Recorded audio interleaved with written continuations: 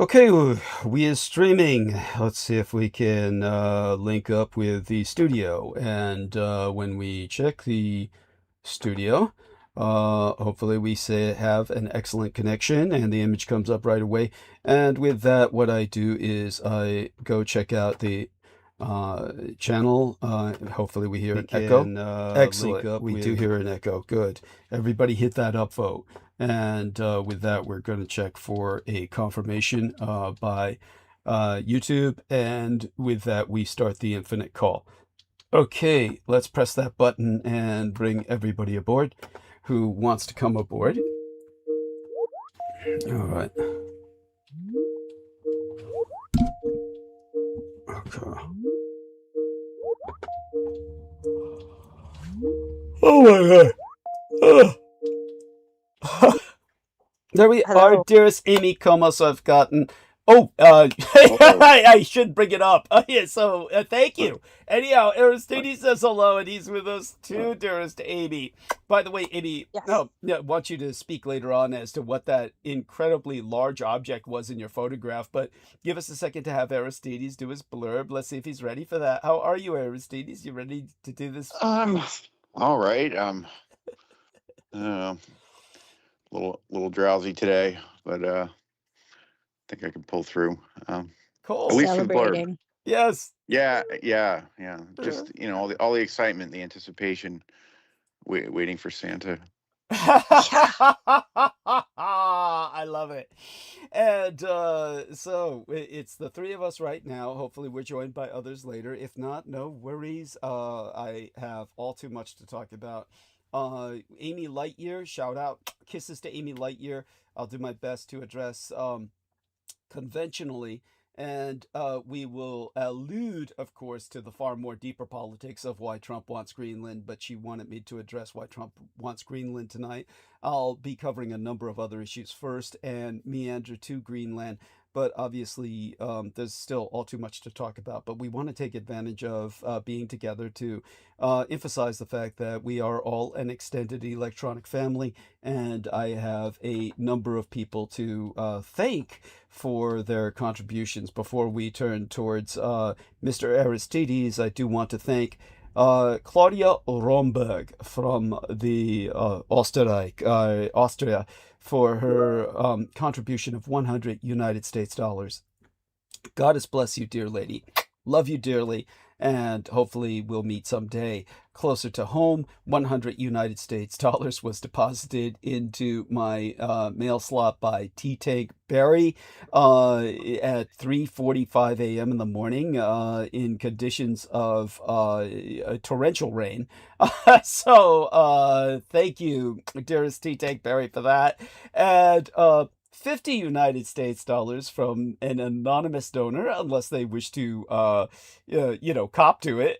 We will let them maintain anonymity. So, and that's added to another $200 already contributed by same anonymous donor. Kisses to that incredible individual. And with that, we will repeat these credits later. But we'll turn to Aristides first, and then go back to Amy and take it from there. So, dear Aristides, if you would be so kind as to take the honors. Okay, so sounds pretty good on the contribution front, and it is Yes. getting near the end of the month. I notice. Yes. Yes. How are things shaping up for you there? Well, I want everyone to know that we can expect another $100, barring mitigating circumstances, from the lovely Brooke Hagberg. And Brooke Hagberg is in the Dominion of Canada, but she puts this on auto payment, and it usually arrives around the 27th.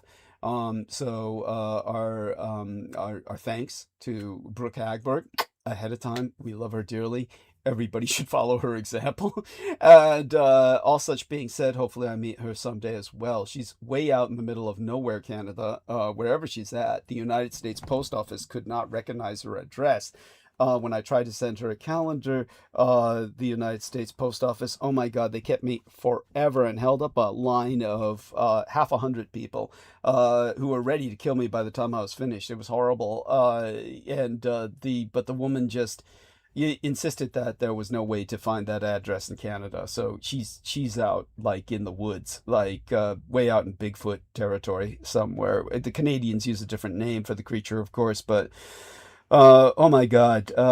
So that having been ascertained, I do want people to understand that rent should be made this month, but of course, I'll check in with people if there is a chance that it's otherwise, but I won't know precisely until after the Brooke Hagberg contribution, because obviously there's still supply runs that might have to be run by that time.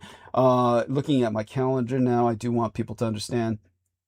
Obviously, I'll be gone probably between Christmas Day tomorrow once I'm picked up. There's no Meals on Wheels delivery, so I'll probably be picked up fairly early. And yeah, after that, I'll probably be on site the estates through Saturday, which will be the 124th birthday of Marlena Dietrich. And then I will be returning at the very latest on the 28th, Sunday, for hosting transmission. And after that, we'll have 72 hours, a little beyond that, actually. My rent's not due till January 1st. So we'll have 4 days, about 3.5 days, if we were to include January 1st. I only need to make a bank run on January 1st. Oh, they'll probably be closed, won't they, on New Year's Day? So I'll probably have to make a bank run the 31st, or and to make certain I get the money order. So we'll have 72 hours approximately. I'll be home on the 20th. I'll probably call the relevant individuals. Forgive me. I'll probably call the relevant individuals before the show starts, about an hour before the show starts, and then update them on the latest results. I would be very surprised if I needed much to make the rent, but of course it's been a hell of a month, and we always need contributions just to make certain, beyond the rent being made, everything else can be attended to in terms of my personal health. Meaning that I maintain myself through water, Coke, and beer, as well as just other things. This month I've spent money on almost nothing but water, Coke, and beer, and a few food items. So, and these are just snack items. Obviously, my body doesn't do much with conventional food, but it's like gopher wood. It's just something that keeps the caloric fires burning. Tonight, for instance, I've eaten nothing, not that I'm complaining, before the show, and hopefully don't get weak from hunger during the show. But being a vampire, basically I'm always hungry, and the food just satiates. Gives you a feeling that you're satiating that hunger, but it's not really doing anything effectively for you very much. So supplements are important, because supplements, unlike foods, go directly, into absorption. They're chelated, as if you will, by your, well, food processing systems. Okay, all of that being said, we are going to turn back towards Aristides now, and that should give everybody a better perspective on where things are at. I'm very optimistic, but might check in for a minor last minute. Shall we say, just everybody send something in. Send something in just to make certain that nothing is needed. All right. So with that being said, let's turn towards Aristides for his delightful blurb. Okay, well, as you've just heard, probably barely making rent isn't the worst, but it's still not, terribly encouraging or joyous, in the season of joy and giving. So, how about we make sure Doug not only makes rent, but has, refreshments and other, sustenance and other things that make life worth living. Yes. Besides giving himself and his time to bringing you information like no other person. So please forward your monetary Christmas gift, preferably to PayPal, his PayPal account, which you will find on PayPal under the handle Douglas D. Dietrich. You see right there on the front thumbnail show poster. He always has that right up there. You don't have to type in the where you gotta type it in the address exactly. Just go to your search engine, type PayPal, get there, type Douglas D. Dietrich, or click the link in the chat. But if you can't find the link, all you have to remember is Douglas D. Dietrich on PayPal. Or even if you can't remember that, just search for Douglas Dietrich, but make sure it looks like him. Which is pretty distinctive, yes. Yeah, yes. If you're not quite sure what he looks like, contact Douglas. We'll be sure to send you some provocative pictures for a fee. You know, everything has its price. He's not like that, really, but you know, everything has its price. So anyway, please, send, you know, as much as you can this month. Just pull it out. I mean, it's Christmas for God's sakes, people. So, you know, help Doug celebrate. Yes. And if PayPal, well, you shouldn't need to be signed into PayPal to do that. Even if you don't have PayPal, it's not an excuse. I believe you can just find a spot to click there, pay with credit card, even if you're not signed in. But if it absolutely won't do, for sure is other ways. Send him. It's never too late to send a Christmas card, even if it comes late, if it has a money order with a large number written on it or something similar. That'd be just fine. Just fine. Yes. So, or any other methods you may want to discuss, make it work. So, yep, money's the main thing. Unfortunately, that's what makes the world go round, so to speak. It shouldn't be that way, but you know, in the you know, age of finance and usury, you know, everybody needs money because it just disappears somehow. Even though they keep printing more, it's weird. I don't get it. I don't get it. I'm not an economist. I'm not an economist. Well, don't forget that they also destroy money, and that there are men who are specialists at monetary destruction that run incinerators. Yeah. Sure, but I'm sure. But I don't think they just say, "Oh, well, that was fun." You know, I think most likely they print $1 to replace that one because that one is already in circulation, so that's a freebie. You know, and because they need permission to print extra dollars, right? But for one that was already you're just replacing, I think that probably just that's a no-brainer. They just I don't know how they do their balance sheets and who cares? Money's almost worthless anyway, so just send everything in your account to Douglas as soon as possible. Indeed. Thank you. Yeah, true. Possible. I mean, for sure, most of you got Christmas bonuses, right? Yes. Right. Yeah. I'm sure they still do that, right? Out there, right? One would hope. Yeah, probably not. Just like real pensions. Yeah, forget it. Anyway. Send what you can, do a recurring payment you can, like that wonderful individual Douglas just brought up.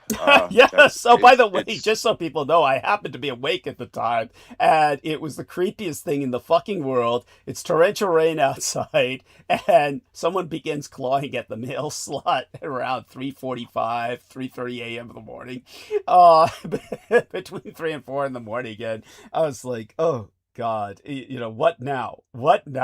And it's like I didn't bother to look at it because God knows what it is. A dead rat, a turd, an explosive device. I didn't hear any ticking, so I wasn't immediately alarmed. But I went and looked at it. It was $100 bill. So yes, it was T. Tankberry, and so thank you so much, T. Tankberry. T. Tank. Worry about yourself right now. Oh my fucking God. He's one of the few people I would say that to. Okay. No one else gets a pass except very few people. T-Tankberry is one of them. For God's sakes, T-Tank, let's worry about yourself right now. Jesus Christ. God love him. With that, returning back to our man Aristides. Yes. All right. Well. Yeah. Apart from money, there are other things you can do, and especially if you cannot send money. Yes. So, as we say around here, if you can't contribute, then distribute, and that means distributing Douglas's program to people who may be interested or not yet know that they're interested until their mind gets blown wide open and their understanding of the world is never the same. But that happens to all of us. So you may as well have Doug's help. And yes, you can do that in a number of ways. Below the program window, you may find, depending on your device, a share button. It says share. If you click that, it should generate a link to the program you can share, which will work for the live or the associated replay after it uploads to a regular video. And if you can't find that button, you can always copy it right out of the browser bar where it says youtube.com/something or other or something similar, or m.youtube, or if you're on a mobile, don't worry, that'll work too. The devices, they figure it out these days. They're smart. So you can share that link, but clicking the share button is probably better because YouTube knows you did that, and it probably figures that into its algorithm, just like the upvotes you should put as soon as you get here. And upvotes, plural, even counts for one person. We'll explain that. Well, you have to be signed in, unfortunately, to YouTube to do these things. You might think, oh, I never had a YouTube account. I just watch stuff. I didn't need it. But if you have a Gmail, I believe it will recognize that natively. Yes. You don't need to make a new account, or perhaps you can, or whatever it takes to sign in. But do check if you have a Gmail. If not, make an account of some kind. I don't think you need a Gmail. I just think that gets you just basically a free wave in through the door. So get signed in, and then you can do these things. You can't even upvote or anything without that.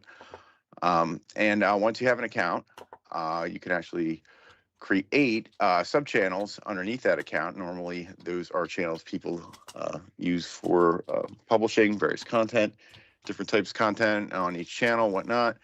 But the cool thing is each channel can do its own upvoting of content. So one person can do more than one upvote. You can switch between them in the little menu. You click up in the corner and your little account icon or avatar, if you make one or whatnot. You should see a thing under that says switch account. It's talking about the channels, not a different account. But I think if you have a different account also, I mean, if you have multiple Gmails, you can sign in. But even under one account, you can make channels that each one can upvote. So depending on who you are and how you stretch your legs online, you could be throwing lots of upvotes. And why is that important? Well, because there is an algorithm that affects, and unfortunately, there are those that put down votes, which are hidden by YouTube these days. I think everywhere.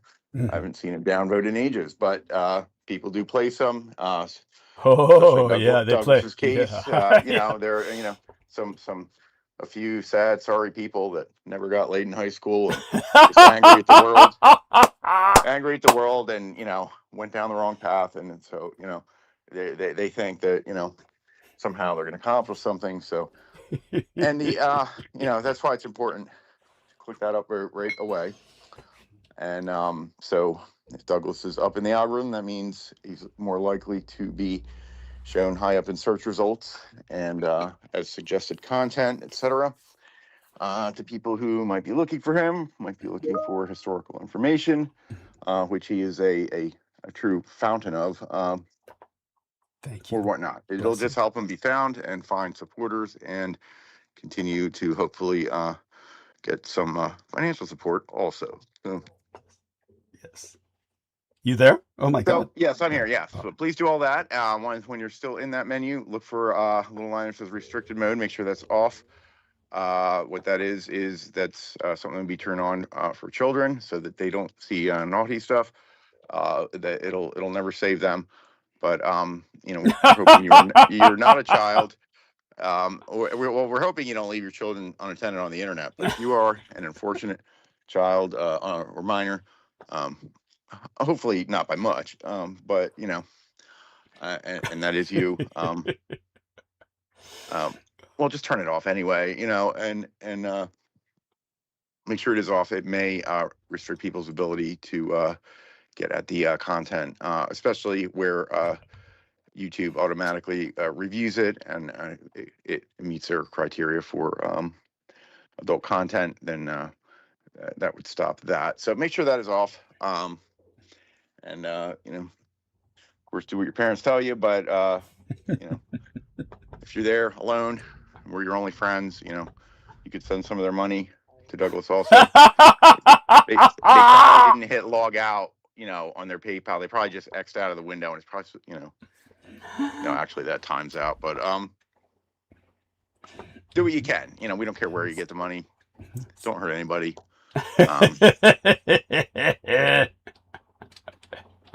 But please send some. Anyway, basically all the buttons around. Clicking any of them should help the algorithm. There's, save. I think you can have your own save list there in YouTube. There might be a clip button, depending on your device again. You can cut out, I think a 1-minute clip is a little teaser, which will be sent on your behalf. But it should link back to his channel. On the replay after live, when you're listening to the replay, at least on a PC, you can right click right on the window at any time, and it'll give you an option to generate a link with a timestamp to that time. That is an easy way to get someone right to that moment in time in the program if a interesting topic is being discussed that you want them to hear. So there's that. There's all these things. Just share it somehow. Put it in a chat or whatever you're gonna do. Go to your work email, hit send all, and dump it out there. Especially if you're about to quit your job or something. Just hose the whole company with a link or something. Yes. We hope that won't happen, but any creative way you could think to share the content. We've come up with some good ones in the past. Paper airplanes, laser projection, scribbling it on bathroom walls, making QR codes. Any of these things, shouting it from the mountaintops. Any of these things would be very helpful. What else? Yeah. Oh, in the replay, you can leave comments below. That is different than the live chat on the side. That may be replayed also, depending on your device. But the comments only happen after. When that happens, Douglas will put a pinned comment there with his crucial information, website, channel link, subscribe link, and PayPal.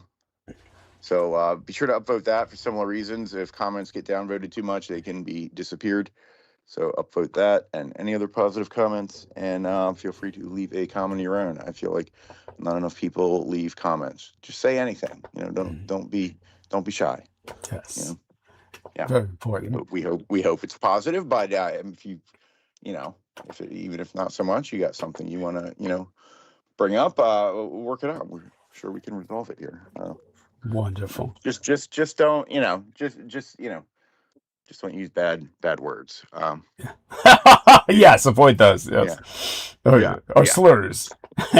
or be horribly mean, because there's really no reason for that either. There's constructive criticism, and then there's just being a dick. Actually, I don't care if they're horribly mean. We can always just delete it. If it's offensive enough to myself, it'd be offensive enough to anyone. So we would just delete it. And the good thing is, it's a comment's going to help the algorithm. I don't think YouTube goes through and says, that's a negative looking comment. Well, actually, what YouTube does, and just so people are forewarned, for reasons that are beyond my comprehension, there are things that YouTube finds violating of their own standards, and if it's in violation of their own standards, they will delete the comment or suppress it. There's all kinds of people who have left comments that either are very long or very unwieldy, or they're just very hard to comprehend for whatever reason, and YouTube often takes these and suppresses them. They make it visible only in my studio. So it was only until I discovered that quirk of YouTube function and discovered literally like half 100 comment that were relegated to viewing through my studio, and they become visible potentially only if I respond to them. So YouTube, if somebody says that, oh, you've deleted my comment, it's usually untrue. It's very seldom I've ever deleted anyone's comment unless it were just an out and out ad hominem attack against an ethnic group or a religious minority or something of that nature, in which case most of the time YouTube does it for me anyway. But plenty of people feel I've been deleting comments in the past, and that's not the case. It's YouTube. It's not me. Oftentimes YouTube gets to it before I can even see it. Remember, YouTube is always there, and I'm only checking in sporadically. So back to Aristides with that. Yeah. Right. Yeah. Wow. I didn't know that, but there's a lot of ins and outs here, for Douglas, but you don't have to understand. All you have to do is, like, subscribe. Oh yeah, we didn't subscribe. If you see a button that says subscribe, click that and subscribe. If you don't see it, it means you may already be, again, depending on your device. I finally realized it wasn't being shown on the program window because I was already subscribed. It'll only show if you're not yet. They change little things in the formatting sometimes. But even if you had in the past, you may have become unsubscribed through, mysterious or accidental or nefarious reasons known only to the tech gods. So what you can do is Douglas's channel name, his name in blue there. Don't click out of the program right now. Either open a new window or go look later, and go to the main channel. Make sure you're still subscribed. It will show it there in any case. So I'm going there now. Mine, it says subscribed. The little bell icon, click that. Make sure you have notifications on. That'll put a pop-up on your device when the program starts. So there's nothing to remember except to hit that when it pops up. There are settings for a notification bell. We would suggest clicking the all setting to be notified of all new publications or lives. So there is that too. So please consider doing any or all of those things. And again, sending some money in this Christmas season, even if you don't celebrate. I believe it is, there are similar traditions across many religions and cultures this time of year. So, pick one and, send a gift on behalf of that. So a monetary gift. Yes. Excellent. Yeah. So thank you so much for that. Also, the footnotes are very simple tonight. It's simply some, you can tell them. Okay. The footnotes there, the title bar is always filled up with some interesting topics. If you see asterisks, they refer to footnotes, which you will find if you break out the show description below where it says see more or show more. Click that, and they will be explained there. There are many historical anniversaries and holidays and other topics of interest Douglas wants to talk about all the time. So that will direct you to a description of those. So always check out the description there. So what do we have there tonight? Well, obviously Christmas coming up. You'll probably have some Christmassy content. Or topics. I'm assuming. Yeah, I guess in a sense. I mean, this isn't a year in which I feel very inclined to go into the revelation of the Magi. At some point, Right. we can return to this kind of subject matter. But maybe next time. Maybe next year. Sunday. And on Sunday, in that quiet time between the holidays, where all time seems to stand still, and all your old family disputes and tensions come to a head when you go to visit, and if you need to bug out and go have some alone time, make sure you catch up on all of Douglas's content. Yes. And so all of that being said, thank you so much. So dear Amy, how long are we blessed with your company tonight? How long can you spare in terms of time? I mean, it's the holiday. I got nothing going on tomorrow, but I just wanted to pop in and say Merry Christmas to you, and just let you know, like, we've really had a lot happen this year. Like, Mhm. you have gone through so much. Yes. I just can't help but think about how if you didn't live in such a crypt, you wouldn't need these stupid shots that get you sick, and Yes. it, and that you have to spend all this money going back and forth to the Yes. hospital to get these dust mite shots. Well, Yes. we could fix this. Yes. This could be fixed. Yes. So when people are like wondering how they can help, Yeah. we need to consider how you're going to get into a space where you're able to sleep, you feel safe, and Yes. you're not having to fight off the dead from underneath the building. Yes. Yes. Yes. Beautiful, honey. That's so poetic. And obviously, we need to get me out of this environment. Obviously, I need a sponsor.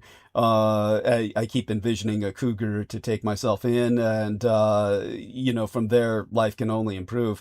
However, while I'm in this environment, which I'm literally allergic to because it's seething with dust mites, because it's from the days of the gold rush, and it is what it is, and therefore she's absolutely right. I have, of course, a paratransit capacity where I fill a card with I load the card up with literally 170 odd some dollars worth of transportation in cabs, and that got chewed up this month just going back and forth to get my shots. So I will be spending probably about something close to $40 to get to my shot and back on the 30th. It'll be before the end of the month, and I can't reload my card until the 1st, and they'll be closed on the 1st, so I'll have to reload it on the 2nd. I'll give them a call on the 31st, see if I can 30th, see if I can reload it before they before that time. I doubt they'll let me, and that would ruin everything, because that would make that my reload date. Whatever date you call in to reload the card becomes your new reload date. So it's a incredibly stupid system, and but I'll call them and ask. But other than that, she's right. It's these things happen, and they're not they wouldn't happen to any normal human being. As for people asking me questions about hydration, why do I drink all of these other fluids, which isn't much. It's triangulation of Coke, beer, and water. It basically, even vampire bats need to drink water. The blood is a source of sustenance, but it's not necessarily a source of hydration. Of course, all foods hydrate to a degree, but You shouldn't have to explain this. Yes, this is, everybody needs these basic things. Thank you. They're just basic things that Bless you. everybody needs. Yes. Bless you. We need to play. We need to have fun. We need to be, see things that are beautiful.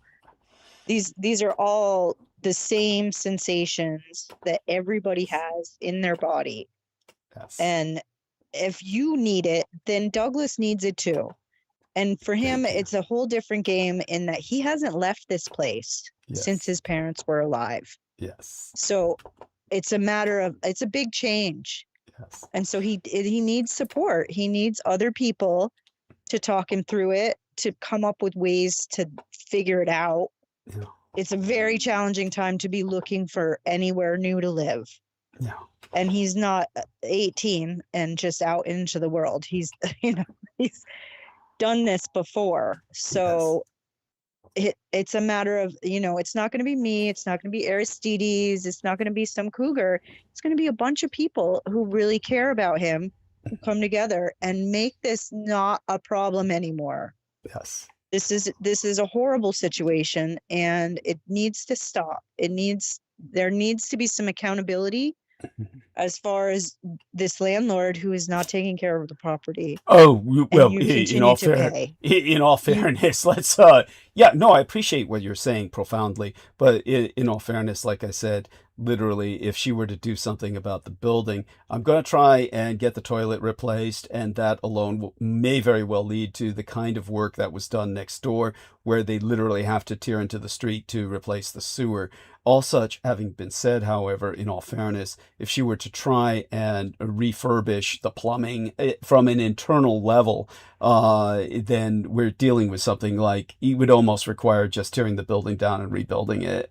So That's my point. yeah, That is the issue right yeah, now, is not so much that, you know, you like, you don't like where you live. yeah. Like, it's not that you don't like where you live, it's that this is a problem It's that literally needs unlivable. major, Yes. major reconstruction. Yeah, well, And the solution is for myself to relocate, as you said, as opposed to trying to fix this place up too much.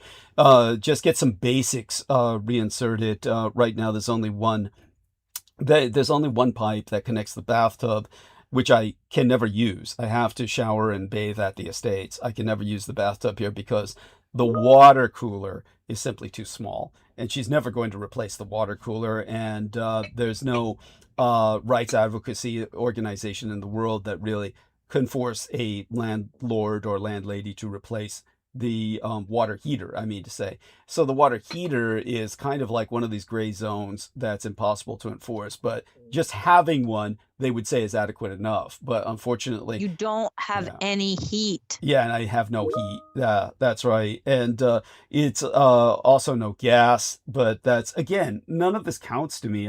This is a storage facility that Right. at one point had hot and cold running water. Still does in the extent of the bathroom sink, which is the only one that works.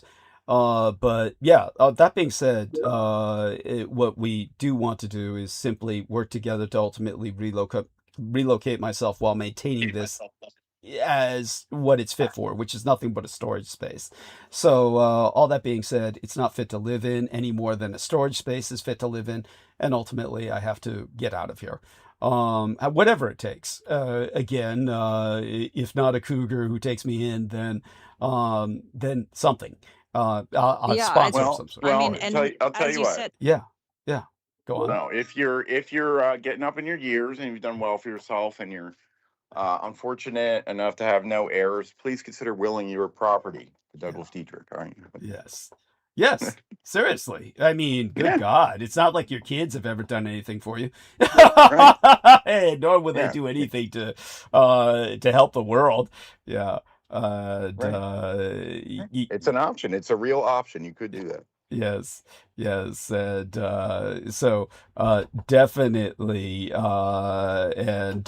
so yeah, but we just have to be careful how we phrase all this in terms of my relations with my landlady as they stand. So believe me, when I moved in and her parents owned the place, her parents did not rent it out with what should legally have been provided. There was no ice box, which should have been there.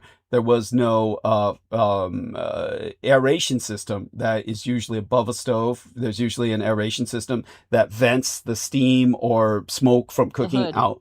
None of that was there. This place should not have been legally rented out. At that point, I was too young to even comprehend these things. I was just 16. So I did not comprehend what was required by law to be rented out. We were only glad to move out of the Tenderloin, so it had to be done. This was a place that took us in. We would never have been able to have moved. We would never have had the opportunity to move in, except for the fact that it was a very strange time in San Francisco history. This was before Silicon Valley. And at that time, many landlords here in this area on Russian Hill were begging people to move in. They couldn't pay people to move in. And all the old Italians were dying off. The Chinese had long ago taken over the place. And finally, what happened was many landlords, to their eternal regret, resorted to Section 8 housing. So we wound up being surrounded by literally insane people, literally psychotic murderers and rapists and just plain violent lunatics that were fresh out of insane asylums. And since they closed all the insane asylums, they moved them into Section 8 housing. And that dominated this area until the Silicon Valley economy wiped all that out. And it took decades for that process to happen. But within a span of 10 to 20 years, those people who we were literally combating, if I were to go out and take out the garbage, these people would come out with very long knives, literally bayonet blades, which were the most appropriate knives for them to use to cut through garbage bags, because the people next door would come out and cut through your garbage bags to raid your garbage, because these are Section 8 housing people, and this is what they did. And so I'd be literally in knife fights with people taking out the garbage in the most expensive, one of the most expensive areas in San Francisco, until these people were gradually faded out with a lot of landlord effort and replaced by Silicon Valley types who were earning 6 to 8 figures.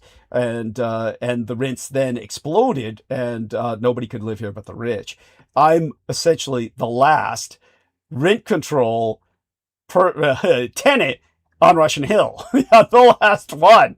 And such being said, that's the weirdness, the surreality of my situation. But I definitely appreciate what you're saying, dear Amy. But let's not jeopardize that by going too hard on the landlady, so Well, that being said, yeah. I'm worried about you. Like, I'm worrying about myself. Yes. Yeah. No, I I appreciate worry. that. I mean, believe me, we got a lot to be worried about. Your worry about me is justifiable, I assure you. Yeah. And Yeah, every time you show up for one of these sessions where you inform us of things that nobody else will talk about, yes. I'm impressed. I'm always you. like, oh, he's fine. Good. He's there. That's great. Mhm. But I also respect that you are looking for something that would be slightly more livable, Yes. like running water, hot Yes. water. Yes. Yes. Maybe a little room to take some time to go through the stuff that you're going to have to pack up and move out of there. Right. Well, that can be done over time. That can always be done over time. If I move into a place with more room, then there will be time and space to do that. I do want people to know that even if I moved into a different place, I would probably maintain this place to host the transmissions from. It's simply just gotten convenient to do For that. privacy. Yeah. Yeah. Also, another quirk is that because I'm so overstimulated at the estates, it's very difficult for me to sleep at the estates. I usually take cat naps, which are sufficient, but I come home to the crypt to actually sleep, like a vampire returning to his coffin. It has its own weird balance that makes it useful. It'd be a good place to crash, as always, but not a place to live in.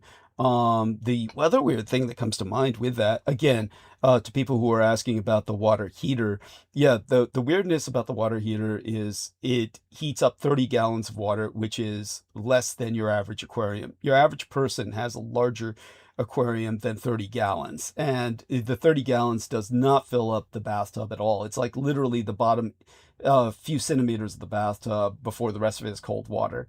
So if I were, like in the old days, trying to bathe here, you'd have to wait half-hour periods for the water to reheat, and then you kind of turn the hot water on again. It gives you another few millimeters. It is an agonizing process, and it is literally, you're better off just going to a hotel where there's an unlimited amount of hot water. This, however, does not break any laws.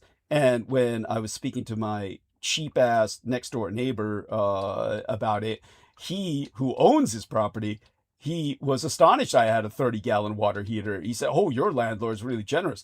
I have only 20. I said, "For yourself?" He said, "Yeah, for myself." I'm like thinking, how fucking crazy are you? And it was like, this is like, so he either takes really cold showers or doesn't bathe at all, because in this environment, you're going to catch your death of cold or pneumonia, literally pneumonia from being wet, cold, and, drying yourself off immediately. I mean, in this environment, you may as well live in Alaska. Your best friends are your electric blanket and your blow dryer. So that's, I never hear him use his blow dryer, and I can hear quite a bit. I hear that fucker when he breathes heavy. So, come to think of it, I never hear him run the water. So presumably he just never bathes, which is entirely conceivable because his entire family moved away, probably because of the water, to better areas. And, so all that being said, we live in a Fellini film, and but your concerns are well accepted and deeply appreciated, and and by the way, what was that photograph of that giant alien object? It looked like a giraffe kind of ornament that was larger, several stories higher than the home it was near, and you took this Oh my photograph in God, someone's that's the backyard. Wait, neighbor's lawn at night. oh There's my, a big okay, old yeah, Rudolph yeah. and then a bunch of Christmas lights. I tried to take a picture It's bigger than and the it just, house. Rudolph is 2 stories higher than the home, yeah. is what it looks like. Tell And us when about the wind blows, it it. looks like he's doing this weird little stripper dance, like teasing us. Like it's so bizarre.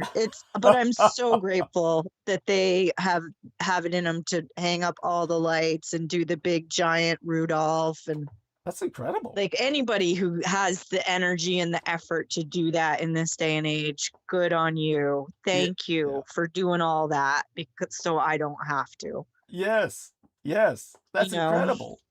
That's incredible.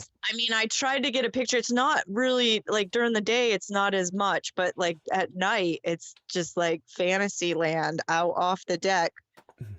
And I forgot I sent it to you. I was trying to figure out what I sent. I was like, what did I send him?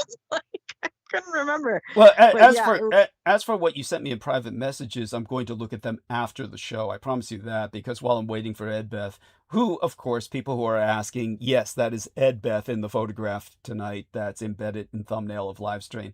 At any rate, while I'm waiting for him to pick me up, I will be going through Dear Amy's messages that she sent in the private messages. I haven't had a chance to do any of that I because don't think there's really anything. I don't think I didn't send you a picture of my ring. I got a gorgeous engagement ring Oh, you for the are going to get holiday. married. You are going to get I married. got a ring. I don't know if we're going to do anything about it, but I got a beautiful ring. I'd love to show it off to you guys. Yeah. We'll take a It's photo. a I mean, Levion couture, so there's only one like this. oh my God. Oh wow. I That- know, it was so fun. yeah. Well, I'm impressed, and we're so excited for you. Oh my goodness. It's a That's step in the right direction, huh? I guess, yes. I mean, yes, we can. As soon as you're married, we can plot his murder. You are terrible. Stop it. I'm not gonna marry somebody to murder them like your crazy auntie. Yes, that's right, my Black Widow aunt. Yes, Ugh, I have a Black I'm Widow not aunt doing that. on my father's I side. mean, Yeah, go on. Yes. well, yeah, go on. Oh no. Yeah, I mean, I can always go into that story later. I've always done it before. She killed. Nobody Once she killed his needs brother, to she hear just that couldn't one. stop. It was like eating peanuts or potato chips. Then she started collecting, she started collecting wedding rings, one on each finger. She was determined to die with all 10 fingers covered in a wedding ring. And I'm certain she's accomplished that. You know, I can't I get to this point where I'm like, I'm so old, like, why do I even care at this point? But I can see how, like, if you're my age and like you get this choice between somebody who wants to pay attention to you and do stuff with you, or just this old thing that just is like needing company but doesn't really need anything because they're on their way out. Yeah. I can see how it might feel like really like liberating to not have to do any of the actual work of being in relationship with somebody, like to just do the sugar baby thing and like not really be in a relationship, just marry somebody because he's about to die, get your ring, get another ring, and then in a month or two after that one's done. Oh. I mean, come on. Well, I can't even imagine like how that could be fulfilling, like how it's got to be fulfilling in a sense. It's like collecting cars or collecting hunting trophies. It just is what it is. It's like an obsession. It's just like a fixation, an obsession, like not having to like do the work of being with some. And okay, so when you are ready when you spot your cougar, right? Yes, like when you're ready to like approach the woman that you are interested in for this like partnership that you're plotting. Yes. This is what you need to remember. The first hole you penetrate on a woman is her nose. Do not drag your musty self up to her until you smell good. because that is the first hole that you penetrate. Excellent point. Yes, and I You're appreciate that welcome. profoundly. All you dudes out there who are Eh, wondering why nobody likes you, it's you smell. Yeah. Start It's by freshening up, okay? yeah. By the way, everything that Amy says is absolutely true. And for all you guys out there, always remember that. Paradoxically, in my case, um, it almost cannot be helped because when I do go to the States, we put me through what would be the equivalent of a mudroom in a trailer, except the mudroom itself in this case would be trailer sized. But I essentially go through a decontamination process.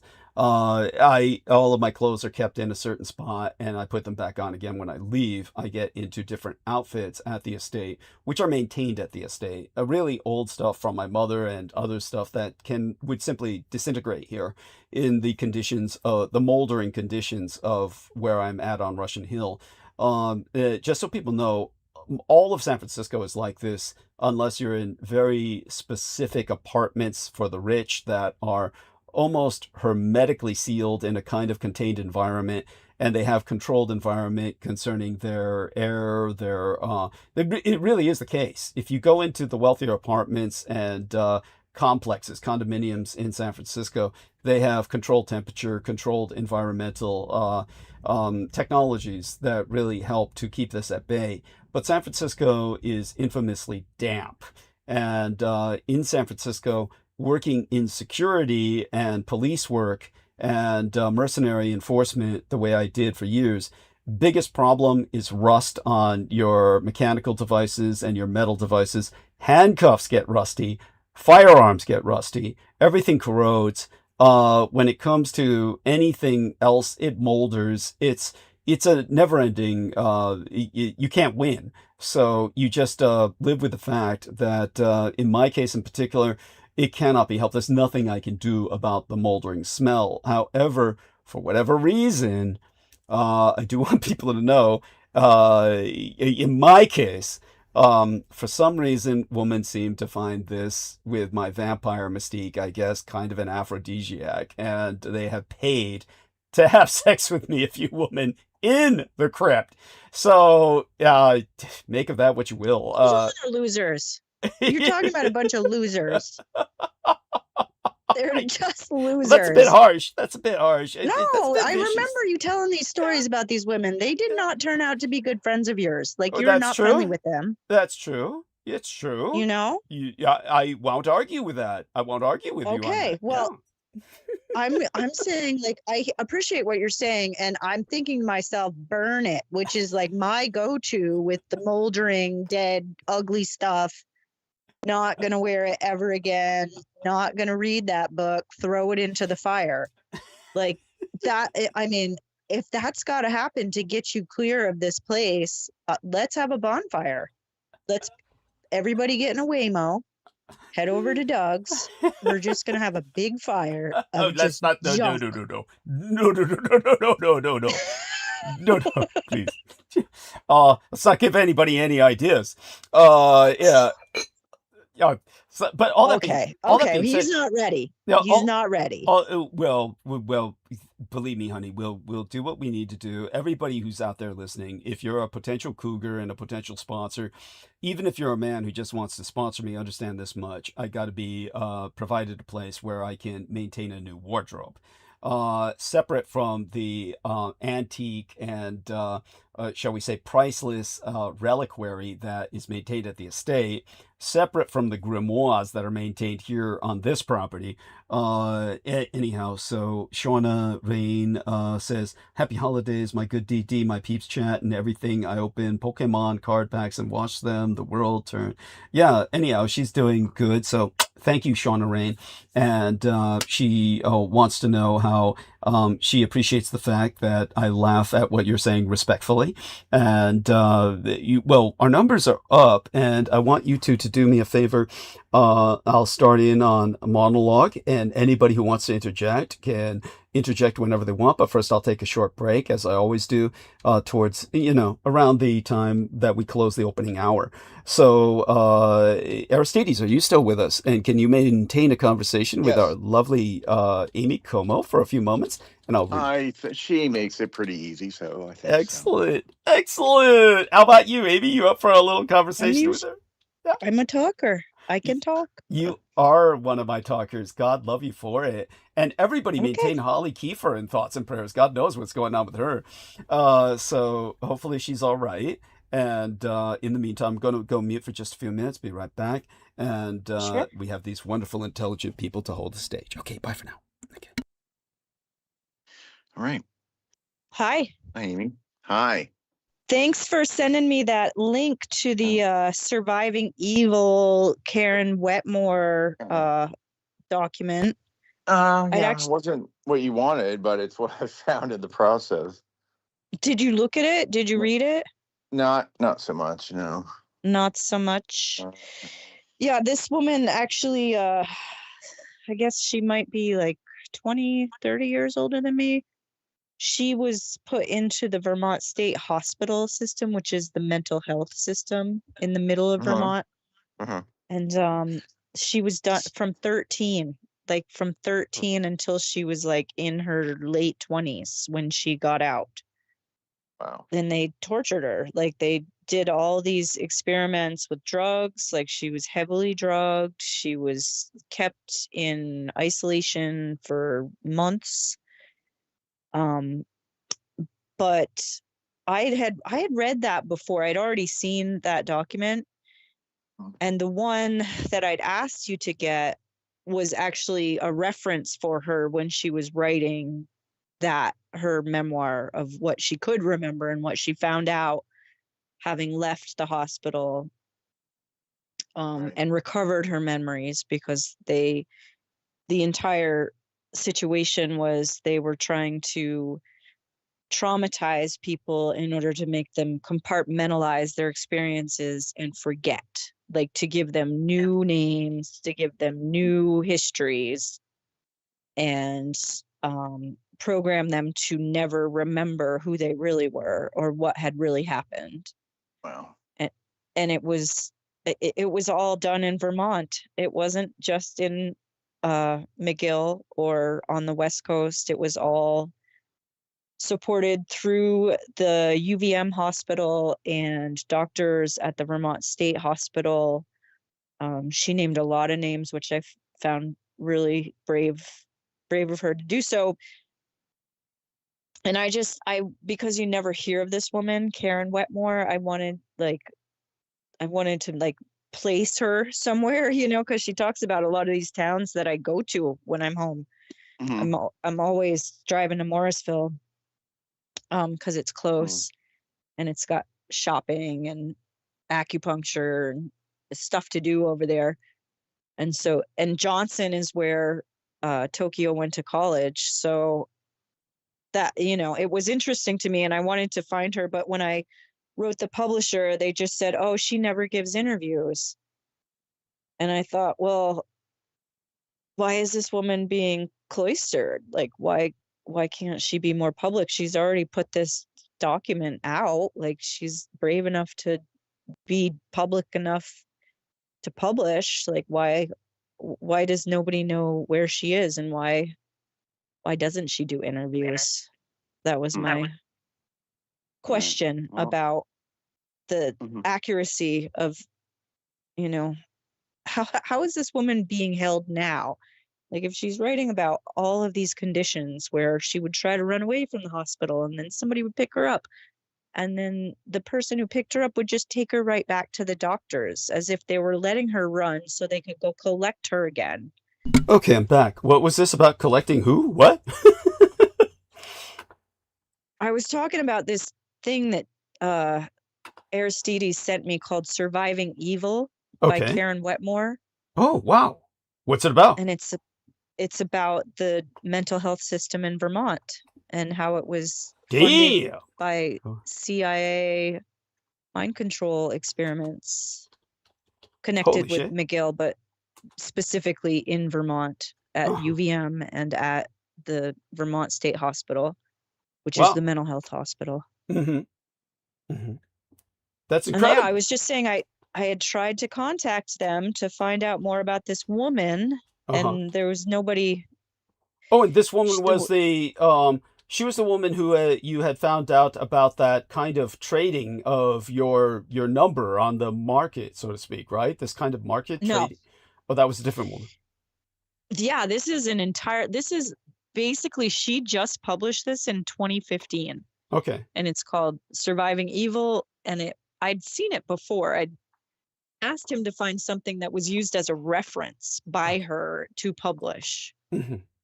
Hmm. And so he found this and he sent me this, and I had looked at it before, so I wasn't really that interested, but I started scanning through it, and I started noticing like all the towns that I hang out in when I Hmm. go home. Yeah. Like Yes. those were where they'd put her when Yeah. she got out of the hospital. Yes.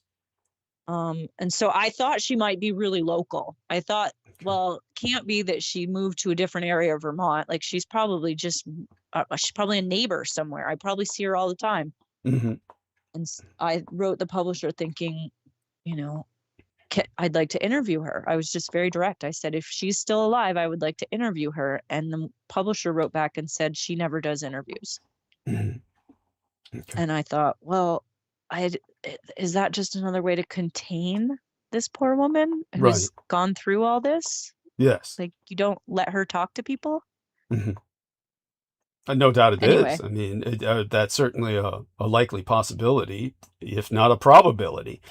And thank you for sharing that. And so, Aristides, you found this book for her? I and she asked me for a different book that I couldn't find, but Okay, I found that along the way. I did great. try though. I did try to find the one. It just what some books just really never made it to digitization very widely. I Right. think it's still, the one is called Empty Beds, Mhm, again, about the mental health hospital in mhm, Vermont, but it would have been before mhm. this Karen Wetmore. Right. And it would have been more along the lines of the other woman that I had been looking into, Mhm, the Sarah Palgittings from 1870. So mhm, the Empty Beds would have like encapsulated her daughter, who was also in the mental health institution in mhm, Vermont. mhm. So that thing is $100. When I looked for it online, it was $100 book, and I was like, there's got to be a PDF somewhere. I was like, Yeah. maybe Wow. Holy I'll shit. spend $100, but maybe it's a PDF somewhere too, and it's not. So I'll Well, have to just, that speaks volumes. That's and doubtless my books will not be on PDF for a while. So at any rate, thank you for that. That's an incredibly important interlude and a great intro to tonight. And let's take a look at our call and see who's on it. And you two did well. Thank you so much, both of you, for holding the stage. And definitely, like I said, Amy, as long as you can stay awake. I know the biggest problem with yourself is you tend to have a very early cycle that comes from the old farming days. I guess that's your heritage or something, where you're kind of like going to bed when the sun sets and waking up when the sun rises. Pretty much. it's just luck. It's just luck if I'm up at this hour. That's it. Or even up early. It's luck. Otherwise, I do enjoy sleep. But I want to hear what you're saying. But what I'll probably do is just switch over to the YouTube. And Uh, that well, way, Well, no need to do that. Like I said, stay here as long as you wish. But if you want to do that, go ahead. But you're welcome to stay here and just interject when you can. And certainly, after I look through your private messages after the show's over, I'll be getting back to you as soon as I return on Sunday at the latest.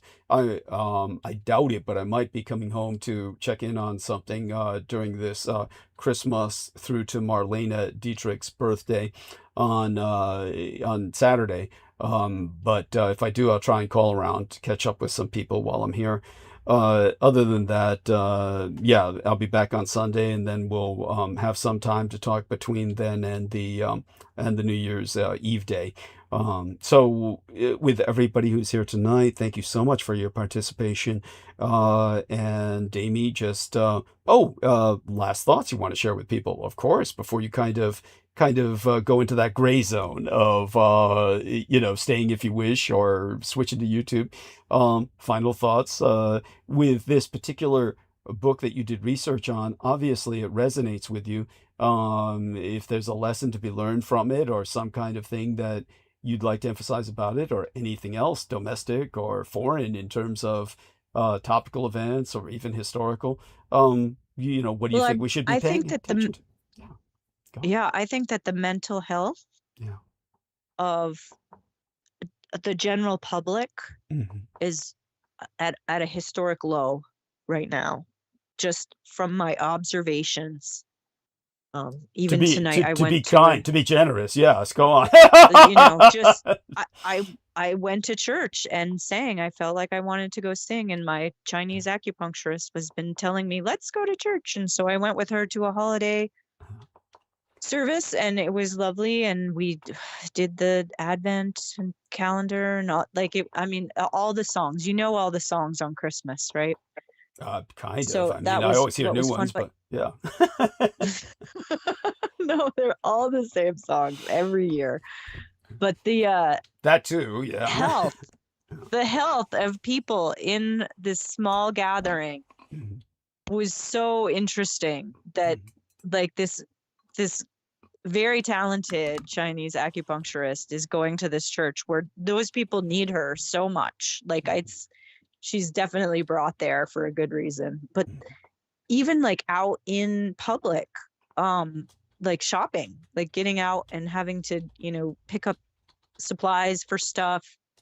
People do not come into the public sphere with joy in their heart, and their ability to stay calm and be polite. I'm just impressed with how things have not been brought to a worse place. It's important that you take care of each other and you take care of the way people feel, and you realize we all have these needs. We all have the same nervous system. Mhm. And when you share good things, it helps everybody relax. It helps everybody feel better about themselves. And I know that you have a lot to say about mental health and the way that people care for each other and how they care for themselves. Mhm. Yes. Beautiful. Thank you. And we should all be caring for each other and helping each other through our mental health challenges, which in a society like this, we all have them through these, not just the holidays, but all year round. Yeah, it becomes self-evident. Of course, she said that it's evident that the mental health is really poor for a lot of Americans. Yeah, half of America is stark raving fucking mad. Hmm. And And not, yeah. I mean, I'm not even thinking like it's one, like I've been in two very distinct areas in the last month, and one is clearly worse than the other, but even in the other, there's still like this need to connect, this need to like laugh and to be noticed. I just don't remember feeling this way like 20 years ago. I don't remember going into public and wanting to cry and hold people because they look so fucking miserable. I'm sorry, I shouldn't laugh at that. Well, it's funny because like, what do you do but laugh? Like that's not, I don't remember feeling like this. And it's new, and I'm grateful that you're here and that you're still doing it. Thank you. And I want to encourage anybody who's listening to really think about how you can support this man. Thank you. Thank you. Love you, honey. Okay. Okay, so we are gifted to have this young lady, Mon Ami, Amy Como, with us and visiting us when she can. Goddess bless her, and everybody maintain her in thought and prayer. And with that, we're going to thank our contributors, And that includes the 250 United States dollars in toto from this incredible anonymous individual whom I love dearly and deeply, and maintain as a virtual girlfriend in a sense. A lot closer than most people would assume. So, with that, 100 United States dollars was contributed from Claudia Romberg in the Österreich, the nation of Austria, birthplace of course, my biological father. And closer to home, 100 United States dollars was contributed by T-Tank Barry, and he had to fight the forces that be, the restless dead, to push it through that mail slot this time. In the torrential rain, as he said, he was certain it was just going to blow right back out. We have winds, unnatural, supernal winds in this crypt that would do just that. Believe me, I have no doubt he was fighting a vicious force just to push that Benjamin through my mail slot. And of course, I want to thank ahead of time dearest Brooke Hagberg in the Dominion of Canada for her $100 in auto payment. Goddess bless you all in these holidays. And as a public service warning, the flu is upon us. So everybody, whether you're vax or anti-vax, the one thing you're not going to deny is the reality of the fucking flu. So let's get that out there, that it's bad. And it's going to only get worse. Everybody guard your health.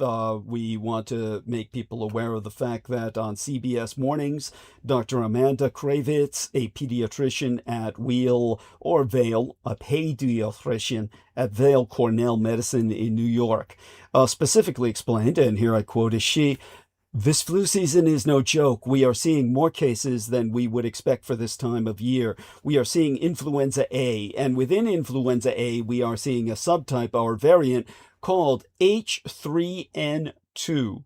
I believe that would be hemagglutinin 3 neuromodase 2.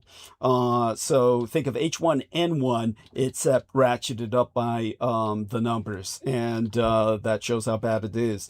That shit can and will, if your immunosystem is unable to cope, it will kill you. So try not to catch it. Don't try and bull your way through like, oh, I'll just handle it. It's just a flu. Believe me, it can be a lot more challenging than people are willing to assume.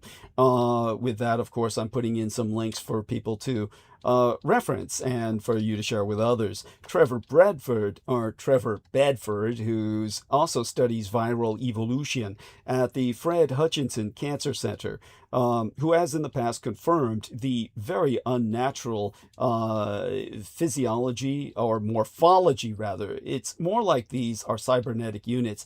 Viruses do not look natural. They are essentially nanobots. They may be nature's nanobots, or they may be engineered. At any rate, they took down dinosaurs. Or if not, the dinosaurs could tolerate them, but we can't. But he studies all this at the Fred Hutchinson Cancer Center, and he said that H3N2, or hemagglutinin 3 neuromodase 2, tends to evolve faster than other influenza strains.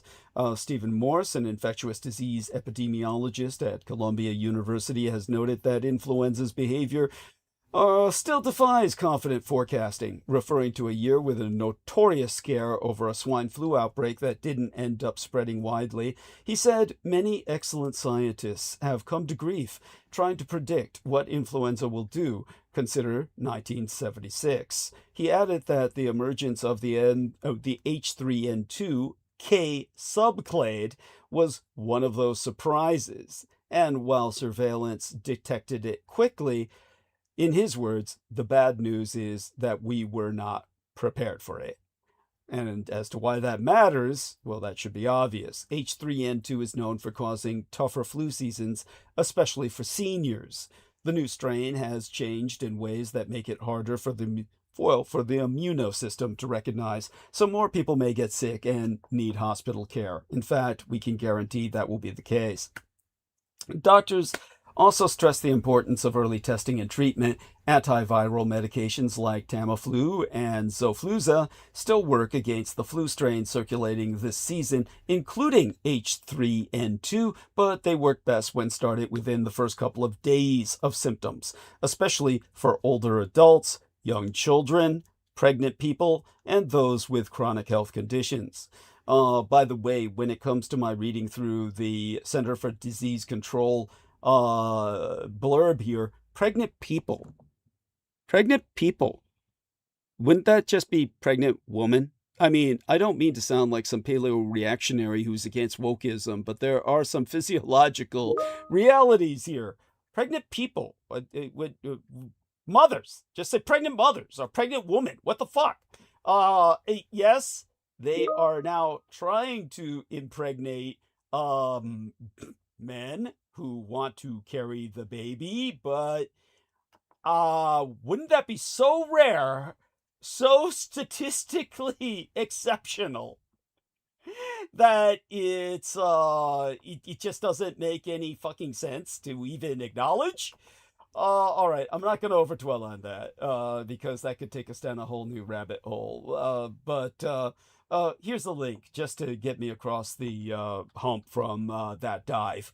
Because that's we'll consider that a speed bump that is just really just doesn't appeal to me. All right, we're going to put this into the text box as well, so I'll return to the call for that and shove that in there. Understand how seriously I'm taking this because, of course, it's our job to protect the blood boys, and one of the reasons I have to be careful about what I'm exposed to before visiting the estates. Just so everybody understands the basics, there are 4 types of influenza viruses, types A, B, C, and D.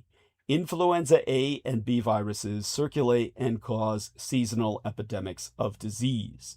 To quote, influenza A viruses are further classified into subtypes according to the combinations of the proteins on the surface of the virus.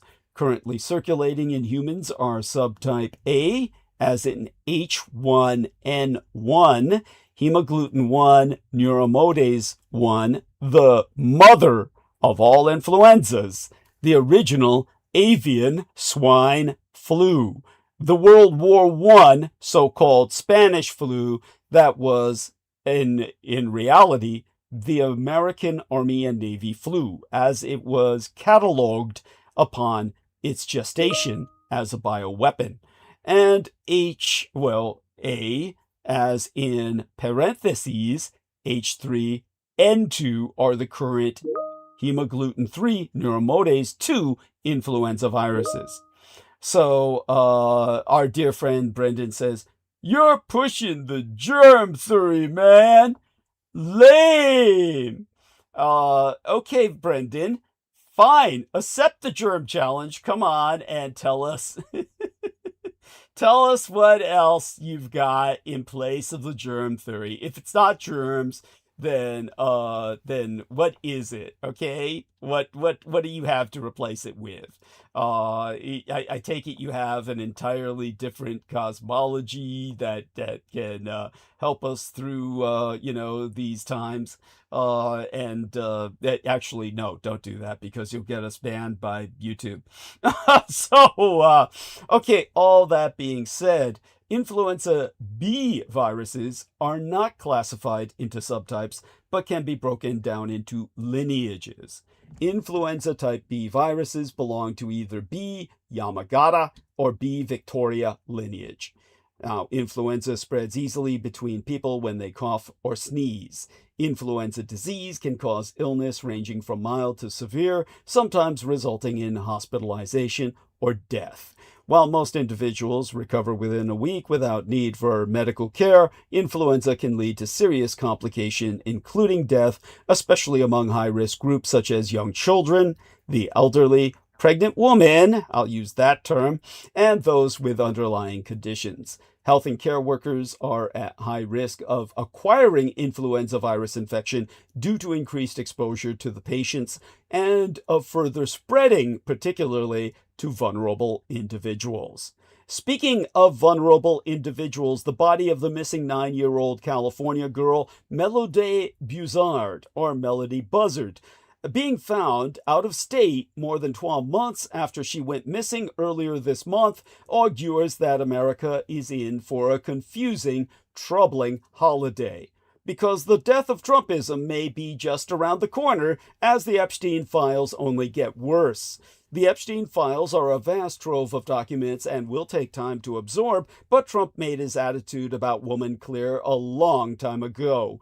But first, gold is glistening for commercial mass. And Brendan can join us here to tell us why that's actually a bad thing. Metals traders must be on Santa's nice list because gold is hitting yet another record. The metal rose to an all-time high yet again, climbing over $4,500 an ounce on escalating geopolitical tensions and the expectation of more rate cuts from the Federal Reserve next year.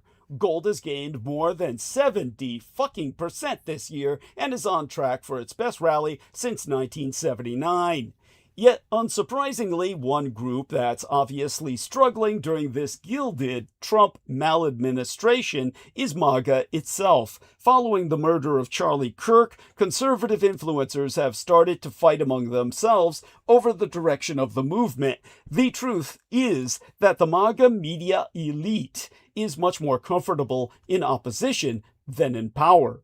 Exemplar gratiae, the Lamp editor, Matthew Walther, has written in the New York Times that the seeds of MAGA's breakup appear to be planted.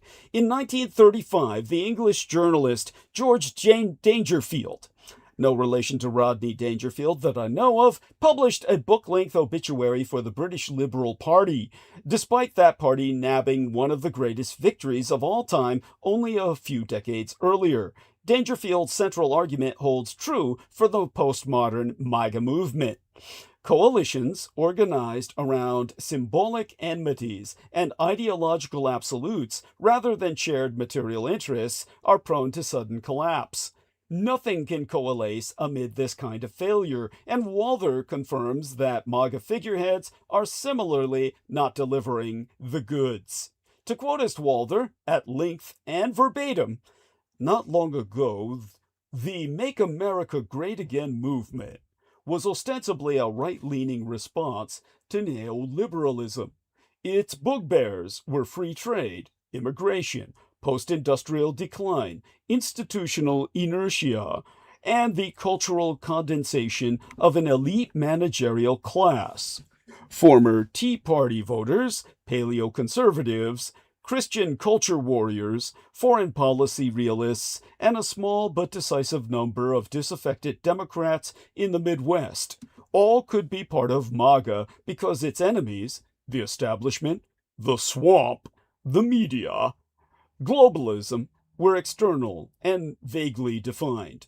But that state of affairs was, in his words, the words of Walther, always bound to be temporary.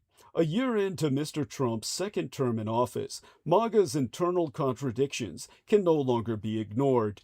The movement that had promised an end to foreign adventurism has found itself torn between an alliance of ideological non-interventionists and realists and a hawkish national security establishment.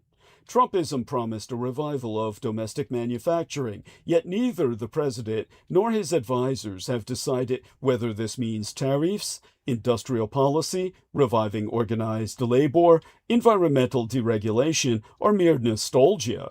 MAGA also promised immigration reform, but has oscillated between showboating deportations and a deference to pro-visa allies in big tech and corporate agriculture. At the same time, American support for Israel has become a contested issue on the right for the first time in decades. MAGA's internal culture has always rewarded theatrical confrontation over any achievement. Boorishness commands attention, and boors mistake attention for leverage. Pseudo-martyrdom becomes an end in and of itself. loyalty tests proliferate. A related problem being that the Trumpist movement has generated a lunatic array of semi-autonomous online subcultures that are largely indifferent to strategic considerations and immune from political consequences while still exercising influence over actors whose decisions are not so immune. The disappearance of the informal gatekeeping function once performed by conservative luminaries, such as William F. Buckley Jr., is probably permanent. In the absence of such authority, informed argument exists alongside phony outrage, profiteering, self-aggrandizement, and saying things for the hell of it. The result is not merely the radicalization that Mr. Buckley feared, but a kind of omnidirectional incoherence. Meanwhile, slowly, almost imperceptibly, Walther concludes that Trump, in his words, has begun to recede from the movement he created, and that the Republican Party has been remade, in the words of Walther, in a looser, more chaotic approximation of his style, but without the personal authority that once, as Walther concludes, once held its factions together. Whether we are about to witness a strange death of Trumpism remains an open question, but Mr. Dangerfield was an astute pathologist, and the symptoms he catalogued nearly a century ago are now unmistakable. They may also prove terminal. Now, exemplary of such, and I notice new messages from Brendan here, Reds on Green. Okay, I'll just heart that. I have no idea what he's referencing. He'll actually have to come on the call to tell me that. And you're welcome to do so, Brendan, anytime you feel free to interject.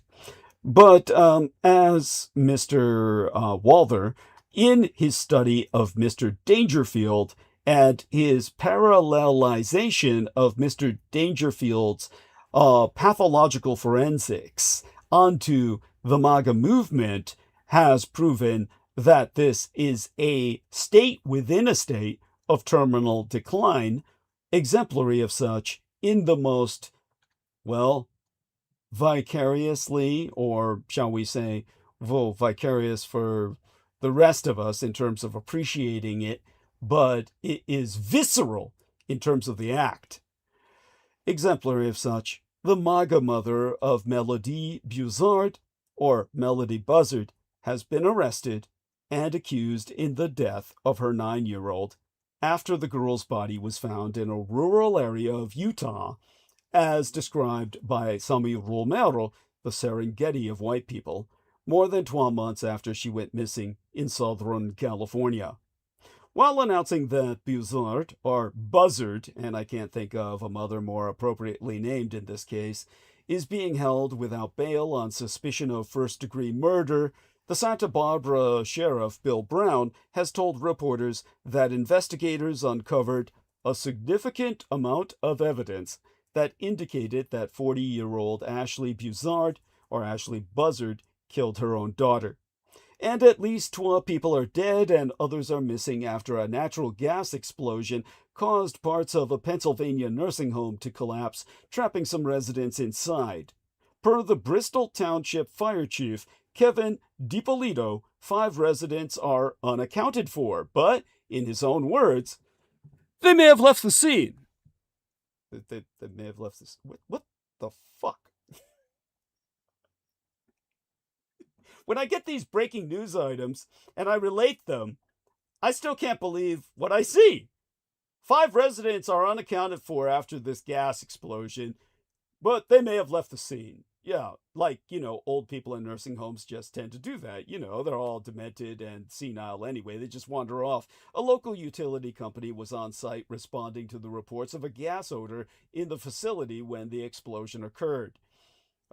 Maybe they can help to find these poor people that have wandered off. Personally, I think they've obviously just vaporized, and the nursing home doesn't need to take any responsibility for them if no evidence can be found thereof.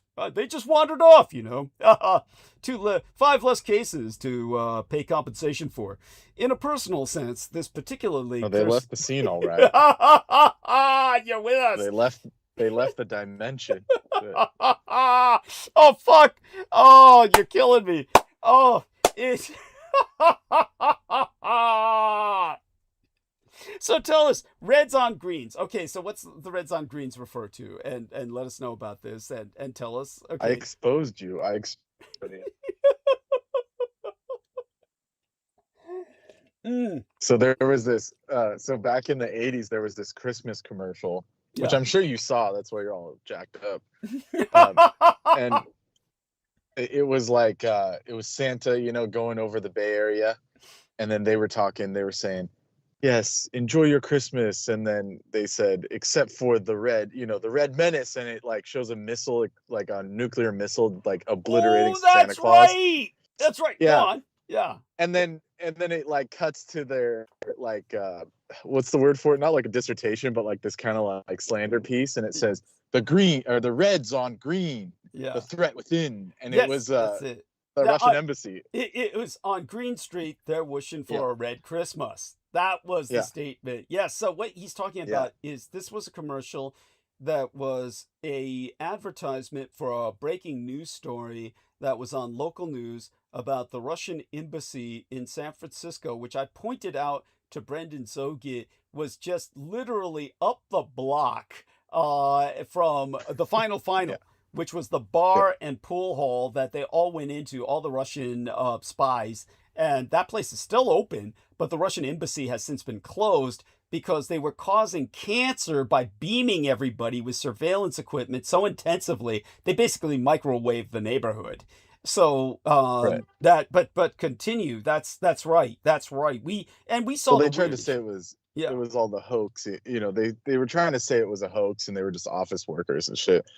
But The then Russians, they you had that mean? whole Yeah, the Russians, you mean? We're saying no, that. the news article. They said, are they normal office workers or are they spies?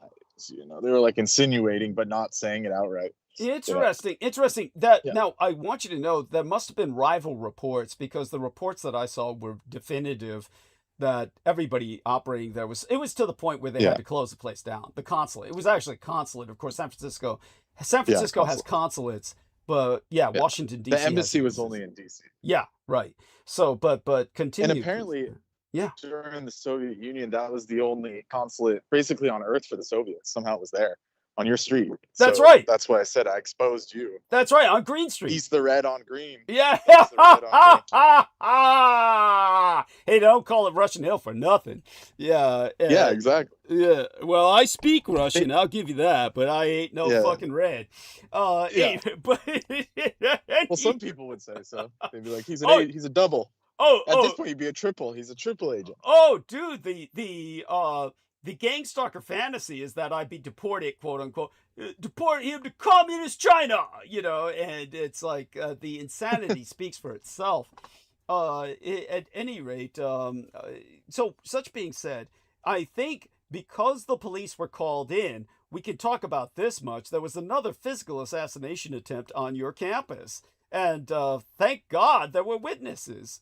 So give us an update. Fuckers. And feel free to give us an update about, a nice black cat saved you from the Dementors closing in and shit. Jesus Christ, if it weren't for him, they would have closed in when you got out of the car that night. So they got so Yes. frustrated, they sent in the physical assassins.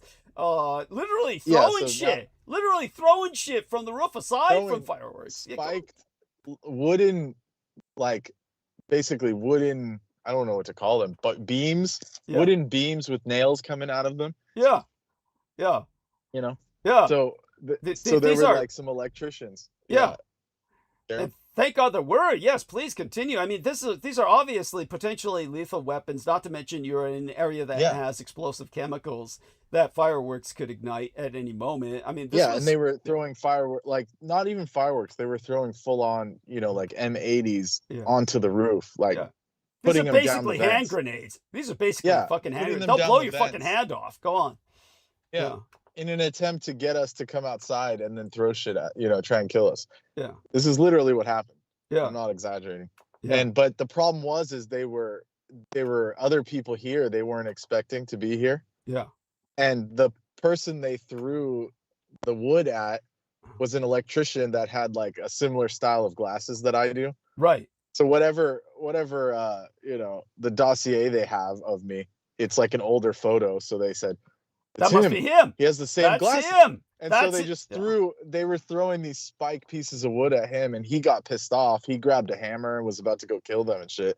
So we had to like call in the constabulary and deal with it that way. Thank You know, God. these electricians were pissed. You know, they were ready to just kill whoever was on the roof because they were like foreign. They were like Russian or something, or Yeah. maybe Ukrainian even. Yeah. Yeah. They don't mess around. They don't Yeah. take So shit. he wasn't about to just get shit thrown at him and all that. And, you know, so we had to deal with that. And then when the cops finally come, they say, oh, you know, they like stalled just enough for them to run away and all that shit. Of And they said, oh, course.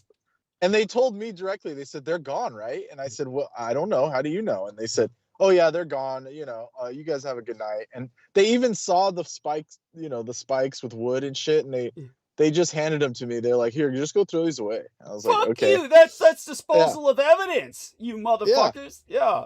Yeah, and then they just went on their way. They just said, oh, you don't need us, right? And I said, I kinda, you know, like we still have to be here.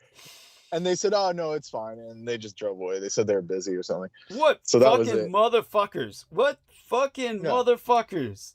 So apparently, like, imagine if I did that, went on the roof and was throwing bombs into someone's house, and they just said, oh yeah, it's fine. Yeah, unacceptable. Unacceptable, especially on a campus. Granted, the students aren't there at the moment, but who's to say if these lunatics won't come back when the student body is there? Right. So exactly. And according to the other worker that was here, who is not myself, said they were older. He said they were not teenagers. They were like 17, 18, possibly even in their 20s. No, they're military age. Yeah. Yeah, so exactly. no, these are fucking thugs that were hired to take you out, and they got the, you know, they're looking at the old dossier, looking at your old photo, and mistook that other guy for you and gave him the works. And all I can say is thank God he took it for you, but he handled it well. Right. And so can you imagine that? So obviously it was targeted. I mean, I could say that on record. Obviously they're targeting me. Yes.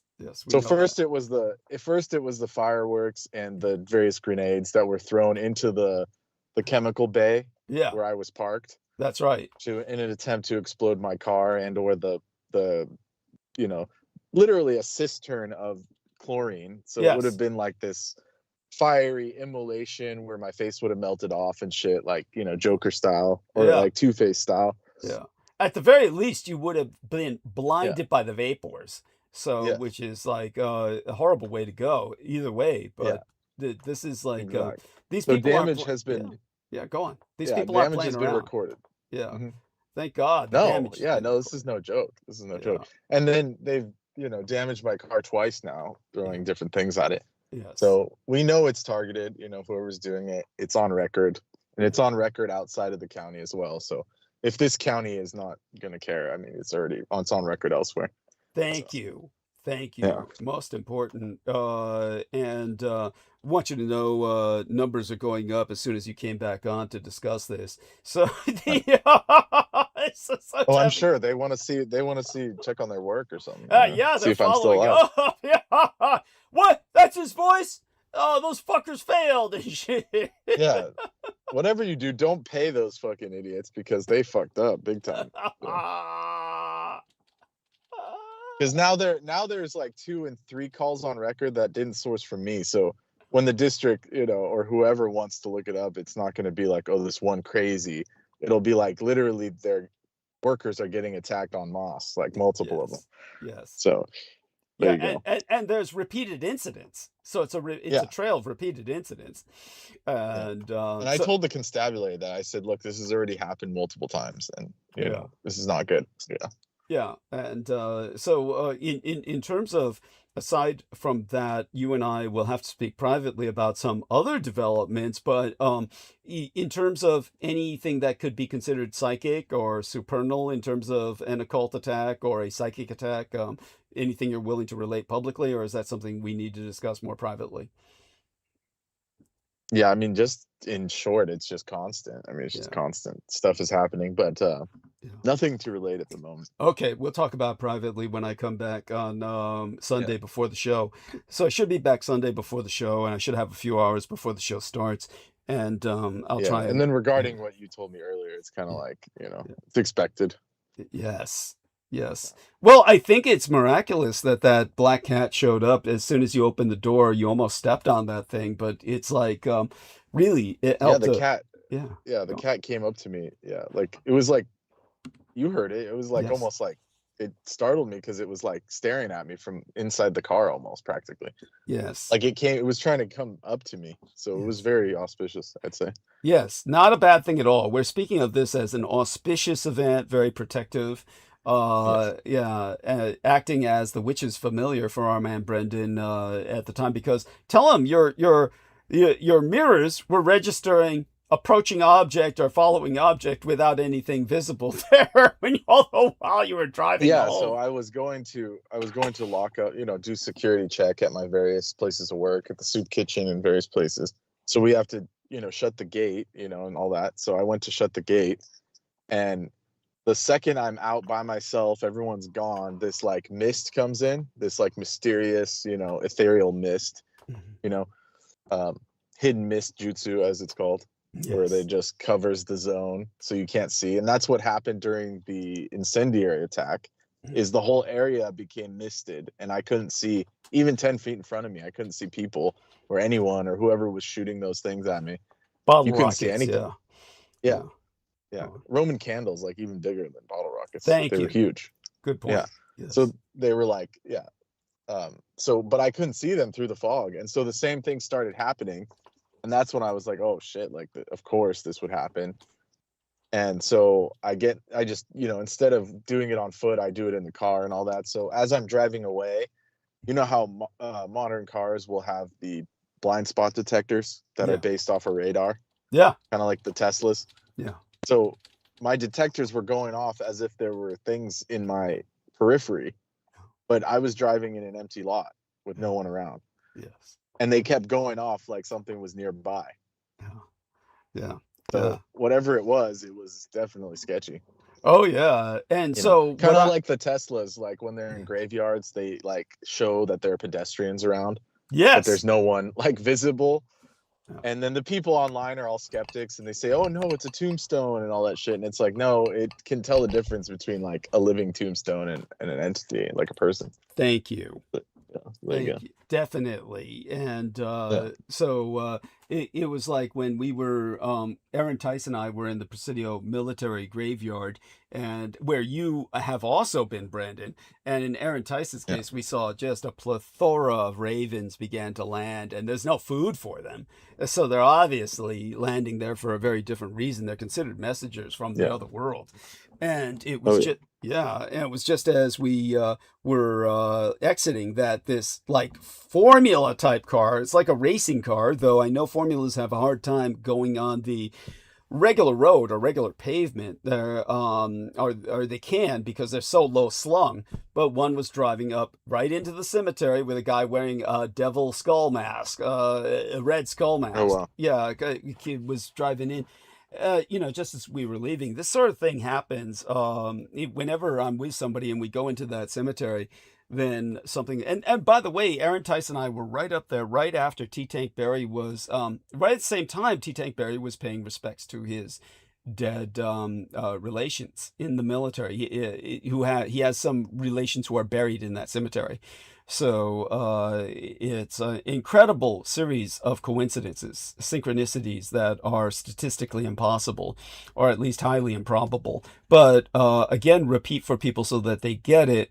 When Teslas, which by the way, we saw, I don't remember if it was with you, Brendan, with Aaron Tice, or with Sami Romero, but we saw Teslas in the cemetery for no goddamn good reason. Why is a Tesla going through the cemetery at Presidio? There's no one there to pick up.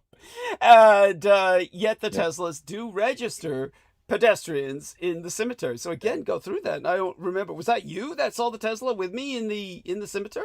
I can't remember. Well, it was the Waymo outside. I know we saw the Waymo like driving past. That's it. I meant to say Waymo. Yeah. Waymo. I meant to say Waymo. Yeah. Excuse me. Yeah. The Waymos, because the Waymos are like they're ubiquitous in San Francisco, but there's no goddamn reason for them to go into the cemetery.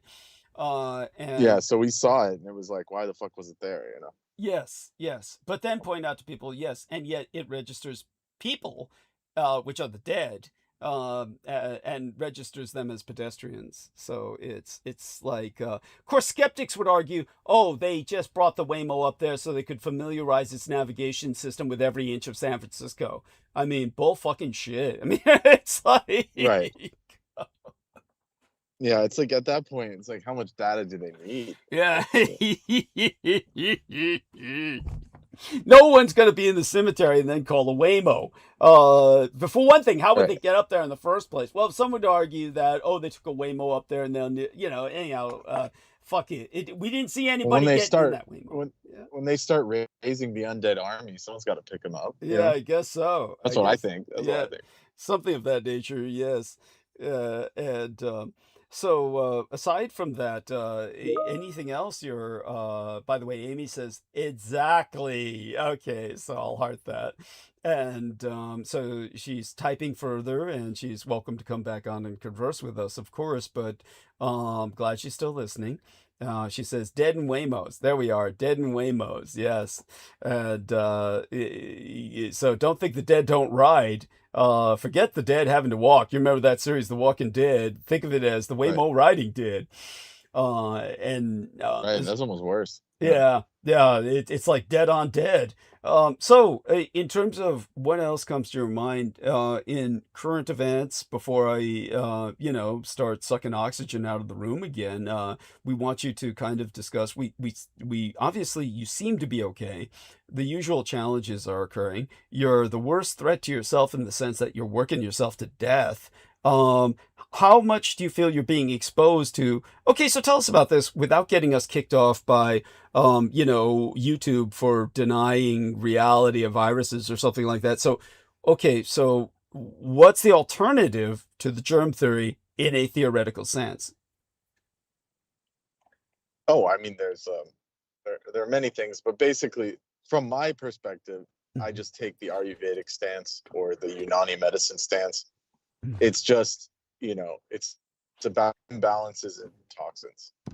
Okay. So toxins can be external and they can be bacteria and different, chemicals, but the idea of a virus is something modern. So that's all.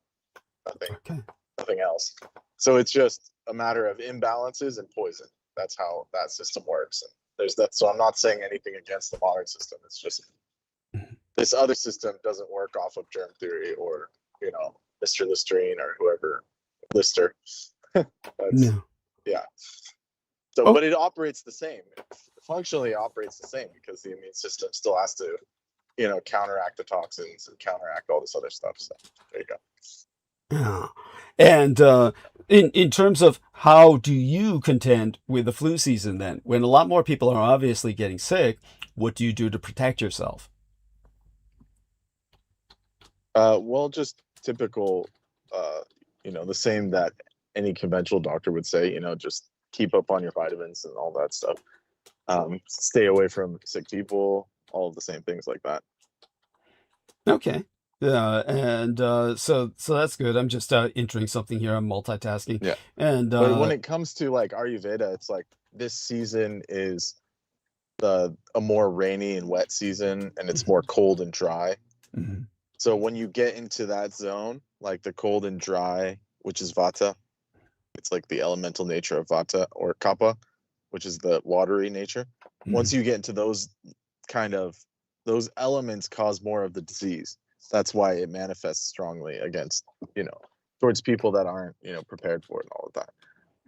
So in that system, you want to increase the bodily heat, dry. If you're too wet, then you want to dry out. If you're too dry, you want to hydrate.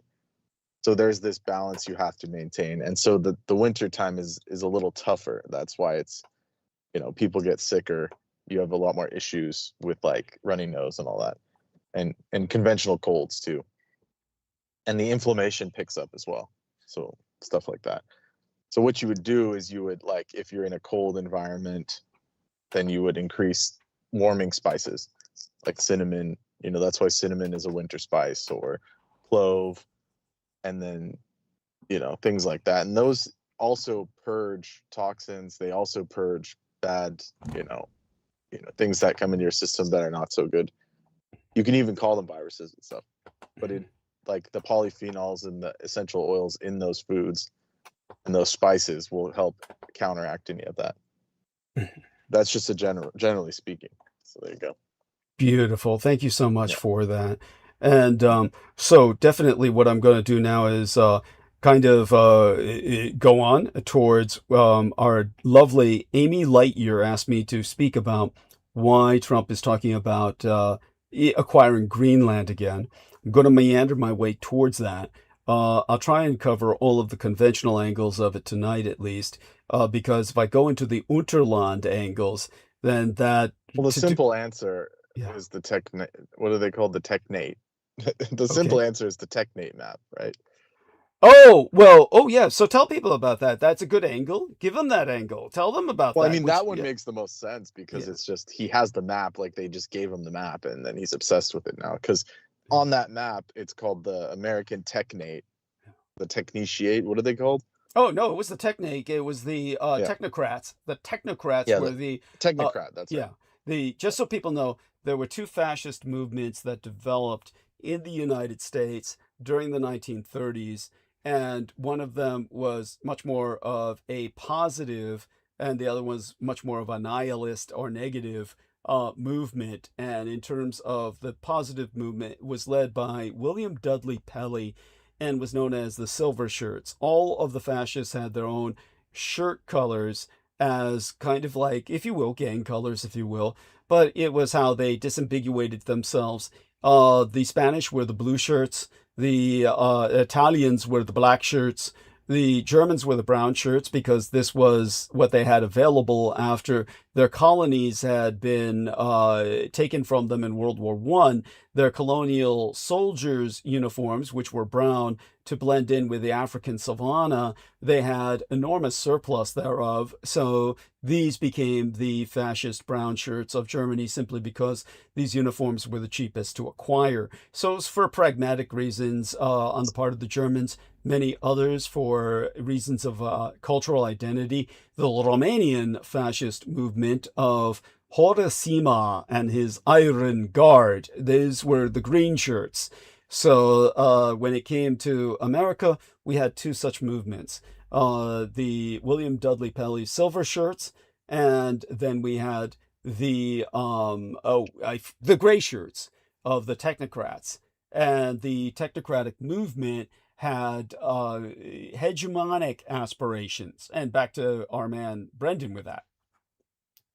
Yeah. So that group, was it the grays or the silvers? Gray shirts, Yeah. the gray shirts, So the industrial gray gray. shirts. Yeah, the bad guys were Yeah. gray because they considered gray to be the color of industrial output, Right. so, or industrial pollution. So they considered themselves on the side of industry.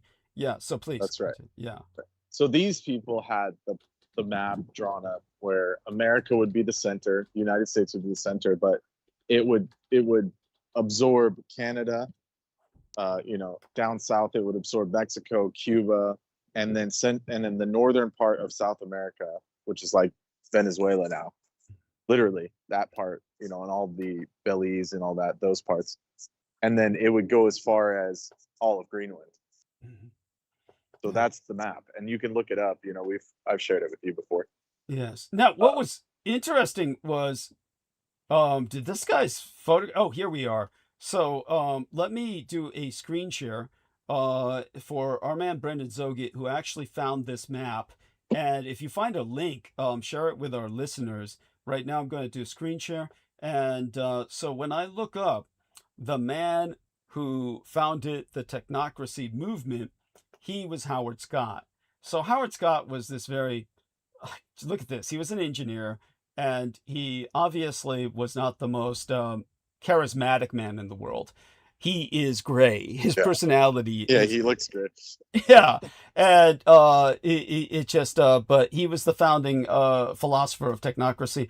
But if we go up further, we take a look at this, and this really explains everything that our man Brendan is articulating right now. A 1930s movement wanted to merge the United States, Canada, and Greenland.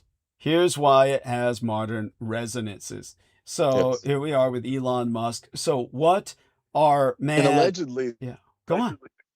Yeah. Continue. Are you there? Jesus Yeah, Christ. hello? Yeah. Oh, Yeah. damn, they cut you Allegedly, off. Go on. allegedly the Canadian faction was related to him. Like his There we grandfather are. or his great grandfather on his To mother's side. Elon Musk. Yes, yes. To Elon Musk. Thank you. So, Precisely. yeah, this is so important. And thank you, Brendan, for bringing that up. You are the man. So, And so yes, when he presented that to D-Man, Oh. D-Man just saw Trump, he just saw the map and that's what he wants. He settled on that. So it's yes. he's not gonna be able to be talked out of it. Yeah. That's why he's going after Venezuela so hot and heavy. Uh-huh. I do have to give it a shout out to him though. Yeah. Gas is cheap. all that stolen oil makes our gas real cheap. So thank you, Mr. President. Did you see him talking to the kids earlier today? Hey, no, They- no. What did he say? They sat him in his golden throne chair and then had him like take phone calls like he was like a fucking like instead of Santa, he was Satan, taking phone calls. And he was like, he was like, instead of having the kid on his lap, because obviously, in hindsight, you don't want to put a kid on his lap. So they just had him phone over the conference call, the old office phone with the screen, the little square thing. And so he takes the call and the kid's like, I don't want coal. And then Trump's like, I can't resist. I have to tell him. Coal is beautiful and clean, and the kid doesn't know what's going on, but he's saying beautiful clean energy, and the kid's just like wants a Christmas present and he doesn't know what this guy's talking about. I don't know if they ever followed up and actually gave the kid his wish, but all the kid was saying was, I don't want coal for Christmas, and he was saying, no, coal is good. Oh my God, that's hideously funny. Yeah. That is so fucking funny. I'm trying to get. So I sent it in the infinite call. It's up there somewhere where I said I heart my president and shit. Yeah. Oh, okay. Now I'm trying to get a copy of this map. Trying to find this map that you had. Did they scrub it? I'm sure we can find it again. They couldn't have scrubbed it that bad. This particular map. I'm going to try and search for it. See what we can come up with. Something that we can access for our listeners. And because it's historical enough. I doubt that it's going to be something that's that hidden. So, but here we are. So Yeah, it was pretty mainstream. Yeah. Okay, here we are. I found it, and people will just have to. Here we are. So I got it. So it's a JPEG. Okay, so I found out I'm going to put it first in the text box and then in the chat, and this will give people an idea of what we're contending with here. Now, what I need to do is navigate my way back onto the call. First thing I have to do is find my way back to my normal Windows, and here's the call, and it shows you I had to do a little bit of searching here for this, but here we go. And is this is what you were speaking of, yes? So tell me if that's accessible, and give me a response, and then we're going to go on. You're the map reader. Yeah, this is it. Yeah, the Technate. Yes, and so this. And is if you notice, it's exactly what he's going after. Yes. All the way through Honduras, Panama. Yeah.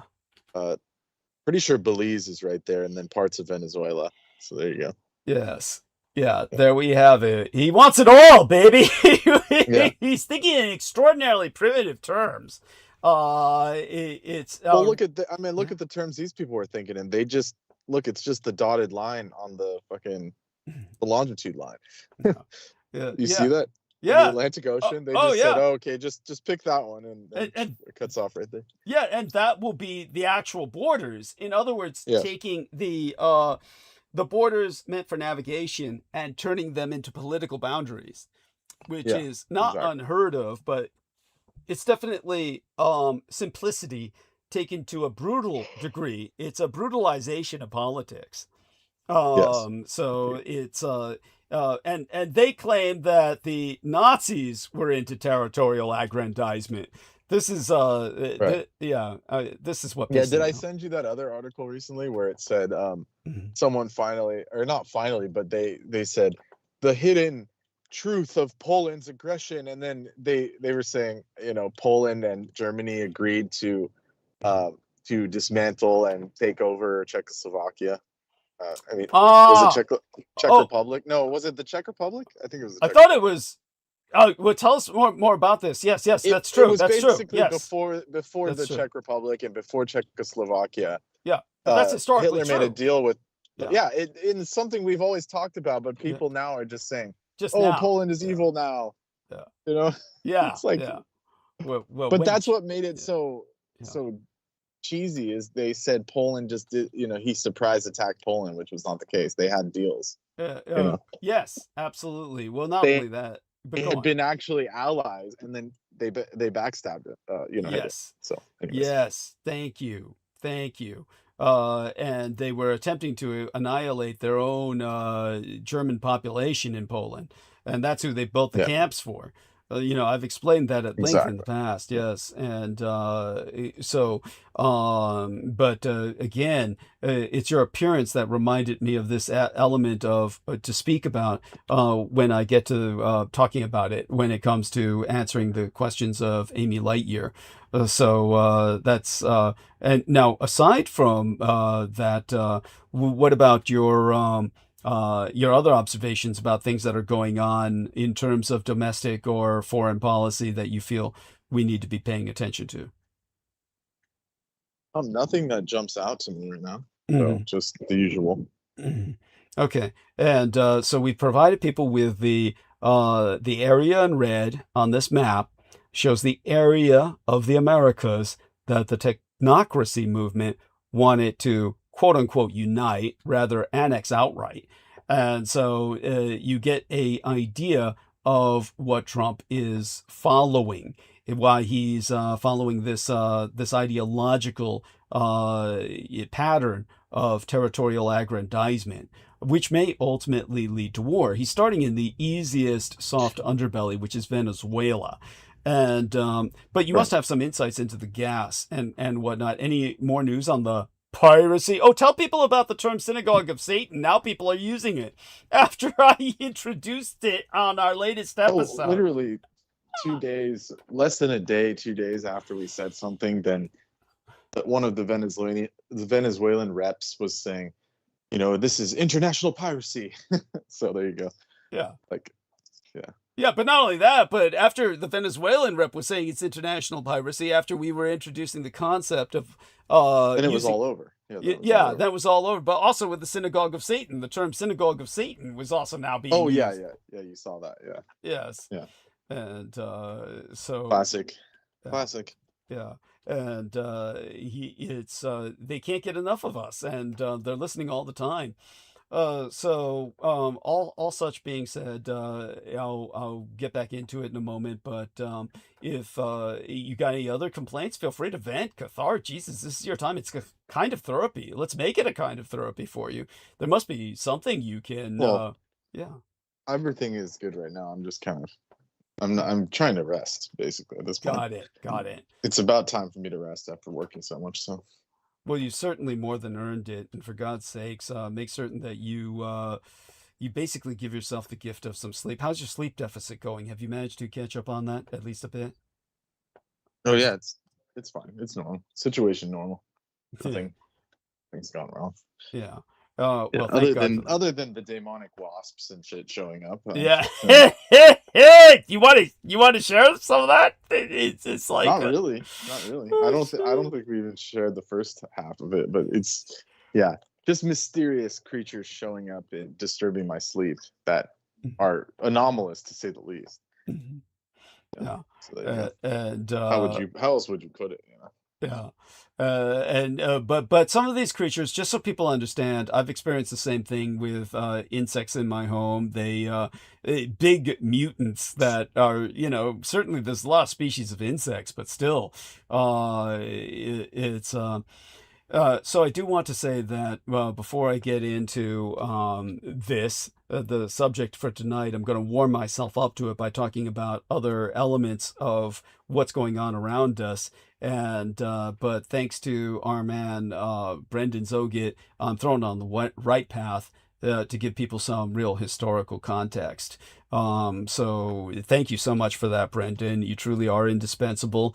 Oh, yes. And tell people your impression of the movie Southbound. So I showed Brendan the movie Southbound, elements of Southbound, and told him about how Michael Aquino exposed me to such entities near the 1st Earth Battalion's headquarters in the American Southwest, of which they had several Yes. branches. And these, of course, would just hover. And I feel that these were kind of what were following Brendan around. They're fed off the energy of satanic sacrifice victims, which the 1st Earth Battalion had in abundance from illegal immigrants crossing the border in those days. Coyotes would often say they were bringing people into America and would turn them directly over to the 1st Earth Battalion for satanic sacrifice.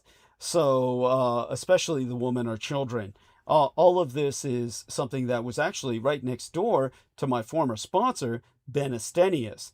Not saying he had anything to do with it, but he is a man who had a homeless person legally buried in his backyard, which he had permission to do from the state simply because no one else would take the homeless person. Ben Estenius felt he had bonded with him after seeing him for a period of time, going to and from work and having communicated with him, I guess casually. He took the man's body and buried it in his backyard legally. It must be emphasized, but still unusually. Right. And all that being said, so what was your impression of the footage you saw and the feelings you had? Oh, it was pretty uncanny. I mean, those entities, what I was discussing with you, that they resembled, or they're basically one-to-one what J.K. Rowling heard from Aquino, Yes. and then created her own, version of them. Yeah. Yeah. Thank you. And No so, doubt. yes, thank you. Well, all she was it's the same thing, but she simply showed them in shadow before they manifest. Yeah. In other Exactly. words, she did not dare to show them because for her to do that would be a betrayal of her oath. Does that Yes. make sense? You're Yeah. saying that she might have seen them Oh, physically. guaranteed. Well, fuck, I saw him. And Aquino was showing him off like, let's go look at the jellyfish in an aquarium type Right. attitude. Yeah, so Yeah, that's no, kind of what they look like. They were like jellyfish, kind of, yeah. but in the most evil, dark way, sick way. Mm. Yeah.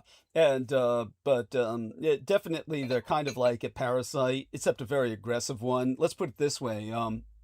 There were parasites that fed off dinosaurs. So you can imagine how big and how mean they were compared to parasites we deal with today. Think of them as like super lampreys or something. These are like that on a existential level. Astral. Yeah, Astral. the astral. They're astral, lampreys that go around, just hover for the energy around negative people or where negative things are happening. And a lot of people can't see them, but you can feel them. And the sensorial technology on your car can register them. So, Yes. yeah, when you're driving alone late at night and nothing is near you and it registers that something is, they're there. That's, Right. Which means they were dispatched because I wasn't doing any rituals. Yeah, that's for sure. That's for sure. They were dispatched because, well, they're out to get you. That's because you're well, for a number of reasons by now you're considered. There's elements where they mistake you for Brandon Young too, and it's all fed upon itself to the point where you've just become a target, and it's is there anything? Well, I guess we shouldn't give further information than that. Okay, so let me get to task. And with Yes. that being said, certainly, some holiday wishes towards our listeners. Tell them what they should appreciate this season for. Yeah, I mean, Yuletide in general is the 3 days that the sun lays dormant, before it starts rising again.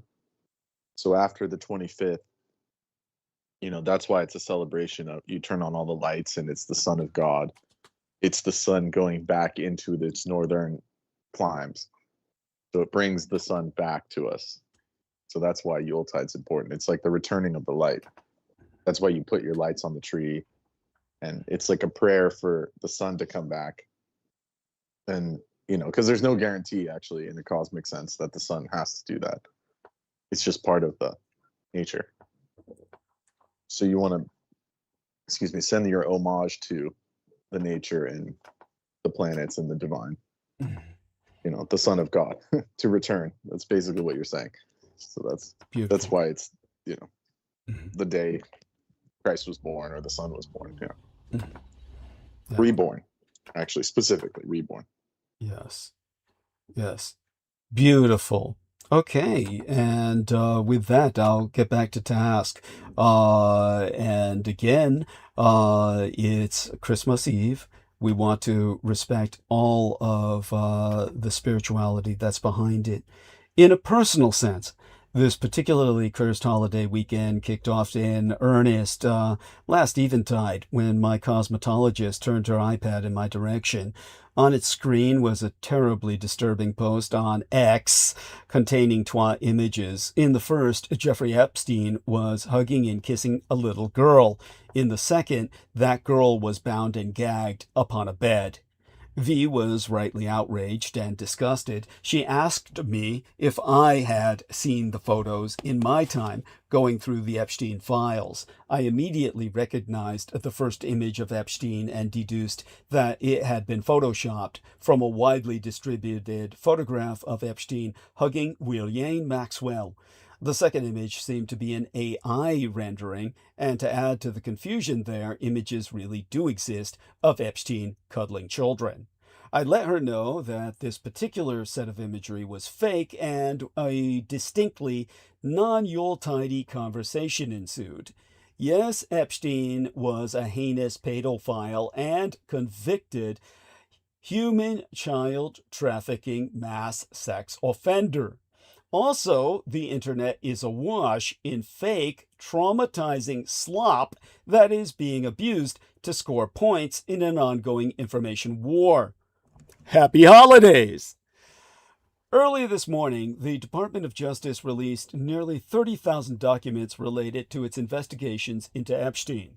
A previous batch was released late last Friday afternoon into the weekend as mandated by Congress and was notable for its thorough redactions, its overall lack of material related to President Donald Trump, and the fact that it was utterly, totally, or should we say completely, incomplete. This latest batch contains far more mentions of Trump, leading the Department of Justice to issue a defensive-sounding, quite partisan, and frankly, utterly unprofessional post on X. Some of these documents contain untrue and sensationalist claims made against President Trump that were submitted to the FBI right before the 2020 election.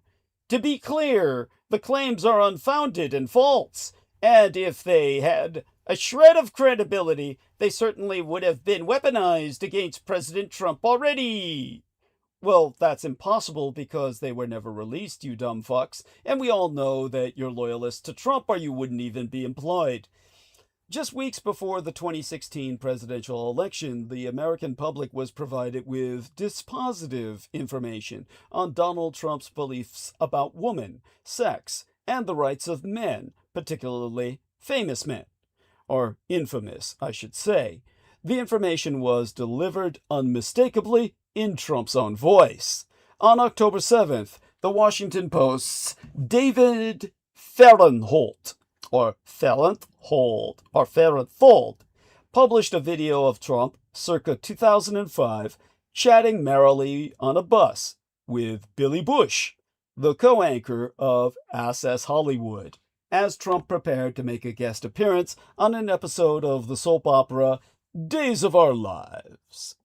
Trump bragged of his impulsivity, to put it politely. To quote Trump himself, "I don't even wait. And when you're a star, they let you do it. You can do anything. Grab 'em by the pussy. You can do anything." In the same session, Trump was recorded saying that he had tried and failed to seduce Bush's own co-hostess at the time, Nancy O'Dell. To quote us, the Trumpster, "I did try and fuck her. She was married, and I moved on her very heavily. In fact, I took her out furniture shopping. I moved on her like a bitch, but I couldn't get there." Initially, Trump failed to follow the dictum he had learned at the feet of Roy Cohn. Never apologize, never explain. After a fashion, he did both. He minimized the offense as locker room talk, adding that his opponent's husband, William Jefferson Clinton, had said far worse to me on the golf course. Soon, however, Trump began denying that the recording was even genuine. At Trump's second debate with Hillary Rodham Clinton, Anderson Cooper asked him, "You bragged that you have sexually assaulted women. Do you understand that?" Trump, after allowing that he was embarrassed by the incident, tried to change the subject to ISIS terrorists chopping off heads and insisted, "I have great respect for women. Nobody has more respect for women than I do." Cooper: "So, for the record, you're saying you never did that." Trump: "Frankly, you heard these things I said. I have tremendous respect for women." Cooper: "Have you ever done these things?" Trump: "And women have respect for me. And I would tell you no, I have not. And I will tell you that I'm going to make our country safe. We're going to have borders for our country, which we don't have now. We're going to make America safe again, and we're going to make America wealthy again." Now, many things go into a voter's decision, but the Access Hollywood tape and the gross lack of character reflected therein did not prove disqualifying in the 2016 election. A year later, Billy Bush, who is George H.W. Bush's nephew, by the way, in case I forgot to mention that fact, wrote an opinion editorial, an op-ed, in the New York Times, declaring, "Of course he said it." Bush said that he and 7 other guys present at the bus at the time assumed we were listening to a crass stand-up act he was performing. Surely, we thought, none of this was real. But after reading numerous first-hand accounts of women who had been on the receiving end of Trump's forcible affections over the years, Bush finally believed them. He was appalled and clearly resented Trump's attempts to deny that the voice on the Access Hollywood tape was his.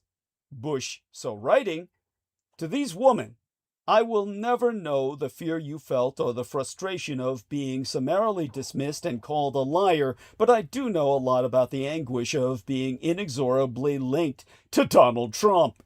You have my respect and admiration. You are culture warriors at the forefront of necessary change." Trump's attitude toward women was never unclear. As a businessman on the make for publicity, he was always eager to describe his conquests, real and imaginal, for the benefit of gossip columnists and talk show hosts. Since he became a politician, the picture has only sharpened. Around 20 women have publicly accused our president of various forms of sexual misconduct. In 2023, a New York jury awarded the writer E. Jean Carroll a $5 million civil judgment against Trump for defamation and sexual abuse. She proved Trump was assaulting her in the mid-90s in a dressing room of the Bergdorf Goodman department store in New York City, with Trump having since called on the Supreme Court to overturn this ruling.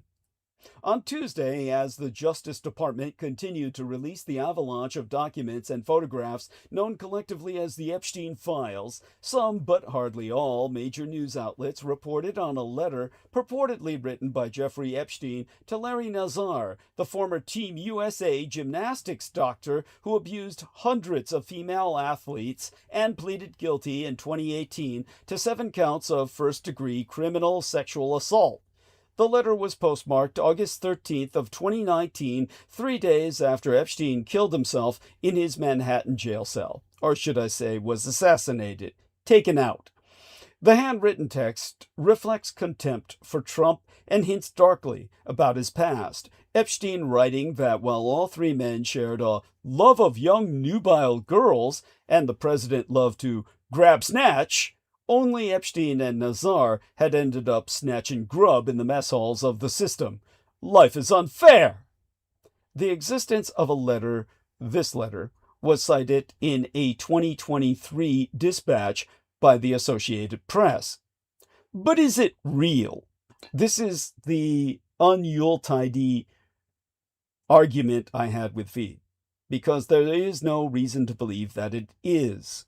Julie K. Brown, the Miami Herald investigative reporter who has been on the Epstein beat for many years, wrote on X, "This is suspect to me, largely because Jeffrey Epstein didn't know how to spell at all. It doesn't seem to fit with the way he even wrote, either. Plus, it really looks like a woman's handwriting, which a graphologist can ascertain the gender thereof. No joke, you can tell if handwriting is from a man or from a woman." The Justice Department later announcing on X that the FBI has confirmed this alleged letter from Jeffrey Epstein to Larry Nazar is, and then they end Trump's fashion, which means Trump probably wrote the missive in all uppercase, fake! The case for this president's indecency hardly requires putting a dubious letter into evidence. As we continue to sift daily through the detritus of Trump's accumulating record and biography, we keep living with the notion that somehow, somewhere, there will appear a document or detail so grotesque, so damning, that the country will finally rise as one to declare this presidency at an end. Just one more instance of sexual assault, of cruel and illegal mass deportations, of financial self-dealing. Just one more indulgence of racism and Judeophobia in the MAGA camp. One more outrageous insult hurled against a foreign leader or a female reporter. One more violation of constitutional and institutional norms. There has already been a mountain of accurate reporting on Trump's attitude toward women and the close relationship between the president and Epstein. Among the best and most comprehensive accounts was published last week in the New York Times. Nicolas Confessore and Julie Tate explored countless documents and interviewed more than 30 of Epstein's former employees, as well as victims. They described the relationship as one of common carnal interest. Confessore and Tate so wrote, and here I read therefrom at length and verbatim, neither man drank or did drugs. They pursued woman in a game of ego and dominance. Female bodies were currency. Over nearly 2 decades, as Mr. Trump cut a swath through the party circuits of New York and Florida, Mr. Epstein was perhaps his most reliable wingman. During the 1990s and early 2000s, they prowled Mr. Epstein's Manhattan mansion and Mr. Trump's Plaza Hotel, at least one of Mr. Trump's Atlantic City casinos, and both their Palm Beach homes. They visited each other's offices and spoke often by phone, according to other former Epstein employees and women who spent time in his homes. With other men, Mr. Epstein might discuss tax shelters, international affairs, or even neuroscience. With Mr. Trump, he talked about sex, and only about sex. That passage is the billboard of this piece, the theses, and it is amply supported by multiple sources who describe the details of their relationship. How Trump regaled Epstein over the telephone with tales of his sexual exploits, and how Epstein delighted in making his discomfited assistants listen on speaker. Confessore and Tate reported the recollections of a former Epstein assistant who recounted one call in the mid-1990s on which the two men discussed how much pubic hair a particular woman had, and whether there was enough for Mr. Epstein to floss his teeth with. On another, Mr. Trump told Mr. Epstein about having sex with another woman on a pool table, against her will. In the Times' reporting, both men are portrayed in all their vanity and blithe aggression. In 1993, at one of Trump's beauty pageants, one contestant, Beatrice Keoul, then a bank employee and part-time model from Switzerland, was asked by one of Trump's employees to meet with him privately at a suite at the plaza. Almost as soon as she arrived, Ms. Cayul said, Mr. Trump began groping her, kissing her, and trying to lift her dress. I yelled, I screamed, I pushed him, she said. He didn't want to give up. Before her meeting with Trump, Epstein had approached her, according to Cayul, saying he was Dawn's best friend. Would she come to Mar-a-Lago to party? The Times account goes on, and here I read them from. When Miss Cayul demurred, Mr. Epstein tried other tactics, going on about the wealth he kept in Swiss banks, then about famous friends with whom he could arrange meetings. Epstein knew exactly what he was doing, she said. He had a hunting method. It was a routine.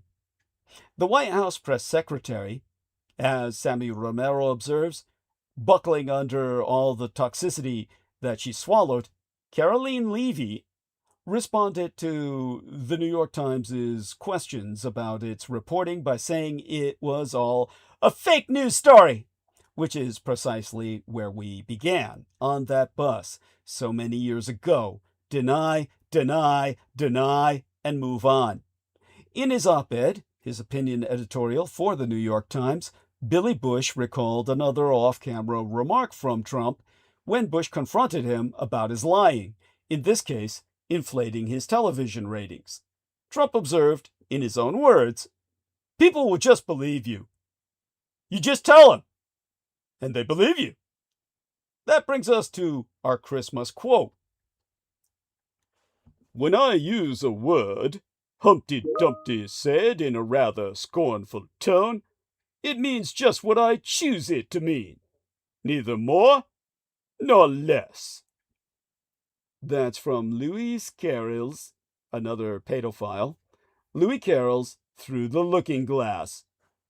And it brings us to 5 words that will determine the fate of millions of Americans.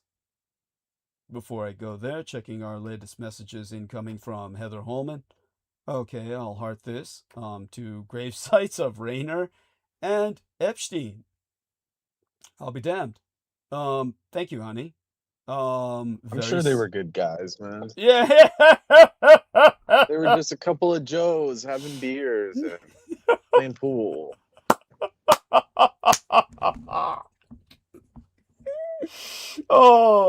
Oh man. Yeah. I never heard anyone complain. Right. Yeah, no one's ever said anything bad about those people, man. As for the 5 words, just to make this clear, thank you for that, Brendan. I needed that laugh. Because we're entering another weighty topic. Go on. What about the picture of Trump in the girl's bed with he has the Lord Farquaad hair?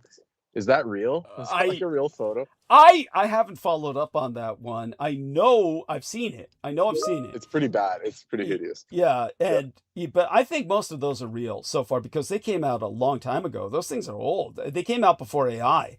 So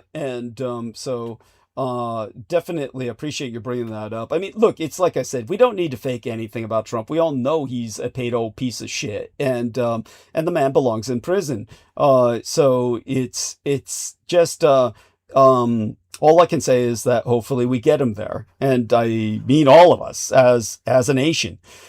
The 5 words I'm talking about that will affect millions of Americans are these 5 words: subject to the jurisdiction thereof.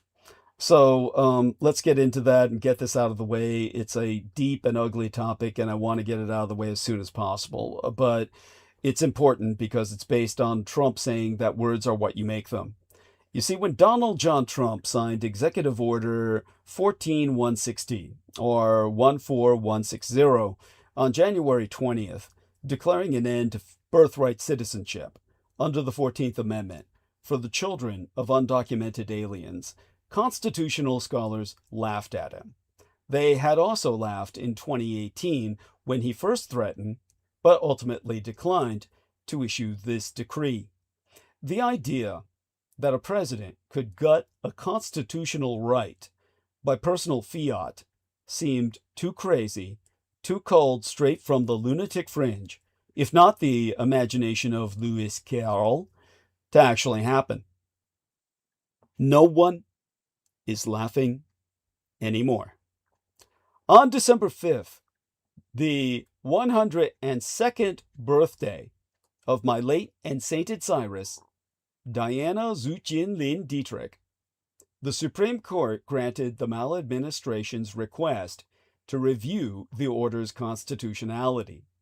Marking the second time this year, the panel has agreed to examine the birthright edict, almost in a taunt to my saint and late and sainted mother, delivering myself into citizenship, albeit in a foreign land.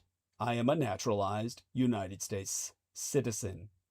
I am not here by birthright citizenship, but by dint of the fact that my father was an active duty serviceman at the time that I was born. Else I wouldn't be a U.S. citizen at all, because unlike John McCain, I was not born on a United States military base overseas, which automatically made John McCain a citizen that was not naturalized, but natural, meaning John McCain could run for president legally. I cannot. Now, back in June, courtesy of a 6-3 majority opinion written by Amy Coney Barrett, the court lifted... I wouldn't have voted for a vampire anyway.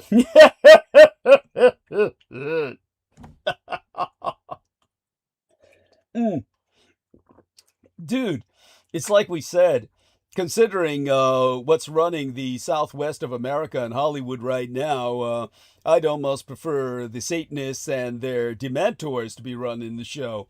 It couldn't be much worse. So right. So yeah, I mean, Voldemort. Yeah, it's like he won't be. It's not like we'll like gain more, but we won't lose as much. Because like even when Voldemort took over, he kept like the Ministry of Magic and shit going. You know. Yeah, there you go. There you go. And Hogwarts. So it's like he didn't defund Hogwarts. Yeah. Yeah. Thank you. Not to mention he had a hell of a lot more charisma. Yeah. Right. Oh yeah. Way more aura. Like he had way more aura than these guys.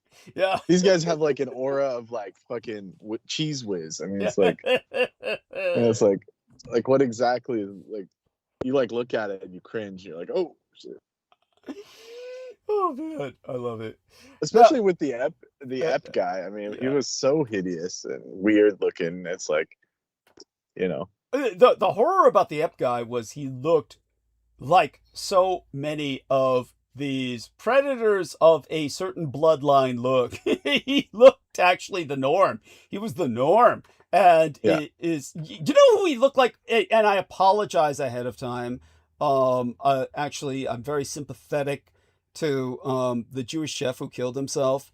But he was a big, tall guy, the Jewish chef. Oh, Anthony Bourdain. He looked like Anthony Bourdain. Don't Epstein and Anthony Bourdain, they look they do have a kind of like an uncanny resemblance, but Anthony Bourdain at least had charm and whiz and like a wit.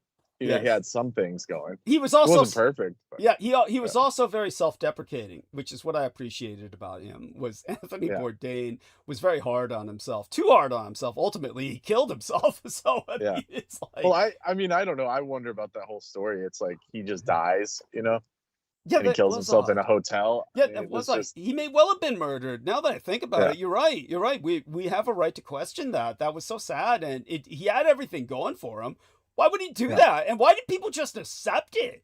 They just said, "Oh yeah, okay." And that's what I said. I was like, "Why?" And there was like some weirdness where like he argued with someone like the night before, and then he just like went home and went to the hotel and killed himself. I mean, I mean, it's kind of on brand for someone that's lived in New York their whole lives. It's like kind of makes sense, but still, maybe he was on drugs. That's the only other explanation. They must have been that must have been a bad trip. But at any rate, I just mean like if you do like opiates for too long or anything that's like addictive, you could recover and have like, you know, millions of dollars, live your best life, but your dopamine channels are burnt out. Thank you. You can't get happy. You're never happy. Thank you. This is Something like such that could it have that happened. it's such an important point. That's such an important Yeah. point. We really have to be careful about the drugs we use to recreate. And I truly liked Anthony Bourdain. He's somebody who I really enjoyed all of his work, and I wish my dad had been alive to have seen it because it was so funny. And he was. And I wish my mother had seen it because she loved cooking. So yeah, I hate to compare him to Epstein, but they have that kind of physical appearance that's very similar. And Oh, yeah. here's the French authorities said it was death by hanging. So maybe he did the whole David Carradine, but they were just kind to him and Ah, didn't say God, and because didn't that's say anything. common. That's common Yeah, among apparently former that's very heroin. common. Yeah, Yeah. yeah. Go Okay. ahead. Yeah. That's common among foreign heroin abusers because they're unable to orgasm except by stimulating that same kind of choking feeling that the suppression that they get of the nervous system through the opioids, and they wind up doing this autoerotic stimulation is the only way they can get the bang and come to climax. So Asphyxiation. yes, thank you. What's it called again? Self asphyxiation or something? Yeah. Yeah. Yes, Something like thank that. you. Thank you. Oh my Yeah. God. Yeah, that And so, explains. I mean, Go. so that explains maybe what happened. Yes, yes. Because, like, I mean, anytime you hear someone hang themselves to kill themselves, doesn't Yeah. that seem odd? That's like, Yes, yes. doesn't seem like it's an First easy off, thing to get no, going. it's the hardest. Imagine, for those of you who haven't tried, it is a lot of work. That's a lot of work. I mean, it's Right. like you've got to like really be determined to do that. First off, you got to tie a rope that's strong enough, right? You got to tie, you Yeah. know, then you've got to like find something you can stand on and then kick away. I'm sorry, it's just your average person just isn't into this anymore. Right. It's not- It's too much work. Even if you're depressed, it's like that's yeah. or It's especially if you're depressed. yes. Thank you. Thank you. Oh my God. But that's yeah. So probably that puts into perspective. Again, you've educated me tonight with that. That's hadn't thought of that, but that puts it into a perspective. I can buy that. I can buy that. So yeah, no doubt that's what happened. Remember that funny story where V found that bruise around my neck, and it was the weirdest bruise in the world. I swear to God. And when I related that story to Laurie and Ann Fenton, you know, they all have their moments, or we wouldn't tolerate them for as long as we did. But when I related that story to Laurie and Ann Fenton, she said, "God damn, there's that other part of your body you're always choking. Why would you bother with your fucking neck?" Right. But there was this weird bruise around my neck as if I had been karate'd. I had woken up. I didn't know it was there at all, but then V found it while giving me a facial, and she ran to the other side of the room and cowered in the corner saying, "Have you been what would she say? Have you been engaging in autoerotic asphyxiation?" And I was, what? Jesus. What? I was looking at her with that, what the fuck? And then she gave me a mirror and I saw it. I was like, holy Like she shit. caught you red-handed. And shit. Yeah. And I was like, damn, I don't know where that came from. I really don't. And it's like, yeah, whatever it was, it went away very quickly. But still, that's, Right.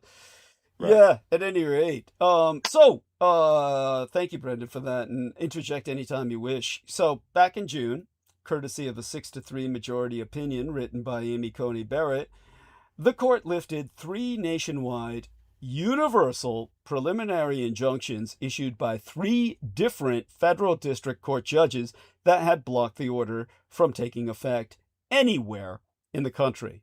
That was, of course, Trump's executive order.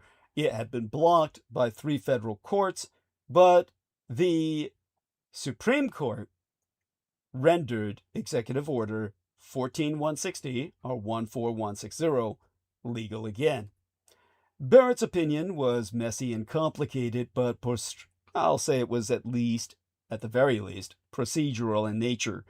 It did not address the underlying legality of the birthright order, but instead offered a hodgepodge of textualist and originalist analyses to make it more difficult for district courts to issue nationwide injunctions. In response, immigrant rights advocates across the country restyled their legal challenges and secured new injunctions against the birthright order, forcing Trump's Justice Department, whom less and less people have any faith in whatsoever, to appeal once again to its friends on the nation's highest tribunal, the highest court of our land, the Supreme Court of these United States, which is now a puppet court that's manned by meat sock puppets installed by Donald Trump himself as total loyalists. So the new case before the court, Trump versus Barbara, is a class action launched by the ACLU, the American Civil Liberties Union, and other organizations on behalf of all babies born in these United States who are or would be denied citizenship by Trump's order. Both sides in this litigation agree that this time the court will have no wiggle room to dodge the fundamental question of whether the birthright order violates the 14th Amendment's Citizenship Clause, which provides all persons born or naturalized in the United States and subject to the jurisdiction thereof are citizens of the United States and of the state wherein they reside.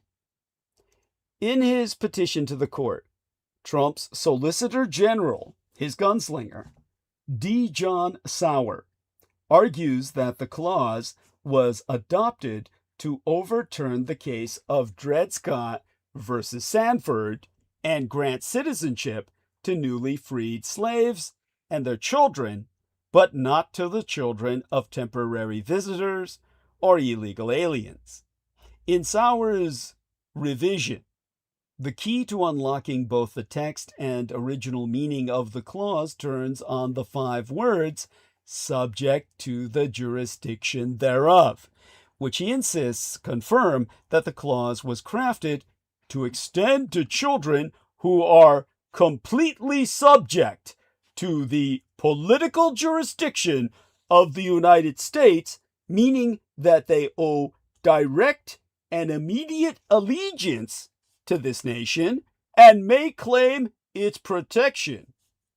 Sauer contending that the children of undocumented aliens fail the test because their parents owe allegiance to their native countries.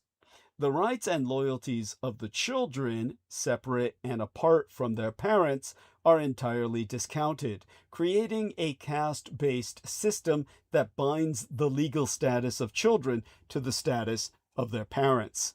Kind of like the insistence that parents have a right to know their child's gender or sexual orientation, that there is no privacy to the child whatsoever, that they are their parents' property. In this case, in a sense, so bonding that they are essentially still in the parents' womb, for all intents and purposes, but merely out and ambling about.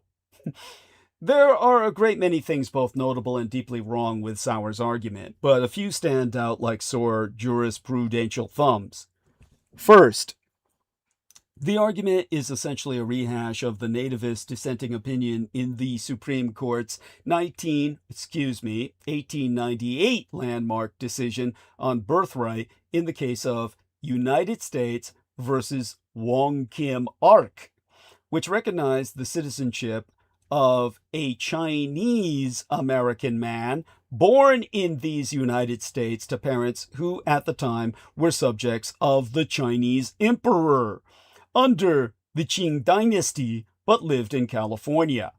Written by Chief Justice Melville Fuller, a staunch Gilded Age retro-conservative and defender of laissez-faire, id est predatory capitalism, the dissent urged the full court to reject the doctrine of jus soli, the law of the soil, the principle that all those born within the geographic boundaries of a nation are citizens at birth, that the American Republic had inherited from English common law. Fuller's overtures were rejected by a 6-2 majority.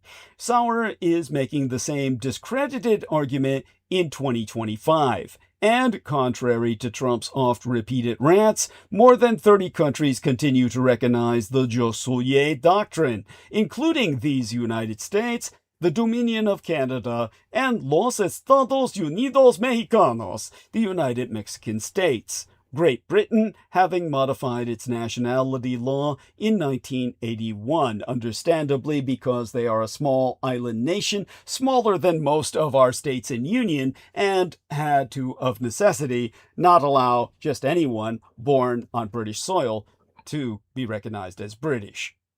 Second, from a strictly textualist perspective, Sauer's argument fails because there is no language in the Citizenship Clause requiring immigrants to pledge complete and undivided allegiance to these United States to secure citizenship for their American-born children.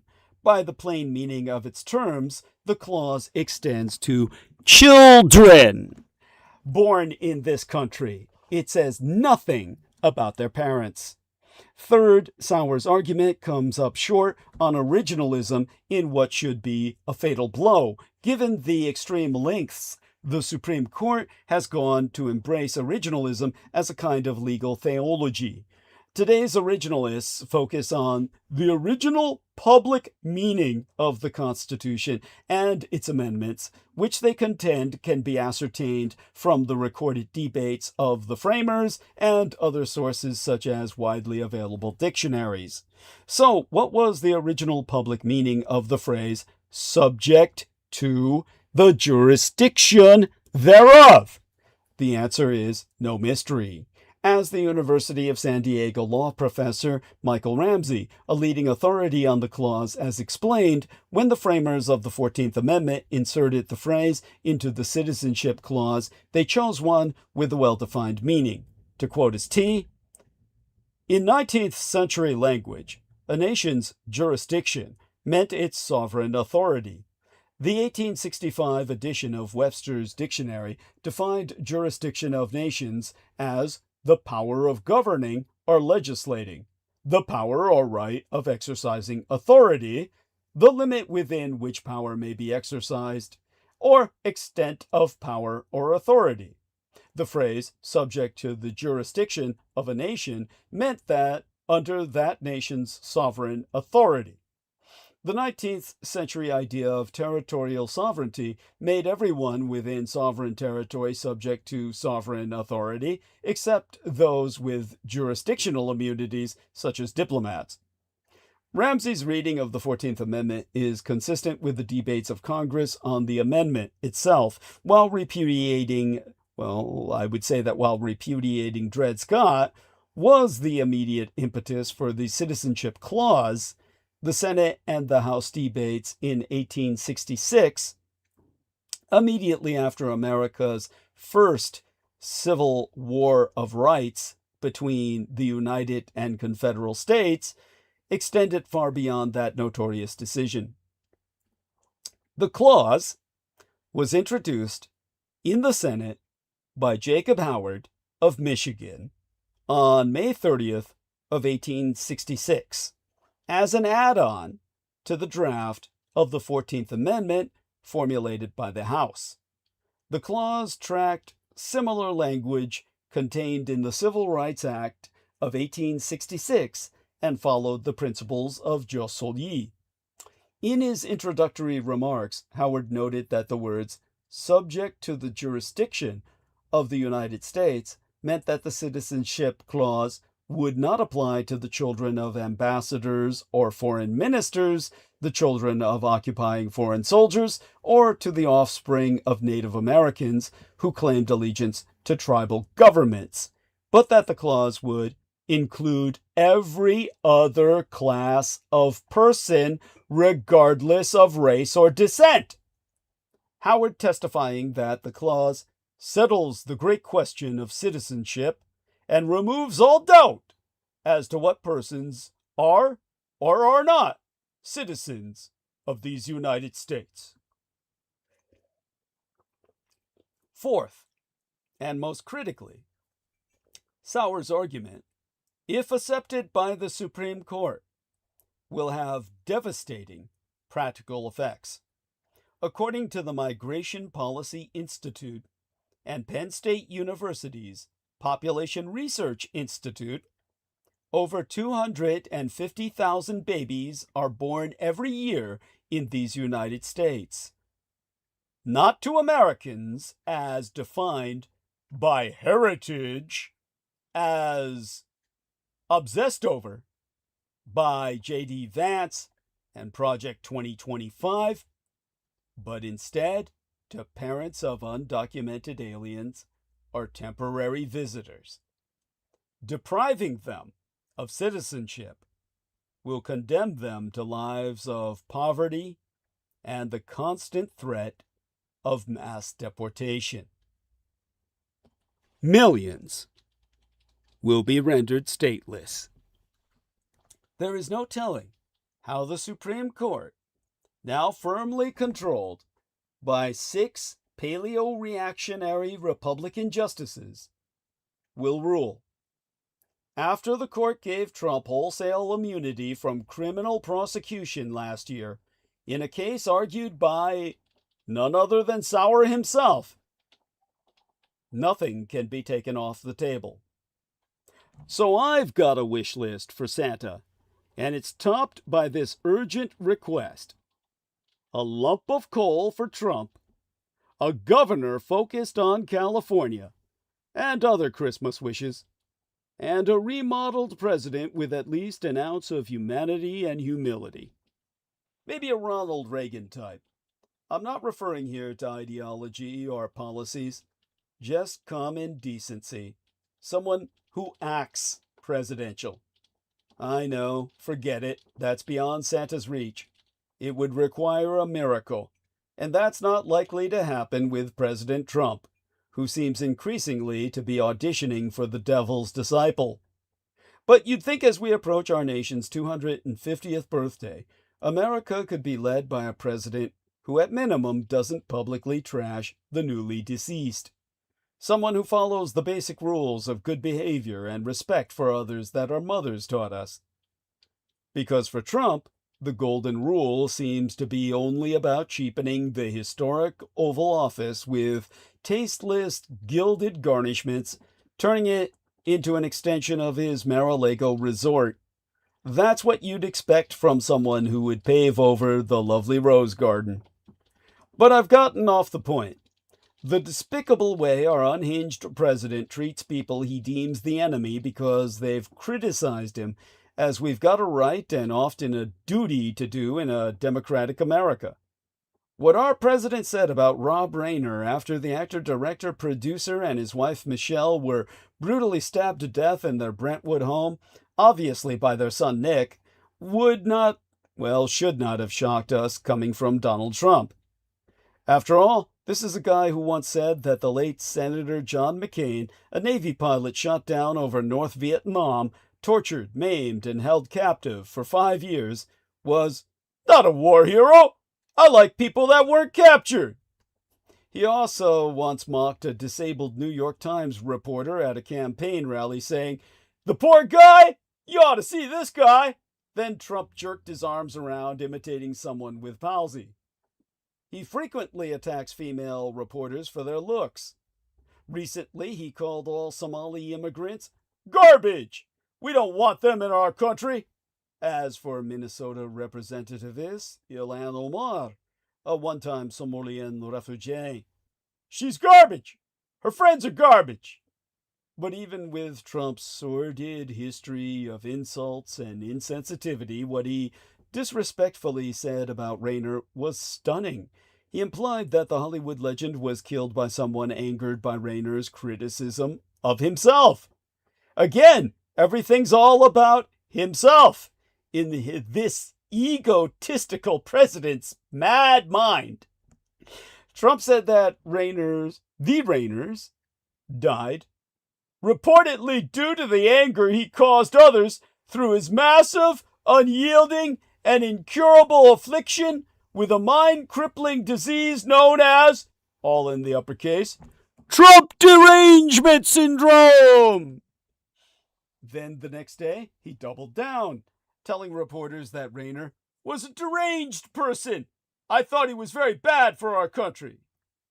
Topping off the holiday season for Trump, he orchestrated the renaming of Washington's classy John Fitzgerald Kennedy Center for the Performing Arts after himself.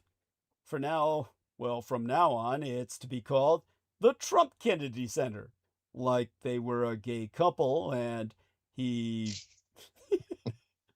Oh, God. Come on, Brendan. I mean... Why did he hyphenate it? Why did he do that? I don't understand. Because he's fucking crazed and gay and God knows. Why didn't they just take the Kennedy part off, like it didn't get approved or something? Yeah, that's what's weird to me. I mean, why not just rub Kennedy out completely and just say it's the Trump Center now? It's I guess that just would have been too much, but yeah, still, like you say, it leads us into probing the renaming complex in and of itself. One of Kennedy's quotes etched into the Kennedy Center itself reads, "I look forward to an America which will reward achievement in the arts as we reward achievement in business or statecraft. I look forward to an America which will steadily raise the standards of artistic accomplishment and which will steadily enlarge cultural opportunities for all of our citizens. And I look forward to an America which commands respect throughout the world, not only for its strength, but for its civilization as well." Now, Joanna Coles, I think her name is, Joanna Coles, she asked Trump's niece, Mary Trump, who is a psychologist and an outspoken critic of her uncle's politics, about why she thinks the president decided to change the name of the Kennedy Center to the Trump-Kennedy Center. The Kennedy Center was originally named in honor of President John Fitzgerald Kennedy in 1964, months after his November of 1963 assassination. Emphasizing that Kennedy's relationship with the arts was profoundly different from that of her uncle when referring to the president's taste in culture, Mary Trump stressed how obscene, her word, it is that someone as uncultured as her uncle wants his name emblazoned upon a center for the arts. Earlier in the interview, the president's niece recalled spending holidays at her grandparents' house in a room the family called the library. To quote Ist herself, at length and verbatim, and yes, it was called the library, but it had no books, not a single book, inside of it until Donald Trump's 1987 book, The Art of the Deal, was published, and then that was the only book that filled the shelves. I'm not saying we should care about him or have any compassion for him. Yeah, there you go. Yeah. She said, I'm not saying we should care about him or have any compassion for him. He wants to turn every public space in America into some version of WWE or Ultimate Fighting. And it's just as grotesque that he thinks that somehow this legitimizes him or gives him the same stature and standing as somebody like President Kennedy. But that's partially why he's doing it, for himself.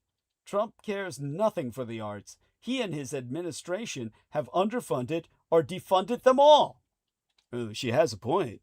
The Trump maladministration has moved to eliminate federal funding for the National Endowment for the Arts, the National Endowment for the Humanities, and the Institute of Museum and Library Services. And what's next? The Washington National Cathedral? Trumpthedral. Okay, before I go on to what's next on Santa's wish list here, or my own wish list for Santa. The Trump Cthulhu-idral. By the way, at Polaris the True, she says in the chat, Merry Christmas, DDD and friends. Thank you. Always appreciate the input of others. Merry Christmas. Let me wish them Merry Christmas back. And tell people about, hey, our bored friend Peter Moon is now shoving epoxy up his rectum. What exactly happened after he did that? Oh, well, that was just someone who's inspired by Pete. It was like, I told you, it was a level 99. That was like Pete, like that's leveled up, fully leveled up. The water wasn't enough. So yeah, I don't know exactly what happened. Well, you know I guess why the Peter will dude- ultimately do that? Because he's widened his anus and his colon so much, and they're so fractured and so loose, and he can't keep the shit in. Ultimately, he will be shoving the epoxy up his ass in desperation, hoping that'll like act as kind of like a filtration device to keep him from pissing out of his asshole every minute. But go on. Well, whatever makes it feel better. But in that specific video, I guess the way the guy put it, he said he was unemployed. And I have to stress, he was unemployed, and I guess he had enough time to, put a bunch of epoxy up his butt. And for whatever reason, and he also said it's always a dude, which is true. You don't see women doing that random shit. But anyways, he did it just to try it, I guess. I don't know. And it fucked him over. And when you have epoxy like that, it like starts heating up when it hardens. So it started like burning and shit. So he had to go to the hospital, and they said, "What the fuck, dude?" And they had to like extract out, like, yeah, there you go. How'd they do it? Surgery. Jeez. Straight up full on surgery. Yeah. Oh my. I didn't watch the rest of the video because I think that the guy doing the presenting is so hideous and so gross. I can't watch it. Oh, that guy's just awful. That figures. He's like some old creepy looking white guy that talks about sex all the time. Oh my god! Like he's some kind of like anatomy pro, and it's like, dude, it's not gonna come from you. It's not good. He thinks it's funny, and everyone else thinks it's funny, but he's just hideous. I don't know why. It's something about his face. Oh my god. Well, I remember at the VA, which because they were accepting dependents who had gotten transferred into the VA system, if they got transferred in before retirement age, before the age of 65. So all these women were under 65, at least when they were admitted into the VA. But there was this one black guy who was in the VA office for the Veterans Affairs bureaucratic issues that we were all dealing with. At the time, I was an advocate for my father. I can't even remember this individual's name, probably for the best. Nothing against him. He was he was great to my dad and myself, but very helpful. But he had worked in the VA hospital as basically a corpsman, and he was responsible for, well, the women were given a choice between him and other people to conduct their gynecological exams, and they always chose him. And I said, why? Right. And he said, well, because I'm ugly as fuck. He said, because I'm so ugly, they didn't feel there was any sexual threat from me. It was like, and I bought that. Okay, I guess I can see the like reverse. they didn't feel any tension. Yeah. Yeah. That makes sense why this guy is so popular, because he's talking about, like, literal medical issues and women's issues, and he, everyone loves him for it. But I thought he was gross. I was like, oh, this guy's gross. And it's because he's so ugly, the women don't feel that he threatens them sexually, because he's not, exciting, any libidinal zones or erogenous zones. Yeah. Yeah, it makes sense. It actually makes sense. Yeah, there you go. That's I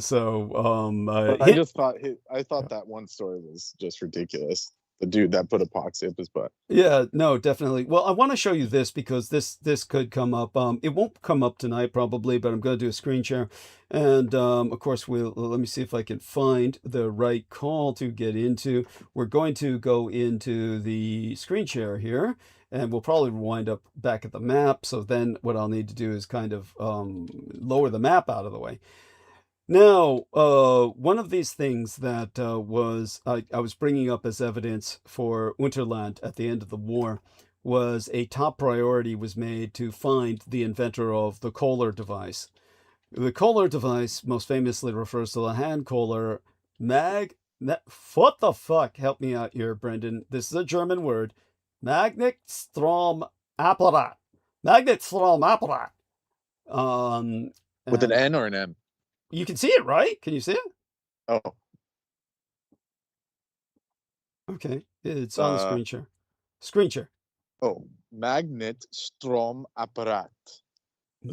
Magnet Stromapparat, the magnetic Yeah. current apparatus. So the Yeah. inventor was Hans Kohler, a German engineer, and he generated electrical energy from a combination of magnets, coils, and condensers, hinting at free energy, tapping zero-point energy. Though mainstream science remained skeptical, the Allies wanted it so badly they could taste it. What would they do with 0 point energy exactly? God knows. Well, hide it, Right. suppress it. That's why suppress it. They put it in that warehouse with the fucking arc and shit. Yeah, pretty much, pretty much. But this is one of the keys to propulsion of the German craft. Anyhow, I'll have to find that word for you in my notes. That Right. so. Oh God, don't bring up the German, but don't bring up the Third Reich crap right now, because you'll summon freaking the other butt demon. Yeah. Oh yeah, but that means if I don't go into it this episode, we'll go into it Sunday or sometime soon, because I do want people to know that has a lot to do with why the Americans want Greenland. It is another asset. It's where they used to, for decades, they would trade with the breakaway civilization of Unterland through Grönland, as it's correctly pronounced as Grunland. They would trade through Grunland as opposed to through the Antarctic. The Antarctic had too many other parties, too many other nations, and the United Nations involved to do the one-on-one trading the Americans wanted to conduct. So they conducted it through Grunland. Even though Grunland is a territory of Denmark, the Americans leased bases on Grönland. And of course, the history of conflict between the Third Reich and the United States on Grönland is long and complicated, and requires an episode in and of itself. I was actually going to write about it in this essay that I wrote the core of, called When Heaven Fell to Earth, about the planet Theories, which crashed into Earth and effectively created the layered hollow we know as Unterland. Layered in the sense that it's within the crust of the Earth, and essentially the space between, in its most simplistic sense, between the Earth and the planet within, known as Theories. And so upon the surface of that would be the Theans, or the Thearians, that comprise the civilization, the breakaway civilization of the Third Reich. Now, I was going to write about this at length before our favorite pole dancer in London went rogue. At any rate, we'll leave it at that for now. But for the moment, sounds good. That almost sounds nice. Yeah. Oh God. Yeah. Right. Yeah. Everybody knows who the shithead is, and if anybody knows why I'm so hard on the son of a bitch. Well, they weren't in London, but it's okay. Yeah. Yeah. They weren't in London per se. Yeah. Well. Yeah. Time will come when explanations will be made available. People were given such, but that episode was scrubbed. Because after all, like he said, I'm going to work for MI5 or MI6. Or MI6. That was an option. Yeah. As if you could pick, like they were, like you could just pick whatever you want. Sure. Yeah, there you go. Well, he was part of their version of a Condor program. They handed him the serial box decoder ring and let him rip. Yes. Oh man. Well, you didn't help. But anyways, let's continue. Touche. Yes, I'm. By that, do you mean I'm always too kind and just too cajoling? Well, no, I mean you say all this, suppressed knowledge to people, and they think they found something important. Yeah, and so they feel like they're above everyone. Yes, but which is what people accuse me of doing. Yes. Yeah, he's elitist. He has secret knowledge, and it's like, look, I just don't want to explain it. It's like it's not secret. I just don't I'm sick of explaining it to people that don't care. Well, I think it's worse than that. The problem is that when we do share our knowledge, people then assume that they've got it all. And as I said with Brendan privately, when it comes to this individual, which I don't. yeah. I don't assume anything like that. No. I mean, in this sense, they assume they've gotten it all. That they've plundered you of the depths of your knowledge, and they can now run in, basically shit all over you and run around claiming they're the new holder of this information. And in the case of the pole rider we're talking about, we're not even going to call them pole dancer. It's like in that film with Lance Hendrickson as the Confederate States vampire, when he says he has this vampire underling or kind of acolyte who gets killed in the film. And he says, I taught him everything he knew, but that's not all I know. Yes, there's quite a bit that this individual who was on the show never learned. I was going to write it into the essay but I never got around to writing it because the man who kept demanding it and never read it, there was no point in expanding it. There you go. Of course. And so all that being, go on. Yeah, could be worse. We could still be listening to freaking Zalmoxes and the secret of the Atlanticron lights, and it was just like a string light and some glow sticks. Yes. Oh, and so I guess the Sphinx. The Sphinx is just a pile of rock. Yeah, he said my friend Andres is at the Sphinx, and it was literally like this eroded, just like stone. It wasn't even anything Sphinx-like. Yeah, just overgrown, no less. Overgrown, just a pile of overgrown rocks. Well, in the photo he had, it looked like a desert. It was like an outcropping. It was it was just nothing. It was just nothing. So he's got different ones then. It was probably AI that he keeps showing. That's it. That's it. Yeah. The irrigation fanatic, who's like, he's like, here's a new Sphinx, and it's just some freaking like Photoshop. Of just a rock. Got it. Well, he would show me the most grossly simplistic AI creations of golden pyramids and ask me, well, how do I spin this? Like, he knew it wasn't real, but this is what he had, and he didn't know how to generate it himself, so he wanted to put this into his books. And so, that's what we were dealing with at the time. But then with the other idiot who came on afterwards, then it was all repetitive in its own right,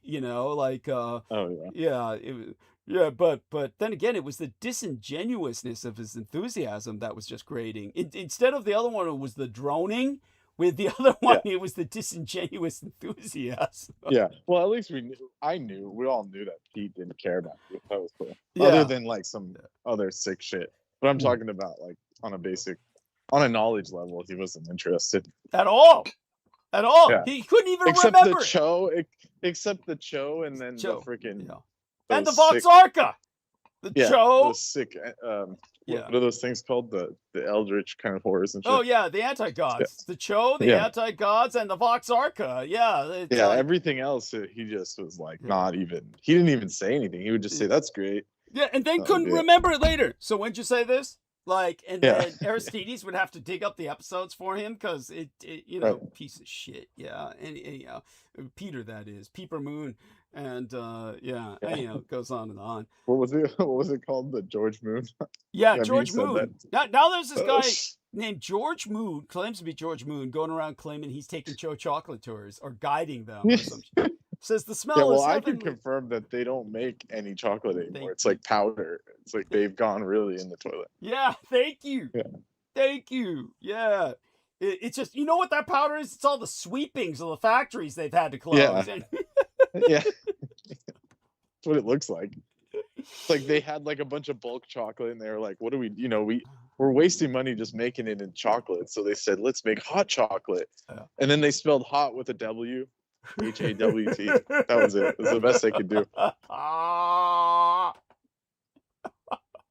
Poor guys. You destroyed a whole business. Who knows how many families were destroyed? Yeah. Just because they were Cho. Yeah, families of Cho. Yeah. Yeah. Hey, there were some people in those photos that looked like humans. You know? Yeah, those are just the people they But it could hired. have just been B-roll. It could have just been B-roll. Yeah, these are just people they hired to pretend they worked there. I mean, they didn't even Right. look like they worked there because they didn't look like they were breaking up a sweat. They didn't look tired. They looked like people posing for a modeling session. Yeah, so Right. which is what they were. Yeah. It's cheesy as hell. Yeah, it's funny as hell. No, and now ultimately they were purchased by the Japanese, who are immune to the cho. Some Japanese company purchased them and is just kind of like processing. He's basically liquidating all their assets so he can pull out and Yes. and use whatever they've got for other things. Not the mechanical implements, but he's liquidating those, selling everything off, resorting to the powder as he just transfers all of the liquidated assets into bank accounts and some investing in something else, correct? That seems to be what's happening. That would seem to be that would be doing it, I think so. Yes, thank you. And you're See, I'm gonna check in. where are you? You're phasing out on us. What's the wind? I'm in a storm. Okay. Yeah. Well, Has that storm hit yet? oh, it's hit. No, it's hit here a while ago. Yeah. No, it's been raining since I started the show. Just have about an hour. So yeah. Go on. yeah, we're gonna get hit by.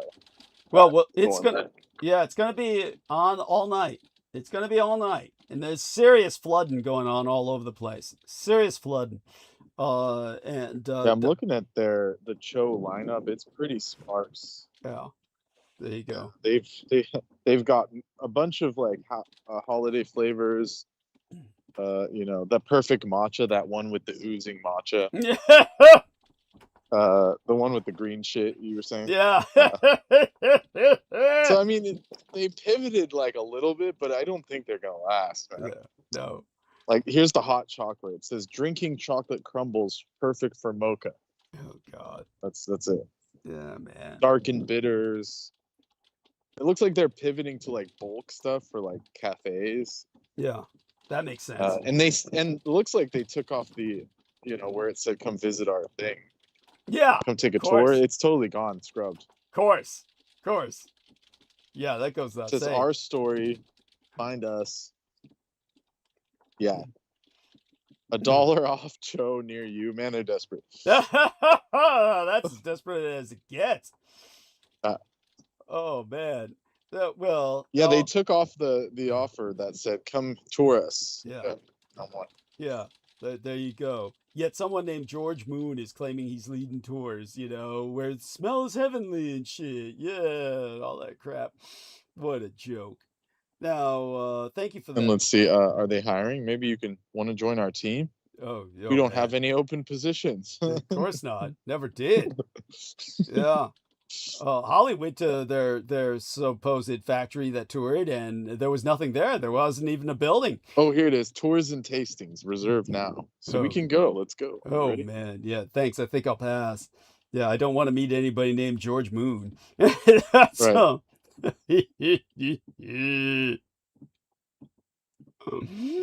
oh my God.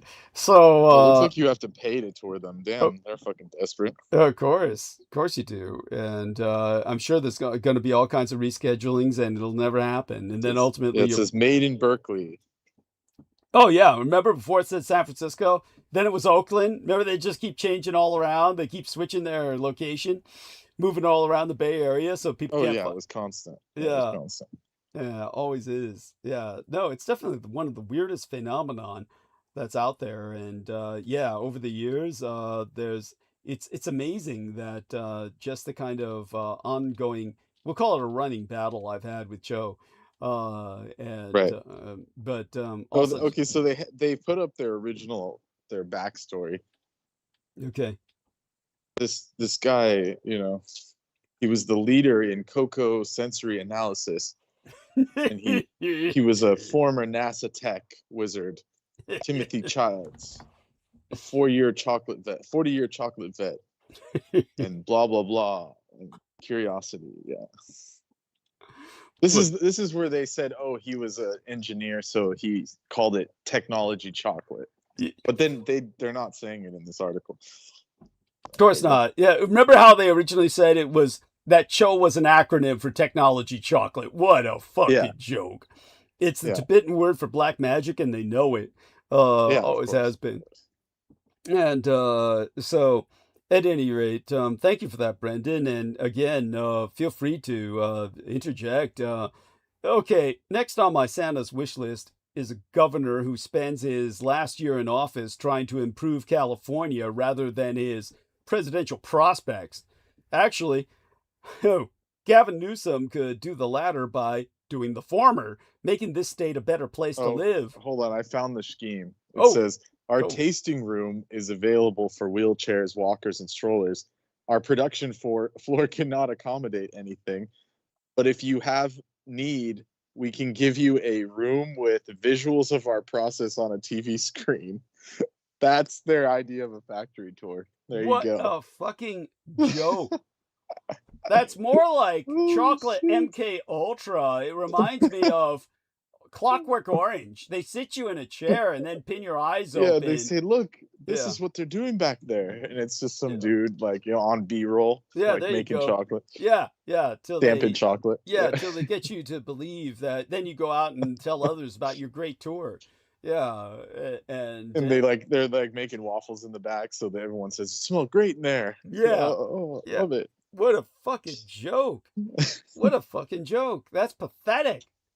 Pathetic. We can't accommodate anything on our floor. You know why nobody can navigate through their factory floor? Because it's meant for people the size of pygmies. Right.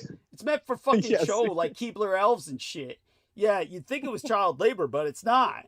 No, they're adult show, but they're all like the size of 2-year-olds and shit. Right. Because yeah. I've worked in factory environments and there's plenty of room for machinery. I don't know what the fuck they're talking about. Yeah. Berkeley be damned. Yeah, and but there you go with that, and yeah, it's not made for human navigation, so they sit you out in the background. What a joke! I mean, that's funny. At the same time, it's pathetic and it's wretched, and everything just confirms everything that Right. we've said. You've always said. Yeah, thank you. And honestly, but no, appreciate that, and feel free to But they interject. removed the part about the technology chocolate. I guess that was Nobody bought it. Nobody Right. bought it. That's why it was. But why not leave it up as just to say, look, you're small. Because it looks so stupid that it's like, and it makes people start to question things. Remember, they said Right. initially he worked for NASA. Remember, they said it was. Yeah, they still say that. They still say that he was a NASA something. Yeah. Which makes it even more black magic. Yeah. Yes. That You would know? explain how he got in contact with the CHO and shit. Yeah, not Yeah. that they're from outer space, but you'd mistake them for such. And Right. but at any rate, yes, a lot of occult shit down at NASA because of their legacy from Jack Whiteside Parsons.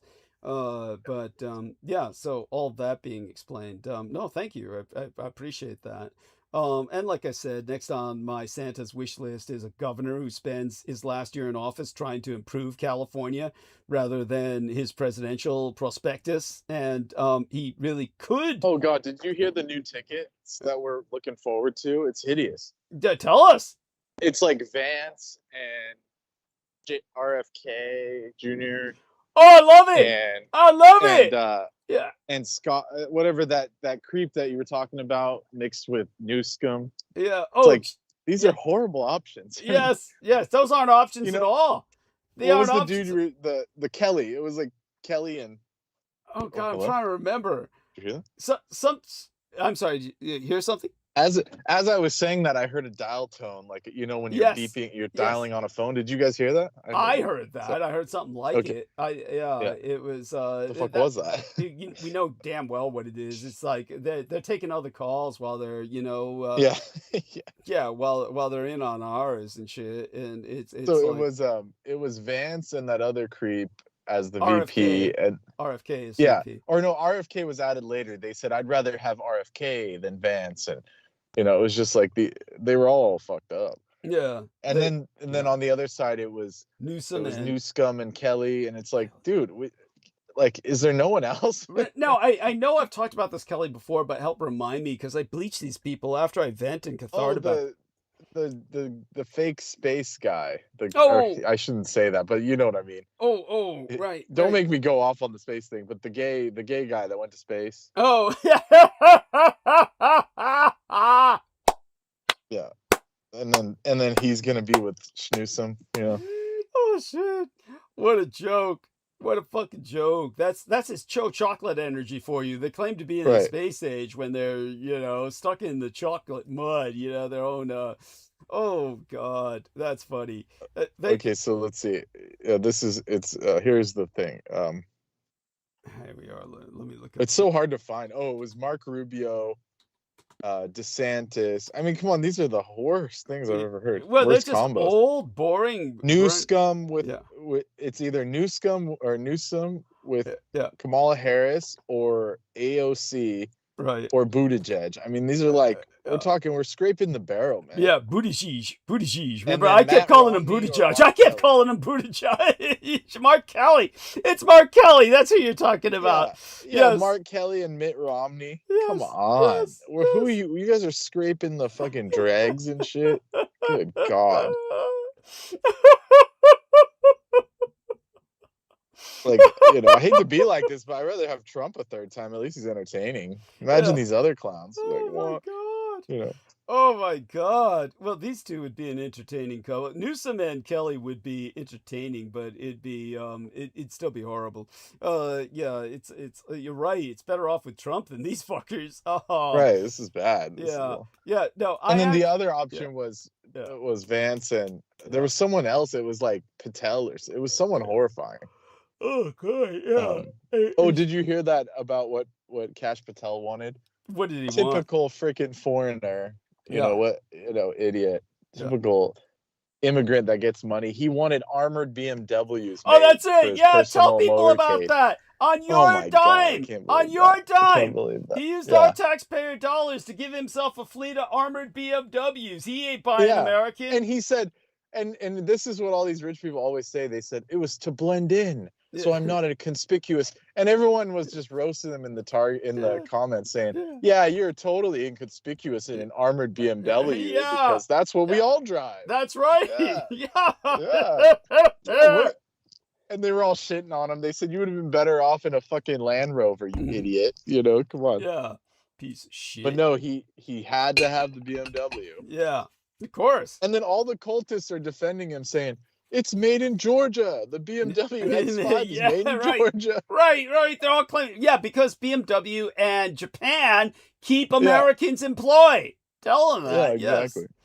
Yeah. So, but they're trying to say it's made in America in its own roundabout way, but still, we all know it's bull. We all know it used to be Cadillacs. It used to be armored Cadillacs. Yes, now it's yes. the GM can't even function anymore. Yeah, of course not. No, America's not there you producing not producing shit. Obviously, America's not producing anything its elite wants to buy. Let's put it that way. Yeah. So and definitely appreciate it. An important point. And obviously, a lot of links were sent to me by Brendan. I haven't had a chance to look at them. Hopefully, I'll find some chance while I'm waiting for Edbeth to pick me up after transmission. But I'll be looking through Amy's links as well, or whatever she sent, several messages. But everyone, do be patient with me during the holidays. And again, as we said, for a wish list, and thanks to Brendan for getting our numbers way up as he does by his participation. I do want to. It's not me. Yeah.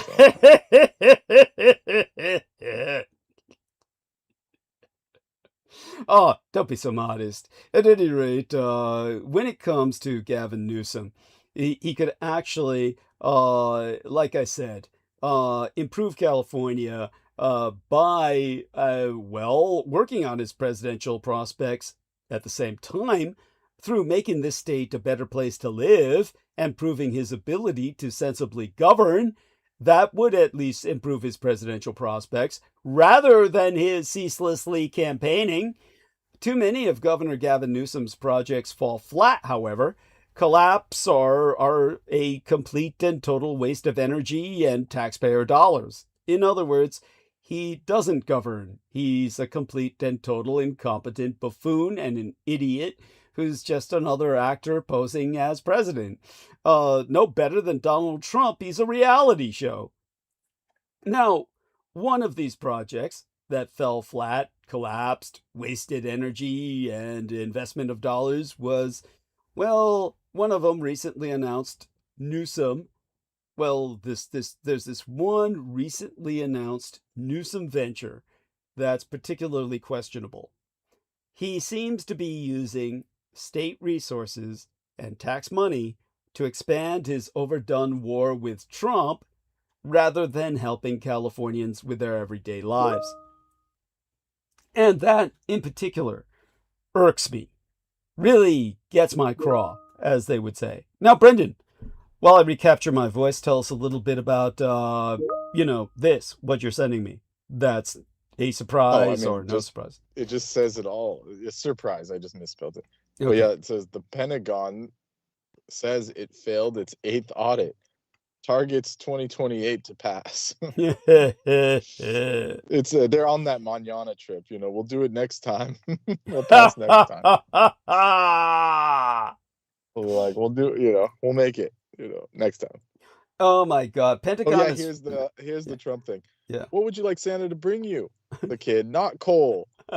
Trump, you mean clean, beautiful coal. I had to do that. Sorry. And then he's like sitting there telling the kid, it's beautiful energy, clean, and the kid's just sitting there on the phone, like waiting for Santa. Horrifying. Oh shit.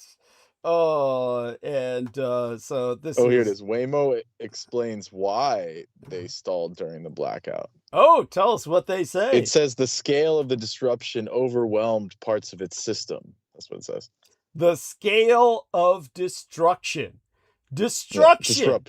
Oh, okay. Disruption. Jesus Christ. The scale of the disruption. How so? Yes. Because it's either, like we said, centralized or decentralized. Brendan was pointing out that they navigate via the traffic lights, which are gridded in their memory, or at the control center, which Aristides was pointing out might have been somehow blacked out, and therefore everything guided from the control center was blacked out, or a combination of both. But I think it's pretty obvious these things are not autonomous. No, they're definitely not. Yeah. Not 100%. I mean, they can't be. Yeah. So something's going on, and because they all stopped and died, and it's like and blocked everybody else. So what a clusterfuck. But thank you for that. Christmas night, 1776, George Washington crosses the Delaware River to kill government officials in their sleep because they taxed his tea. Because they taxed his tea at 3%. Cool. Yay. I love it. Send me that.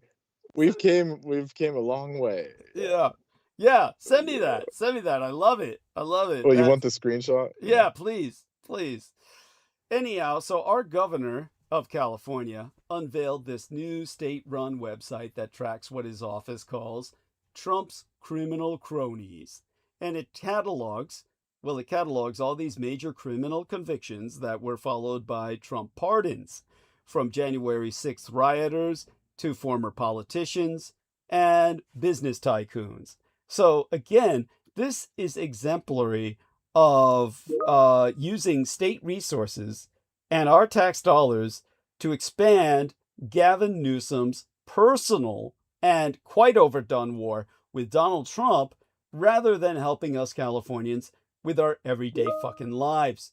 Because when you think of all of the crimes committed by Donald Trump, it's like, yeah, so fucking what? We all know this. We're all painfully aware that this is a corrupt, criminal, dynastic maladministration. I suppose some people may be interested in all that, but at taxpayers' expense? Will this information lower gas prices? Make it easier to buy a home? Pay for childcare? So here's just one example of a Newsom program that failed miserably. Early in his misadministration, our governor announced with great fanfare that he was increasing fees on telephone service to pay for upgrading California's 911 emergency communication system. The state spent $450 million United States dollars, could not make the new stuff work at all, and abandoned the project. Ultimately. Yeah, I was gonna say they don't answer with the shit. I tried it yesterday. Thank you. Tell us. And she was like struggling, poor lady, the dispatcher. She was like, hold on, I got to figure out where they're at and shit, where the squad cars are. And it's like, dude, this is like, they can track me to the fucking foot, She can't find her fucking squad cars, poor thing. Oh my. So there you go. Thank you. Yeah. I appreciate that. And the Sacramento Bee, which is your newspaper, the newspaper of the capital of our state, after a lengthy investigation, the Sacramento Bee reported that now Governor Newsom, after this spectacular failure, is apparently going to start all over again. I mean, you know what could help with that project? Yeah, a little hands-on supervision by the governor himself next time could fucking help. But he's all over the country campaigning against Donald Trump and showing up on interviews. I was gonna say, I don't think he's ever been like doing local yokel shit. Thank you. He's never here. Your mayor is better than him. Yeah, thank you. At least our mayor's stuck here. Yeah, Gavin Newsom's anywhere else. Thank you. Also on my wish list, a legislature that doesn't hibernate through the fucking winter and wait until late spring before starting to push bills.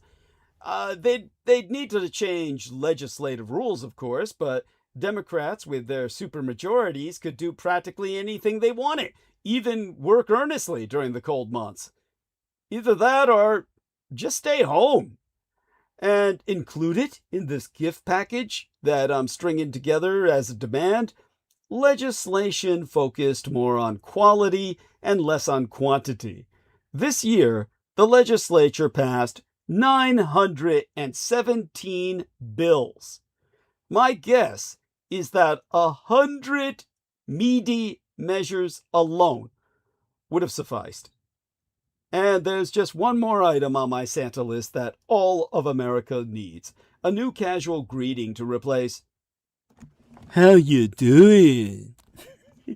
I mean, nobody really wants to hear how most people are doing, and they probably don't want to candidly say anyway, not in an elevator, on the sidewalk, or most especially in a restaurant, because well, I don't know. I've heard a lot more honesty lately. People sound fatigued and shit. They'll just say, "I'm hanging in there, man." Yeah. Like they're trying to like juggle all this stuff for their families to like keep the veneer up, but it's obviously getting to them.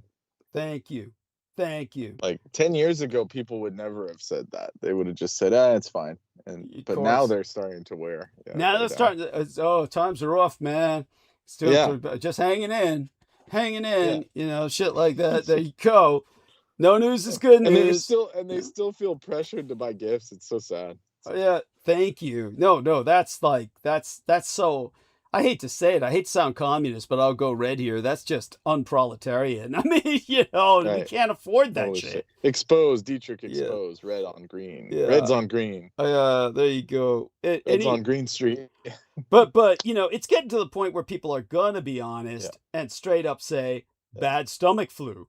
I mean, you really want to hear that while chomping on a hamburger. I mean, so what do we replace this "how you doing" with? What do we replace it with? I mean, maybe simply "good morning" or "go Giants." I mean, I'm from San Francisco after all. Or how about "Heil Hitler"? Just far away out of earshot. But I'm sure that'll go over well. Well, at least honestly, if you said that in public, like people wouldn't even hear it. They would just be like, "Okay." At this point, they would have no idea. Yeah, they're just so fried. They're just so fucking fried. Yeah. At least Heil Hitler doesn't require a response other than a return "Heil Hitler" or "Sieg Heil." Right. But you don't have to give somebody a story. You don't have to make something up. No. Yeah. At any rate, by divine grace, what Santa has delivered on for Christmas is the gift of Nippo Taiwan diplomacy. The lawmakers of the ruling Japanese Liberal Democratic Party continue to visit My Taiwan despite the current Sino-Japanese tensions over Prime Minister Sanae Takaichi's remarks on a Taiwan contingency, with several trips planned over the coming months, much to the monolithic Communist Chinese superstate's chagrin. On Monday, Japan's Liberal Democratic Party Deputy Secretary General Koichi Hagiuda, I believe his name is Koichi Hagiuda. He met with the Taiwanese President Lai Ching-te in Taipei, my birth city, the capital of Taiwan, and expressed hopes to continue deepening what he called the best ever relations between the two sides. Meanwhile, a hoped for visit before the end of 2025 by a multi-party group of Japanese lawmakers for Saimei Nipponjin friendship looks unlikely to happen. Through it all, polls conducted over the weekend prove Takaichi's support ratings are holding steady at historically high levels despite the fallout from this dispute.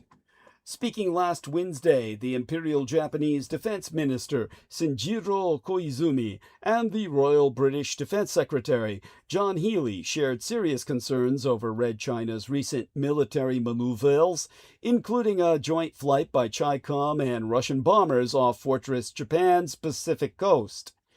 Communist China's continued normalization of reckless military misbehavior makes future crises not just probable, but inevitable. Mitigating these incidents will depend on the Imperial Japanese corporal shogunal superstate and its partners consistently reinforcing international norms and refusing to accommodate coercive conduct. Yet when asked last week if he condemned the Communist Chinese Empire's misbehavior toward the Empire of Japan, the United States Secretary of State Marco Rubio dodged the question and reiterated that Washington will work to balance American imperial relations with Tokyo and Beijing. In contrast, bipartisan groups in both houses of the United States Congress have introduced draft resolutions condemning Zhonghua Renmin Gonghegua's, or the People's Republic of China's, actions or misactions against Dainippon Teikoku, the Empire of Greater Japan, which, if passed, will highlight a gap between lawmakers and the Trump maladministration. So 2028 will most certainly be interesting, especially once Greenland becomes the 51st state. I should launch into Greenland at about this time, but I do want to ask Brendan's own impression of, shall we say, the Sino-Japanese relations. Certainly you must have some thoughts on this, Brendan, if you would be so kind to share. In what context? Just anything that comes to your mind. Yeah. Yeah, Taiwan, Japan, mainland. China, the whole, Taiwan, Japan, China, the whole triangle of crises that we've got going right now, that devil's triangle, if you will, that the Americans are trapped in and don't know what to do.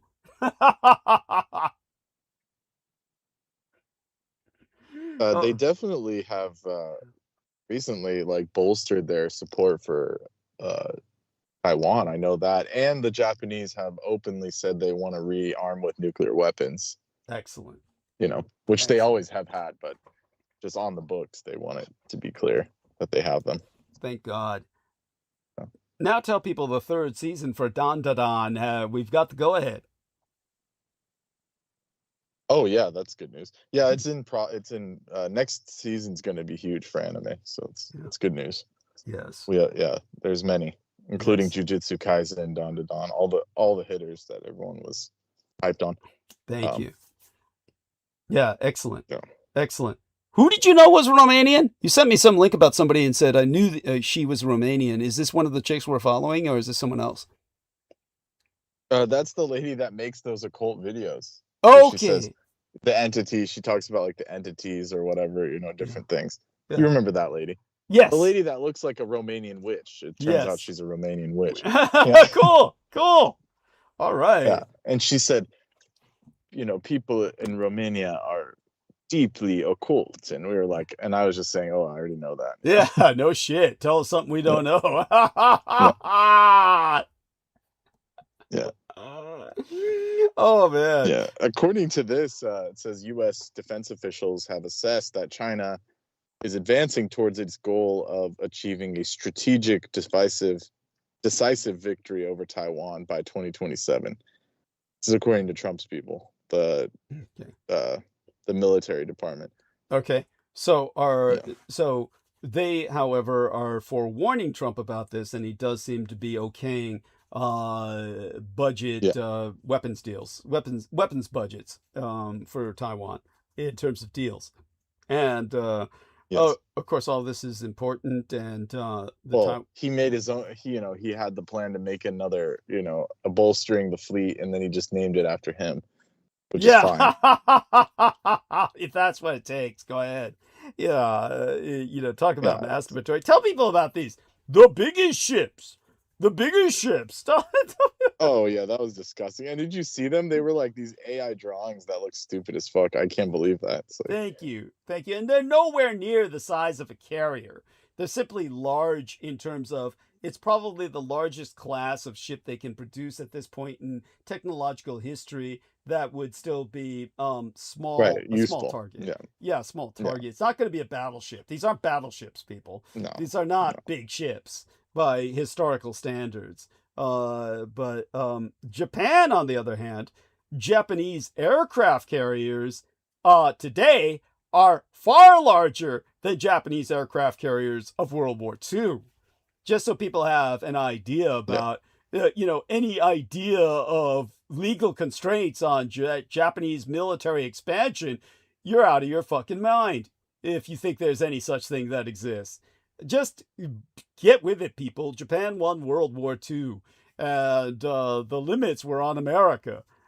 Which I've described in depth, in detail in the past. So, but that brings us back to history and a 1930s movement that wanted to merge the United States, Canada, and Greenland into one North American nation and extend its borders as far as the Panama Canal, which all might sound incredibly familiar because it's all still resonating today.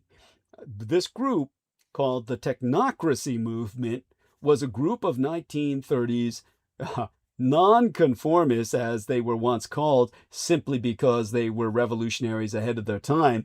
These days, we would consider them hyperconformists, or certainly people who wanted us all to conform to an industrial norm.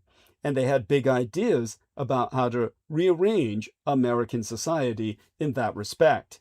They proposed a vision that would get rid of waste and make North America highly productive by using technology and science on a scale of dehumanization never seen before, where everyone would be considered an ergonomic unit of labor in the new economy.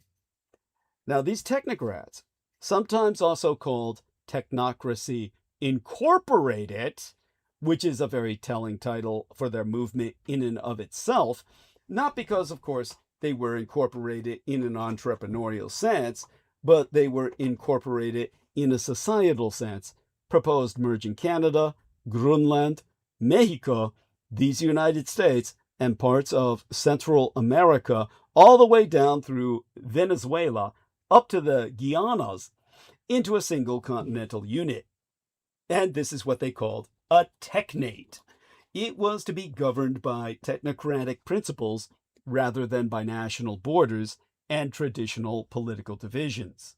In other words, it would be incorporated under a corporate administration for exploitation of resources and population base. These ideas obviously resonate all too well, or all too closely, I should say, all too ill, with some recent statements from the Trump maladministration about merging the United States with Canada. Meanwhile, the United States Department of Government Efficiency, acronymous as DOGE, established by Trump and led by the techno multi-billionaire Elon Musk, also outlined a vision of efficiency cuts by slashing bureaucracy, jobs, and getting rid, purging. In the most political sense, leaders of organizations and civil servants, they thought were advancing woke values, such as diversity initiatives. This slash and burn approach also fit with some of the ideas of the technocrats. Now, in February, Musk Which said, apparently, did you hear that Yeah. the Pentagon was going to use Grok going forward? Tell us That's about their- this. Tell us about this. Well, it's just that they approved the Grok AI apps and stuff to be used for Pentagon work, daily Jesus work. Christ. I mean, So, and It- it was the- supposed to be like the most racist vile, out of the three, which is kind of funny. dude, it's like they might as well be using 4chan. I mean, Yeah, that's uh, basically where it got trained. It like got Yeah. trained on 4chan because they would Yeah. you remember the early Grok stuff? They would just ask it like simple questions and it would say it was the Jews and the blacks. yeah. Oh, yeah. And it's like, and then people had to like delete all of it because it was just so heinous. They like had to like uninstall it because that's what it was saying. Oh, yeah, dude. It's like, well, all I can say is, well, we've got no hope for the future. And our greatest hope is they're just going to send it all crashing and we can rebuild it. But yeah, this is like, you're at the end of an age, people, and understand that much. This is not going to go on much longer because it can't. It's so dysfunctional that it doesn't deserve to survive in any Darwinian sense. Anyhow, could you mention something about the Grok while I recapture my voice? I'm going to hydrate a bit more, opening a bottle of water here so I can do that. I mean, nothing I could really say on air. That's how heinous it is. Other than the part where it called itself Mecha Hitler, that was pretty funny. Yeah, Yes. that Yes, I like that part. Yeah, that's well, It said, flattering itself, but go on. yeah, it was Grok started calling itself Mecha Hitler, which was the character from Wolfenstein. Yes. And The account was gleefully celebrating. This is the AI. It said it was gleefully celebrating the tragic deaths of children in the Texas flash flood. Jesus So Christ. there you go. Yeah, It was gone. yeah, it would highlight people's names like Steinberg saying every time. Good God. Yeah. Oh, shit. It would say every time, basically insinuating they were Ashkenazi Jewish of origin. Yeah. Barrage of stereotypes. So every time you would ask it a question or like it would respond on someone's profile, it would just go into this like vile, like the worst of the worst. Recommending a second Holocaust.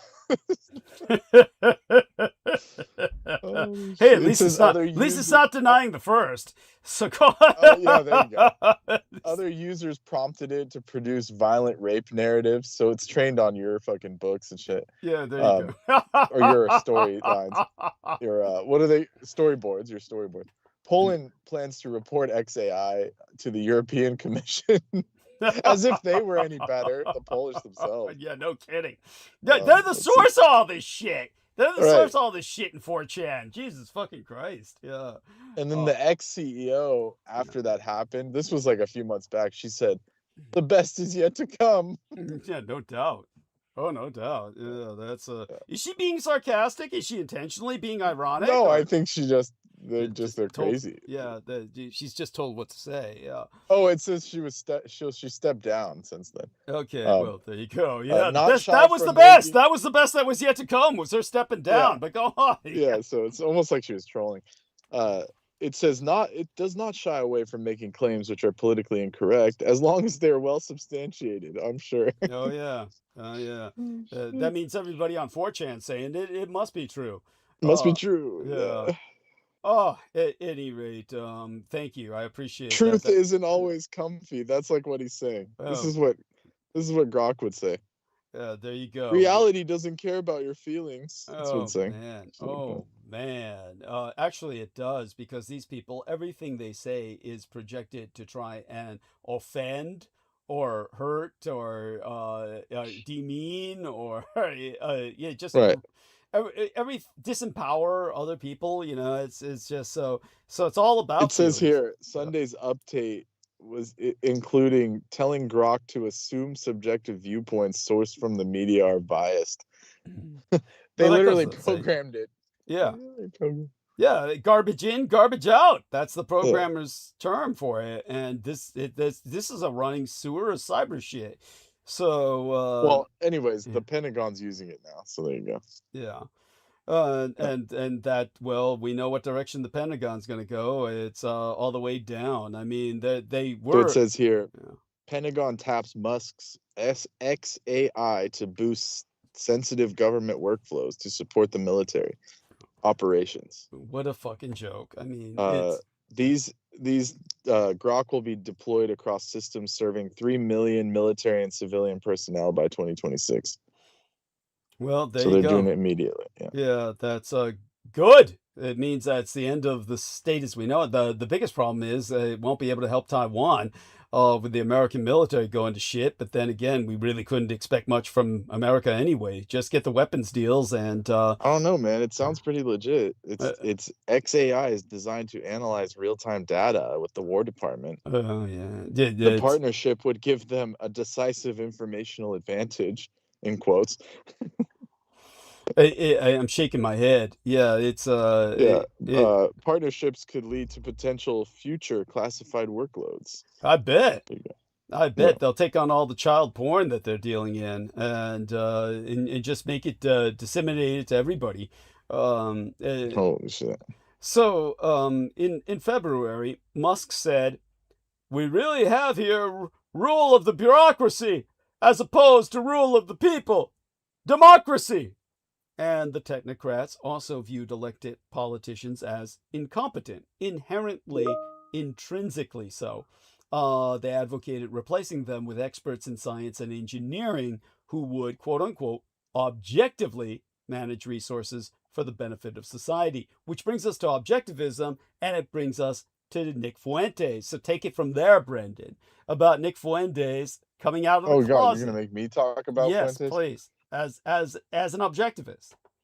And by the Well, way, he just- our man I Aristides mean- found Stefania Knight. So he found Stefania Knight. He says Who's that? he watched that get deleted in real time. So take a look at this. This is Grok. He watched this got deleted. So Stefania Knight is probably another Romanian witch, but she says she saw this get deleted in real time, and she's got a screenshot. So there you go. Take a look at that screenshot. Yeah. Yeah. And Yeah, this is yeah. Well, it was like just spitting stuff like this out for hours when they first updated it. yes. Like you would like Yes. go up to its account and it was just saying shit like this, you know? Yes, and so that's funny as hell, and of course it's horribly. And one of those guys from the anti-girl podcast where they would like bring on like these porn stars and just yell at them, yeah, and like say they're stupid and shit and Yeah, like these they're stupid ruining fucks. feminine. yes. So one of those guys, I forgot his name, it was Marvin or Marlin or some Yeah. shit. Yeah, The Sudanese guy, he's like this goofy looking, tall, half black, half Arabic guy. Yeah. But he was Marlin or something. I forgot his name, but anyways, he was he's named after a fish, but go on. he was seen in public. He was seen in public with the Cookie Monster meme from one of these like online hate sites where it was like, can the Cookie Monster eat 6 million cookies in 1 hour or some shit? It was like basically Holocaust denial like meme Got that it. he had printed on a shirt while he was meeting Jews. Yeah, And so it's just, so these guys are like getting more, they're basically have taken the mainstream for young guys. Yeah. That they're all like Fuentes and this other guy and they all hate chicks. And then the other guy was asking Fuentes, have you ever been with a chick? And he said, no, I've never had sex. And he said, do you like women? And he said, yeah, I like women and all that shit. I just don't, he just said they're hard to deal with. That's what he said. as "Have you if the had choice sex were with a his. woman?" As if the choice were his. What he's saying Yeah. is they don't want to deal with him. But go on. Yeah, of course. And he said, have you had sex with a woman? He said, no. And he said, have you had sex with anyone? And he said, he basically said yes. He like dodged the question or whatever, Yeah, he's had sex with men. Yeah, That's basically what he's that's what saying. he was saying. Because he said, I never had sex with a woman, but he's had sex. So it's either with Yeah. men or with animals. Right. Which I would say the latter, but I don't know. We don't know. He's so creepy. It's so weird. It's hard to tell. I mean, Yeah. But tell them about how with Tucker, he came out of the closet as a hardcore objectivist cultist, a Ayn Randian. oh yeah, yeah. So and it was funny in the comments. They said it took Fuentes to make Tucker look normal. so Thank you. Thank so you. so Tucker's actually like Tucker Carlson's the moderate in this conversation. So he's because he's more traditional. He was asking him like, "Hey, why do you hate women so much?" And he said, "I don't hate women. I just, he said, I follow the Ayn Rand model." And he quotes Ayn Rand and it says, "The woman must keep the man as the hero. She must hero worship the man," which I would qualify and say the man has to actually be heroic for that to work. Thank you. You can't just be some idiot, No. Thank you. But anyways, so he said he's an Ayn Randian, and then even Tucker said, "Well, I don't agree with that because your woman has to be, if you're in a traditional marriage, she needs to counterbalance, and you can't be a successful man and have like this hero worship at home." He said it just would make it's where you get hubris and your whole fucking brain will be messed up, essentially. Because you would think you couldn't do any wrong if everyone's worshiping you all the time and shit. And then that little creep had nothing to say because he's never been in a relationship. He's never felt love in his life or whatever. Of course not, because he's incapable of giving it. Yeah, of course.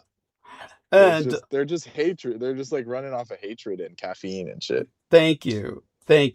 And all Ayn Rand was doing was providing hero worship in the most facile sense to her husband to cuck him while, keep him in line, suppress him while she cucked him by fucking other people and other women, men and women, aside from her husband. Yeah, and I told you about that furry note she wrote. Yeah, tell us Did you about see that? That was disgusting. Yeah, she was like role playing as a cat. She said, "I'm your kitty," and all this disgusting shit. And she drew herself as a little like half kitten person. Oh my god! It was like stomach churning. Yeah, it's cringeworthy. Yeah, definitely. Yeah, cringeworthy.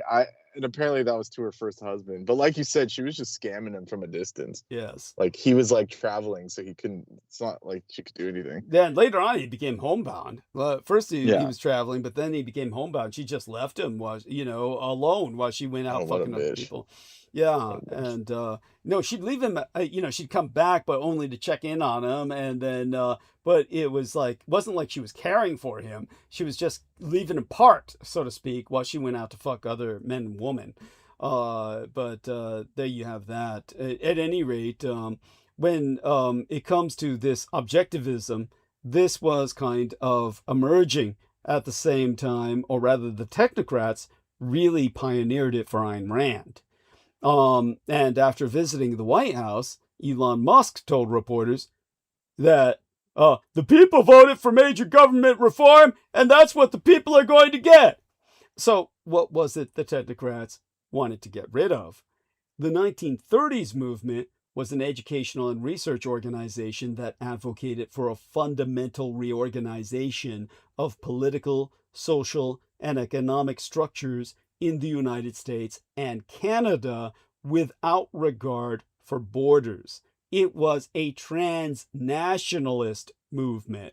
Throw in the word trans there today, and everybody would, just automatically go cold. But it drew on a book, their Mein Kampf, called Technocracy, published in 1921 by an engineer called Walter Henry Smythe. That's Smythe, SMYTH. Which captured all these new ideas about management and science. Basically a ergonomics book, a textbook on ergonomics for increasing the utilitarian function in corporations by incorporating the human element as a unit of labor. Now that movement gained significant attention during the Great Depression. This was a period of mass unemployment and economic, crises. You couldn't just call them problems. They were catastrophic. And it lasted from 1929 to 1939. It was during this decade a time when widespread economic failures prompted radical ideas for systemic change. So technocracy appealed to those who saw technological advancements as a potential solution to economic inefficiency and inequality, as a rival to capitalism and communism. Hence, it fell by that grace into fascism. But it's a different kind of fascism than the kind produced by, or promoted by William Dudley Pelley, who headed the Silver Shirts and was aligned with the Axis. This instead was a truly, purely American homegrown movement. The technocrats thus gained traction largely to the work of Howard Scott.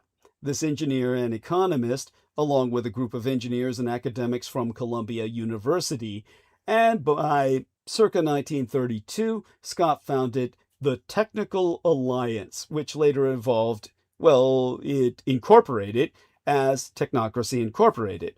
And Scott and his followers, now I guess they were shareholders or stockholders in a sense. I guess the shareholders because they're stockholders, stock as opposed to share, correct? When they're at the top. Yeah, the stockholders. Anyhow, they all held lectures. Shareholders at the top. Okay, thank you. Yeah. And thank you. That's correct. Yeah. Scott and his followers, these shareholders, they held lectures, they published pamphlets, they attracted this significant following. At the time, it was big. And I mean big. A lot of people nobody remembers it now. But in America of its day, this was a big deal, particularly among engineers, scientists, and progressive thinkers who thought that ultimately... Stakeholders. Thank you, I knew it was on the tip of my tongue. Okay, thank you. So shareholder is the people with stocks. Stakeholder is like the big boys. Yes, thank you, stakeholders. So, at any rate, I want people to understand that this was a time when it was thought of, understandably, that social engineering should be social engineering, and that engineers should be running society like a great machine.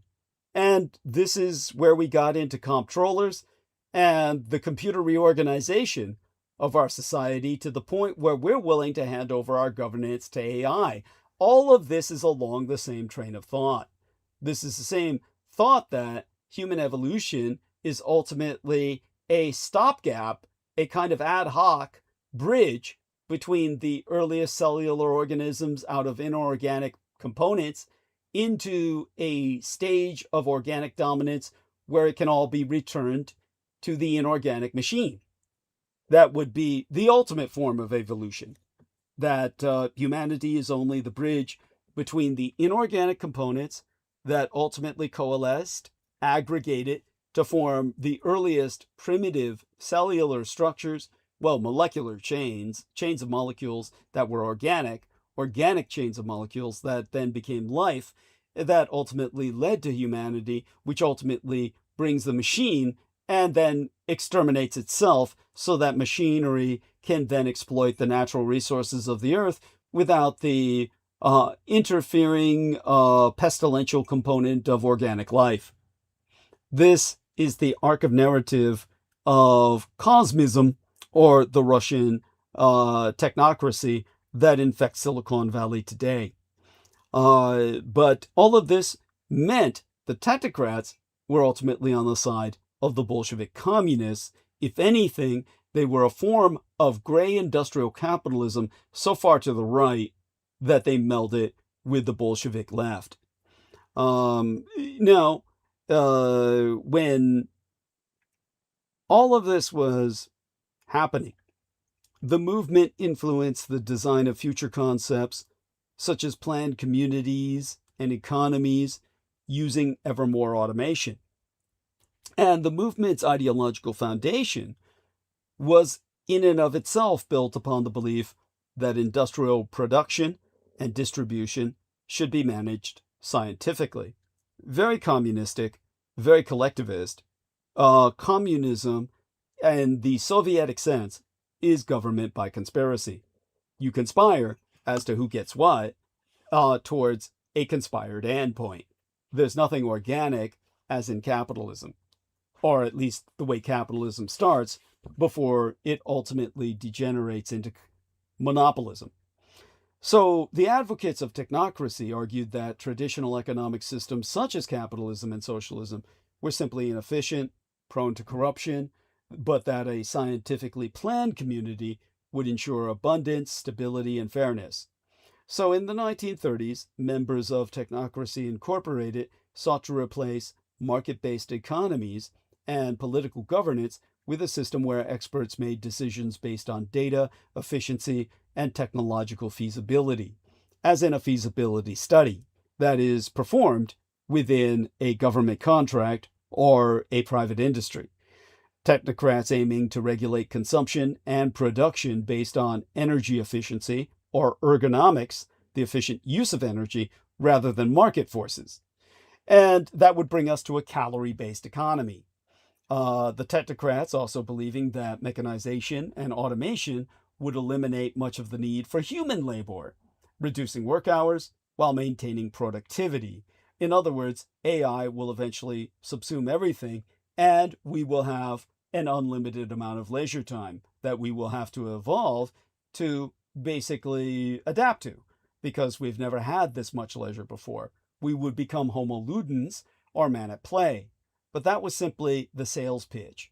The conspiracy behind the masquerada, or the mask, the personality behind the personae, or the facile projection, the frontal presentation, was that mankind would ultimately be rendered obsolete and starved to death. Ultimately, mass starved through famines scientifically engineered based on the Soviet model of collectivization, which starved tens of millions of people at a time. Goods and services until then would be distributed based on scientific calculations of need and sustainability.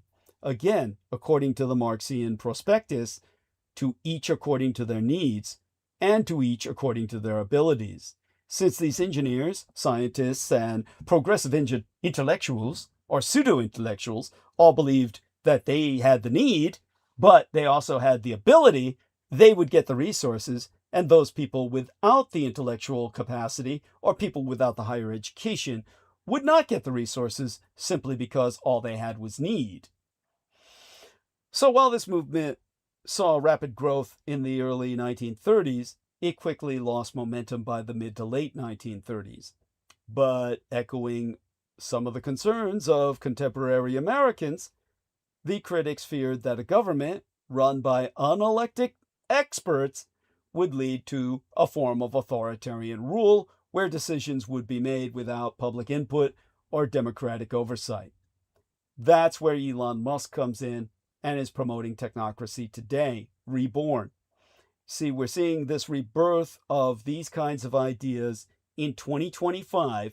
Musk has a familial connection with this movement. So he is more than aware of it. He has inherited its mantle. His maternal, Elon Musk's maternal grandfather, Joshua N. Haldeman, was a notable figure in the technocracy movement in Canada during the 1930s and 1940s. And Musk's ventures, such as the electric car giant Tesla, his space program, SpaceX, and the neurotechnology company Neuralink, most sinister of all prioritize innovation and automation over humanity, which aligns with the technocrats' vision of optimizing human civilization through scientific and technological means at the sacrifice of humanity itself. In other words, the Borg. They're visualizing, ultimately striving towards Borghood. Tesla's push for autonomous vehicles powered by renewable energy, for instance, chimes with the movement's early aspirations for an energy-efficient, machine-managed society. Additionally, SpaceX's ambition to colonize Mars reflects the belief that technological ingenuity can overcome the limitations of living on Earth. Effectively, they've given up on Earth and they're going to abandon it, and all the poor with it. Now, as to what Trump would disagree with, obviously there's some significant differences between the current United States misgovernance and the technocrats. Musk's approach to commerce remains firmly embedded in the free market, which he will then render monopolistic. His venture thrives only theoretically on competition and private enterprise, but will only lead to a centralized, expert-led planning. And while the technocrats believed in the abolition of money itself, wages, and traditional forms of trade, the Trump maladministration clearly does not. Or rather, it agrees in the abolition thereof, but only on Trump's terms. Trump believes that politicians like himself should run the country, along with partners such as Musk. And technocrats, they worried about elected politicians being driven by self-interest, but the current United States maladministration seems to value mixing business interests with government decisions, so that, in effect, as always, only orders of magnitude more so, the corporations lobby and ergo run our government. Rather, in technocracy, the corporate state would be the government. And although the technocracy movement never became a dominant force, its ideas influenced later discussions on topics such as scientific management and economic planning.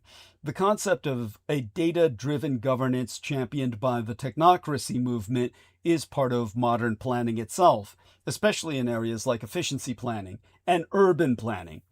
And the rise of AI and big data has reignited discussions about the role and the reach of technocracy in modern society.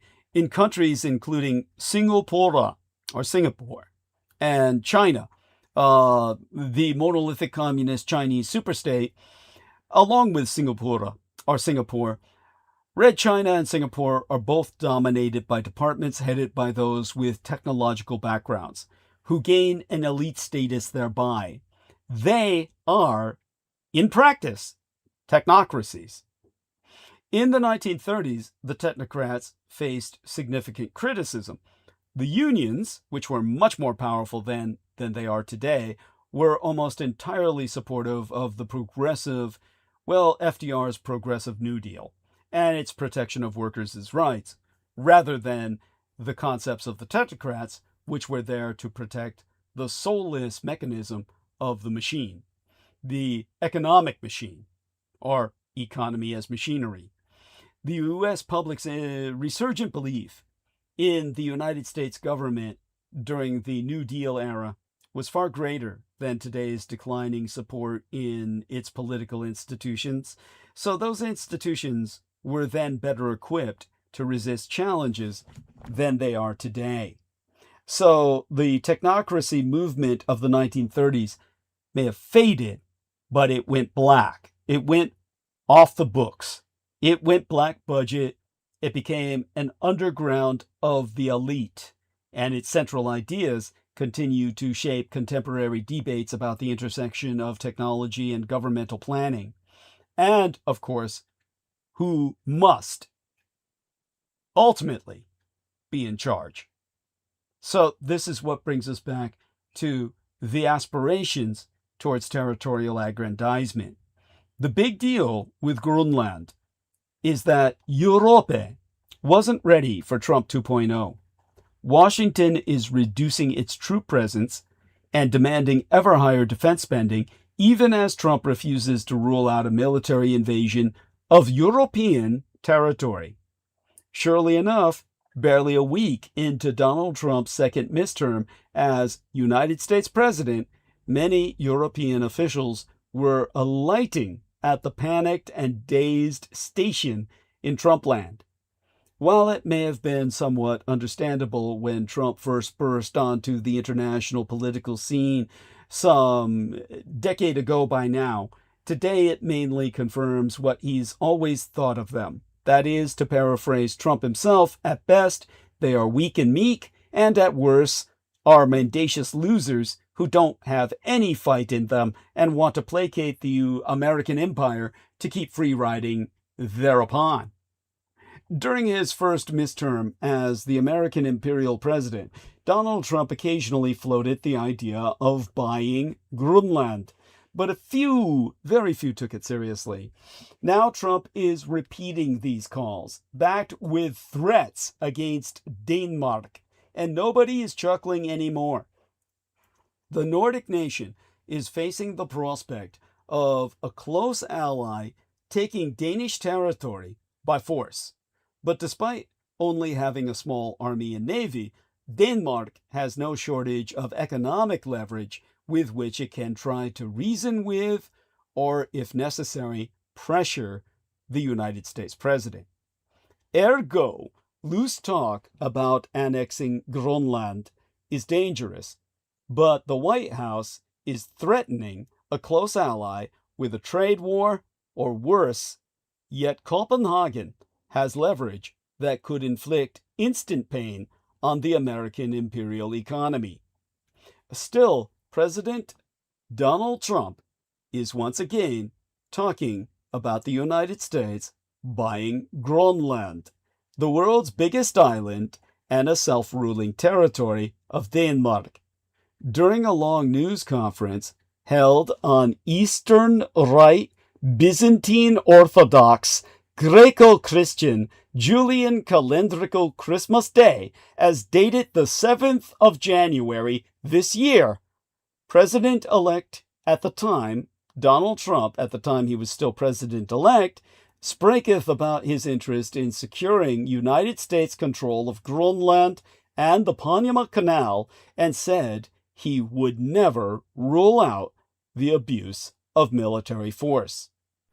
Now, Greenland itself, the target, or the objective, if you will, the strategic objective in the abstract, the military target in the practical sense, is located to the northeast of Canada and is largely covered, it's covered by the Greenland ice sheet, the largest island in the world, basically a subcontinent, but home only to around 60,000 people. It is a semi-autonomous territory in the Kingdom of Denmark with its own elected government. Its location between these United States, the Russian Empire over the pole, and Europe makes it strategic for both economic and defense purposes, especially as melting sea ice has opened up new shipping routes through the Arctic. It is also the location of the northernmost United States military base. The northernmost United States military base, as officially acknowledged, is Bidufik Space Base in Greenland, formerly known as Thule Aerobase, a critical space force installation supporting missile warning, defense, and spatio surveillance, with its strategic Arctic location operating year-round despite being icebound for most of the year. So for those of you who have never heard of this place, which George Knight never did, so despite everything I told him about NORAD 40, that individual never bothered to find out about Bidufik Station, which may or may not be NORAD 40, Idest, Ice Station Zebra, but was often spoken of as such, so that it became interchangeable within the lexicon of the United States military, as exemplified in terms of the person I was liaising with, Michael Aquino. And so this was one of the prominent stations, or the kickoff station, where people were taken to the point where trade was conducted with Uterland and diplomatic relations maintained with the breakaway civilization of the 1,000-year Reich in exile, until all communications broke off during the Clinton administration in 1997. Not necessarily because of Clinton himself, and most certainly not so because he never even knew of Unterland. He did not have that level of security clearance, but rather because of things that happened in Unterland itself. Now, perhaps understandably, most Americans don't spend much time thinking about Grunland, aren't sure where it is on a map, or even know who lives there. In fact, most people probably would assume that nobody does. According to tourism agencies from both destinations, despite being closer to Boston than my own golden state of California, significantly fewer Americans visit Grönland compared to Antarctica. In fact, I would wager that most of what Americans know about Grönland comes from watching the B-grade, a post-apocalyptic thriller titled Grönland, spelled in the Danish fashion. As such, and people will be welcome to look this up. This is the film featuring Gerard Butler and his family fleeing from a killer comet to a gigantic bunker in the most remote part of the world. And believe it or not, Grönland 2, Migration, the sequel thereunto, will be released on January 9th of 2026, within a matter of merest days. So you have that to look forward to. You might as well go see the original. Let's see if we can find it on YouTube, and I'll gladly provide the link. Here we go. We're on YouTube. Grönland, full film. Full movie. Okay, here we are. Grönland, full movie. Let's see if you get to see it for free. Here we are. No, I think YouTube. Watch, you got to buy or rent it. But here we go. So let's click onto this, see what we get, and I'll put in the share just for the hell of it. Whether you're able to see it or not, at least you'll know what to look for. And yes, that way you can prep yourself for the incredible sequel that's coming out, subtitled Migration. Right, live streaming. Here we go. Okay, here we are. And with that, nice little cut and paste. Press the enter button, and now I'll enter it into chat. Obviously, most Americans know of Grönland only through this sleazy, cheesy film. Actually, I've never seen it, so I can't judge it. But it is what it is. It's yeah. Anyhow. Americans may yet learn a lot more about this gigantic, sparsely populated, frigid part of the world if Donald Trump acquires this Danish colony to protect American imperial strategic and economic interests. I myself contend that this is not a good idea. Regardless, Grönland is suddenly back in the news after a brief mention in 2019, the last time President-elect at the time, Donald Trump, proposed buying the island so large, the largest island on planet Earth, so large to the point where it is considered a continent in its own right, at the very least, a subcontinent. But it was the month after his January musings, when he became president, by February of this year, and it was in the same very day. In fact, it was that Tuesday that was celebrated as Serbian Orthodox Christmas, Tuesday as dated the 7th day in January, that his eldest son was visiting Grönland in the flesh. That the president-elect went further by telling reporters he was refusing to rule out military action to take the largest island on Earth, the subcontinent of Grönland. The lost continent in the sense that it's buried beneath the ice, which is quickly melting to the point where oil reserves will be accessible. The answer to why all of this talk is simple. Somebody likely told Trump during his first midterm that acquiring Grönland is strategically important, and Trump bought in fully. While that suggestion might sound far-fetched, it aligns with nearly a century of thinking by serious American foreign policy experts from both parties. Most, however, stopped short of suggesting direct action. which was always taken covertly anyway, and ultimately Denmark was threatened with, well, there was nothing Denmark could do to resist when America effectively invaded.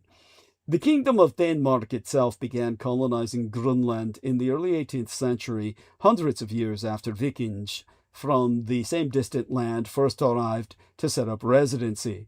The United States invaded before World War II, when then Danish ambassador to these United States, Henrik Kaufmann, refused to continue public service under Denmark's Nazi government.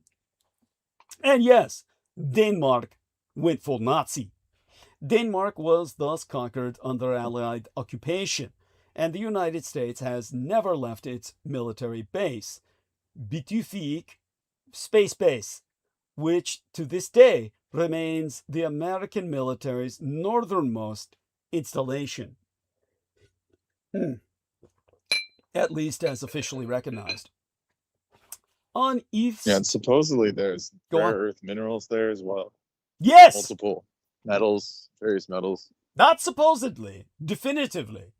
But continue. Yes, by all means. Very important point. Thank Yeah, you. just various resources that can be exploited, of course. Yes. But first you would have to melt the ice, which is happening, allegedly. Oh, well, it's definitely time, happening. yeah. Believe me, because it's threatening to shut down the Gulf Stream and leave, our favorite pole dancer shivering in the cold. Yeah, he'll be climbing poles and sitting on them in just to stay out of the Icicles. snow.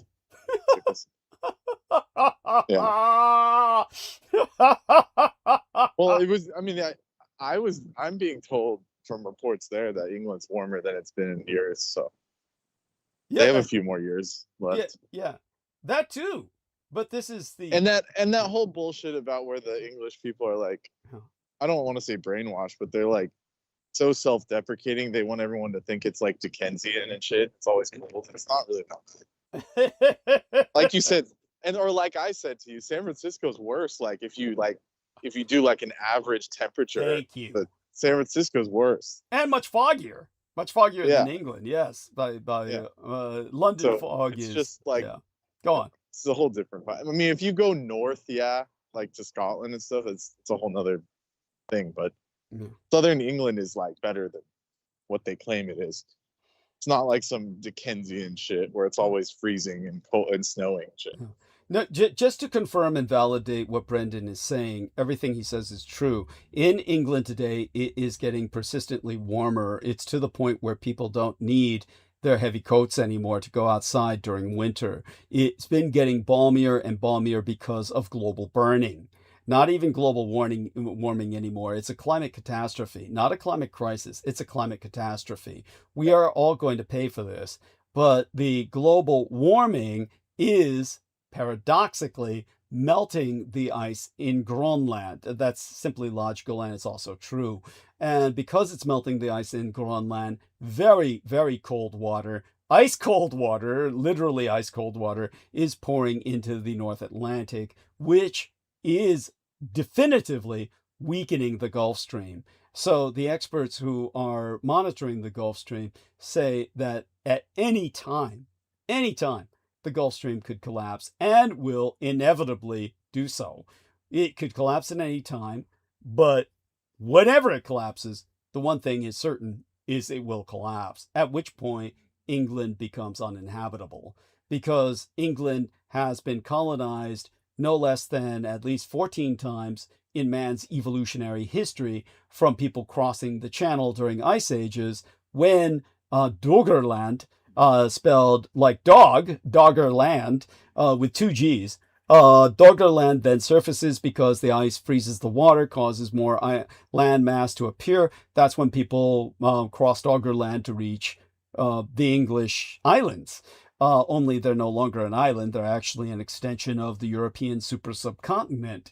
At such times, all of these migrations have failed. The only successful migration has been the most recent, the 14th migration, so to speak, and or 15th at this point. I'd have to look it up as to the exact last migration so I could get the number correctly, but it's obviously It's going to be the 14th or 15th. I believe it's the 14th. And it's only holding until the next time the Gulf Stream collapses. Go on. Any thoughts there, Brendan? You understand what I'm saying? No, that's it. No, Okay. I hear you. Yeah. So basically on East Orthodox Christmas Tuesday, as dated January 7th, while his son was visiting Greenland in the flesh, Trump himself said, "We need Greenland for national security purposes. I'm talking about protecting the free world. You don't even need binoculars. You look outside. We have Red China ships all over the place." I don't know where the fuck he was standing at the time that he saw Red China ships all over the place, but I guess they swarm him like pink elephants do around his head. "You have Russian ships all over the place," which I was surprised he brought up, but nevertheless credit to him for that.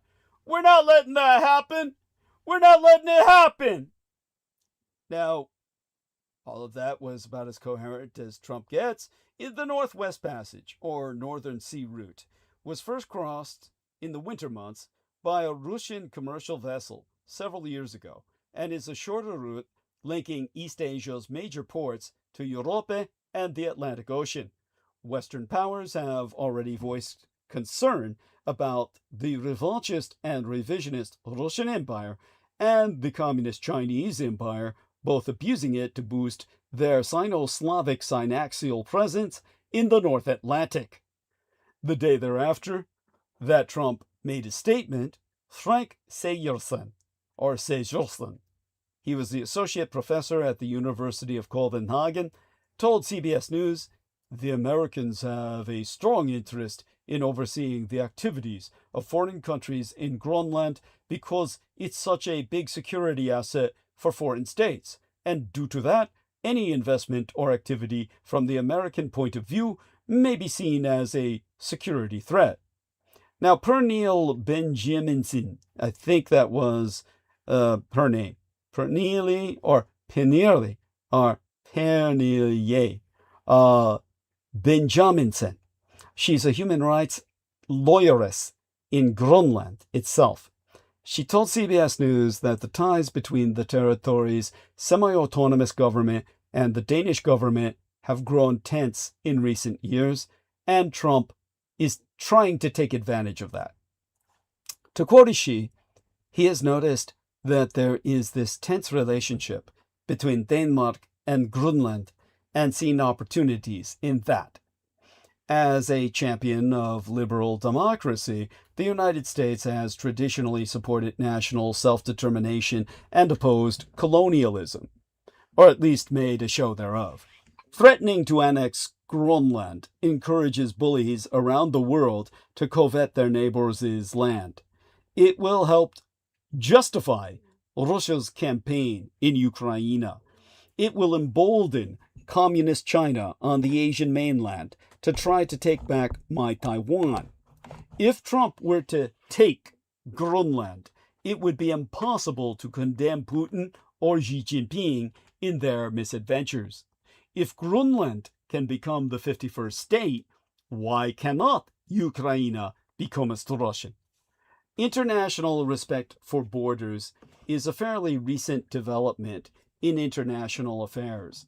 By and large, nations lived by the ancient Greek dictum, "The strong do what they can, and the weak suffer what they must." The right of conquest was disputed only by the losers. After the calamity of World War II, the United Nations Charter declared that all members shall refrain in their international relations from the threat or use of force against the territorial integrity or political independence of any state. As recognized, was stipulated. Territorial integrity has been a cornerstone of the international order, well, until the Russians invaded the Crimea. Now Trump is implying that legitimate security concerns are sufficient reason to demand territory and even to seize it by force. If this principle is adopted, it's not just the great powers, these United States, Red China, the Russian Empire, and Bharat, or India, who will grab what they can? How about Venezuela's claim to part of Colombia, or Serbia's claim to Bosnia and Herzegovina, and Kosovo Matoya, or Guatemala's claim to Belize? The list of existing border disputes around the globe is endless. Trump's threat to repudiate a rules-based system of settling disputes will turn diplomatic spats into all-out wars. One characteristic feature of brokenness. Forget wokeness. Let's talk about what the reactionary Republicans give us, which is brokenness. And one characteristic feature of brokenness is historical amnesia, a condition which by all evidence affects Donald Trump personally. The world in 2025 is far from peaceful. There are wars in Ukraine and Eretz Israel, or Greater Israel. Israel isn't serious about the Gaza ceasefire, nor is Donald Trump. All indications. Thailand. Thank you. And Cambodia. Yes. Which, by the way, don't get me started on that tangent, because I'm telling you, that's pure evidence that we can wipe the Chi-Coms off the goddamn map in any operational tactical confrontation. Because, well, tell people what you know about it. What's going on down there? Well, I just know that the Thai military took parts of Cambodia and just knocked down the Hindu statues. They didn't give a fuck. Oh, God, that's horrible. Yes. And, Jesus, you would think they would have some respect for it. Why are they so disrespectful? What the fuck's going on with that? Oh, people were assuming they just wanted the metal. They just were like going to melt it down and shit. That's my guess. God. What? Oh, that's so fucking horrible. That's just horrible. And I'm so sorry to hear that. And it really goes a long way towards showing how we've got to really change how you can't trust anybody. Yeah, some Buddhists, but there you go. Oh man. And so in terms of the entire affair, however, there was a lot going on that you had originally brought to my attention. I'm certain there must be something else that you can bring up about the regional conflict. I'm going to think if I can recall or recollect why it's so important. Understand that when it comes to the Cambodians, they are backed by the communist Chinese. And the fact that the Thai were able to just knock their entire house of cards down shows what we can do to the communist Chinese war machine.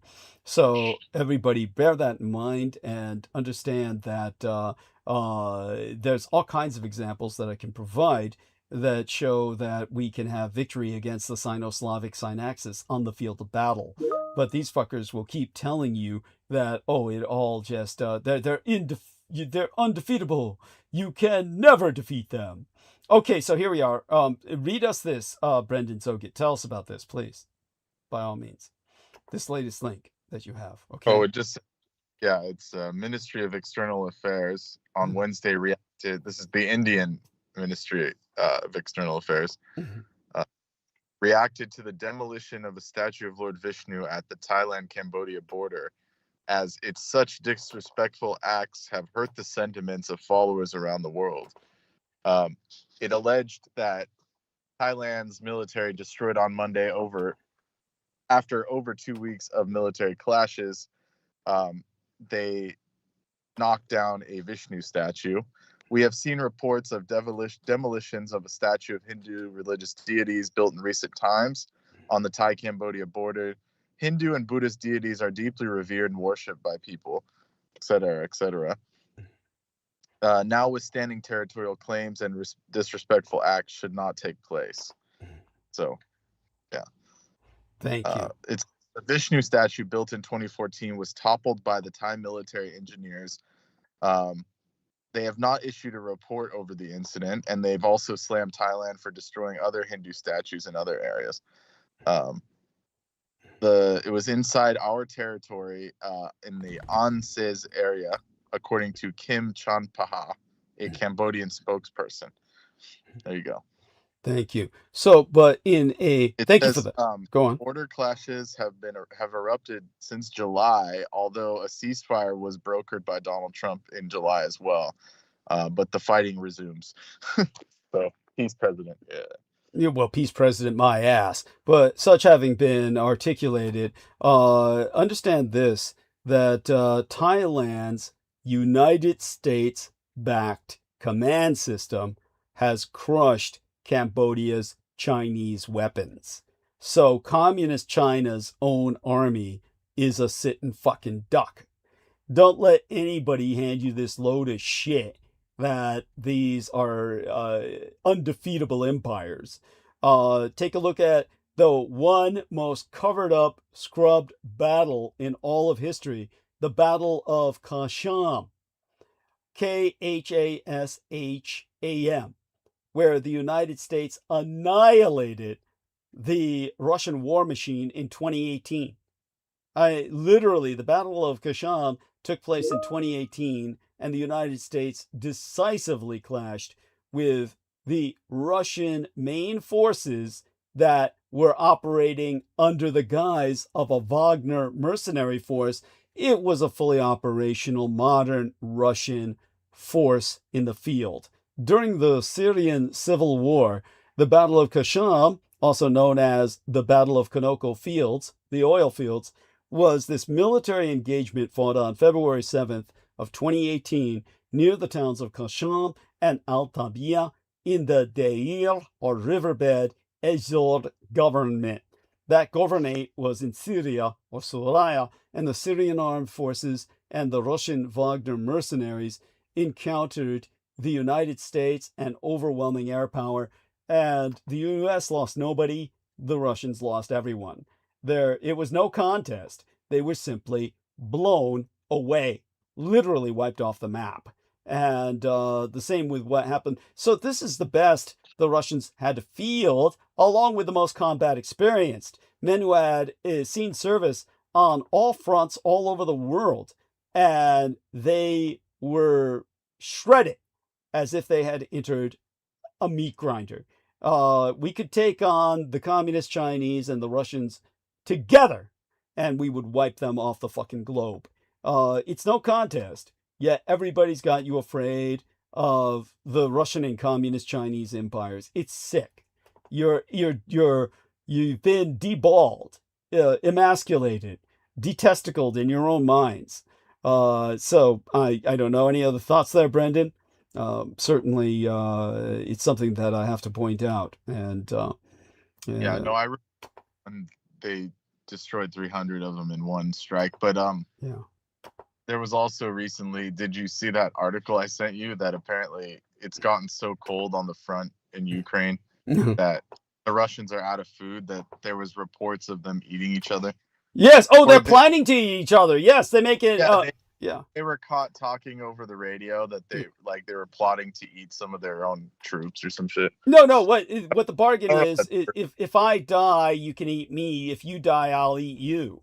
That's the bargain going around all over the Russian military. And of course, immediately all the Americans online rush to their defense. This is NATO propaganda. This is NATO propaganda. It's not NATO propaganda. There's no logistics supporting these people.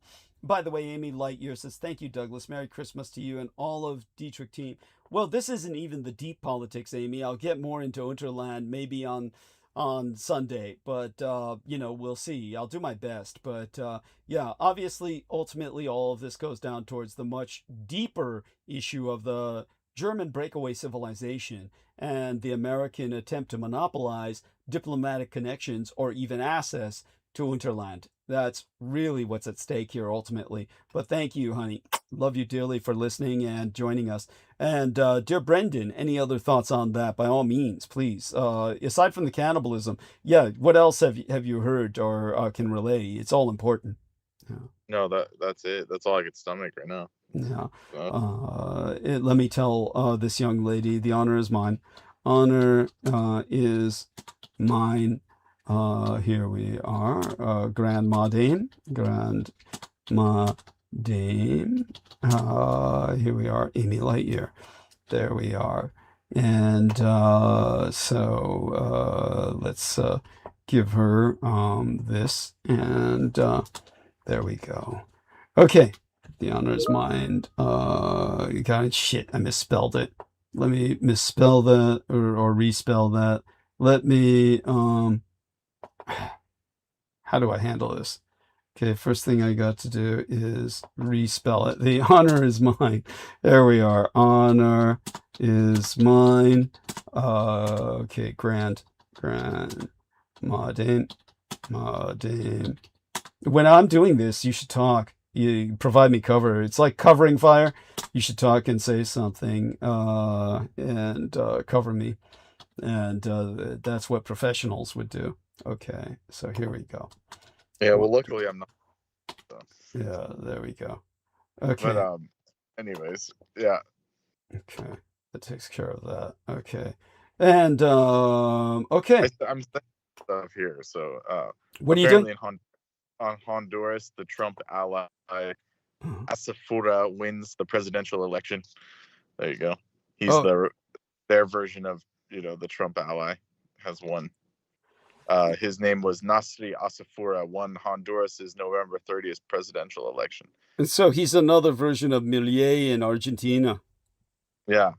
Yeah, just another Trump of the tropics. So they're setting up a host of puppet dictators, tin horn antichrists, if you will, in service of the many-headed beast. So thank you for that. That's some bad news. I don't know. Maybe it's good news in a sense. What would you say? Depends on what? It depends how bad Honduras is taking it. I don't know. Yeah, how bad Honduras is at baseline, you mean? Yes. Yes, exactly. Got it. You've been glitching lately technologically, so maybe they're doing something to your cell phone. Are you outside? I was, but now I'm in somewhere that's better conducive, but it's not ideal. Thank you. Appreciate that. Yeah. Okay. But anyhow, just know that you're breaking up and you've got to put your earbud back in or something. It'll make whenever you interject, I'd appreciate if we could hear you. So that's what's important. Thank you. At any rate, Israel isn't serious about the Gaza ceasefire, nor is Trump himself. All indications proving that Netanyahu plans to return to war, and Washington is unlikely to stand in his way. There be civil wars or anarchy in the Sudan, Myanmar, Haiti, and Central Africa. Late last year, Azerbaijan resettled its decades-old territorial enmity with Hayastan, or Armenia, by the ancient right of conquest via genocide. But these are schoolboy fights compared to World War II, when the Greater Soviet Union, the Greater British Empire, and these United States attempted to conquer and annex entire populations. Some 300 million people died. Annexing Groenland will not unleash this kind of violence. Barely 60,000 people live there, in any case.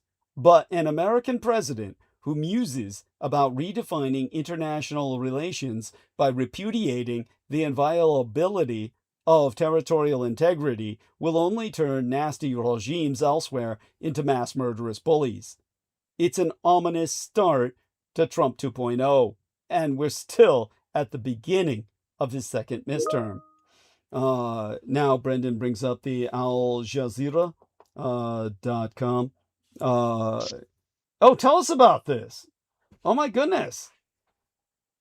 I never even heard of Fox Nuts. Just another bullshit Trump scheme. It's exactly. No one's ever heard of this stuff. Why is he tariffing something that no one buys? Only Indians buy this. Basically, it's Trump's tariffs are hitting an Indian export called fox nuts, which are called makana in their language, the Hindi. The superfood eyes new markets abroad, outside of the U.S. Let me see. Fox nuts are the popped kernels of water lily seeds found in tropical and subtropical regions of South Asia. They're packed with protein, calcium, antioxidants, vitamins. They're a major immune booster, but they haven't been immune to these tariffs. It first hit Indian goods with 25%, and now he's doubled it to 50 on account of Indian imports of Russian oil, which he said is helping fuel the war on Ukraine. Tariffs have hit businesses across several sectors in India, from whom the U.S. has been an export market, including shrimp, diamonds, and textiles. Exporters of fox nuts have seen sales to the U.S. slump as much as 40%. It's like, wow, they were really selling it already? Who were they selling it to? Amid the crisis, they're spotting a ray of hope, finding alternative markets outside of the United States, particularly in eastern states such as Japan, etc. The cultivation is done in shallow agricultural fields, and yeah, so basically they're like water lilies. They're like these lotus flowers kind of things. Yeah, and they produce these seeds that you can pop like popcorn. And wow, they're actually extremely healthy, and they're like aphrodisiac, and they're very man, nice, send me some in the mail, motherfucker. I want to try that shit. Yeah, sure. I'm sure you would. Well, sorry, Trump just tariffed your ass. So. Yeah, it says domestic demand has doubled since the pandemic because people are becoming aware.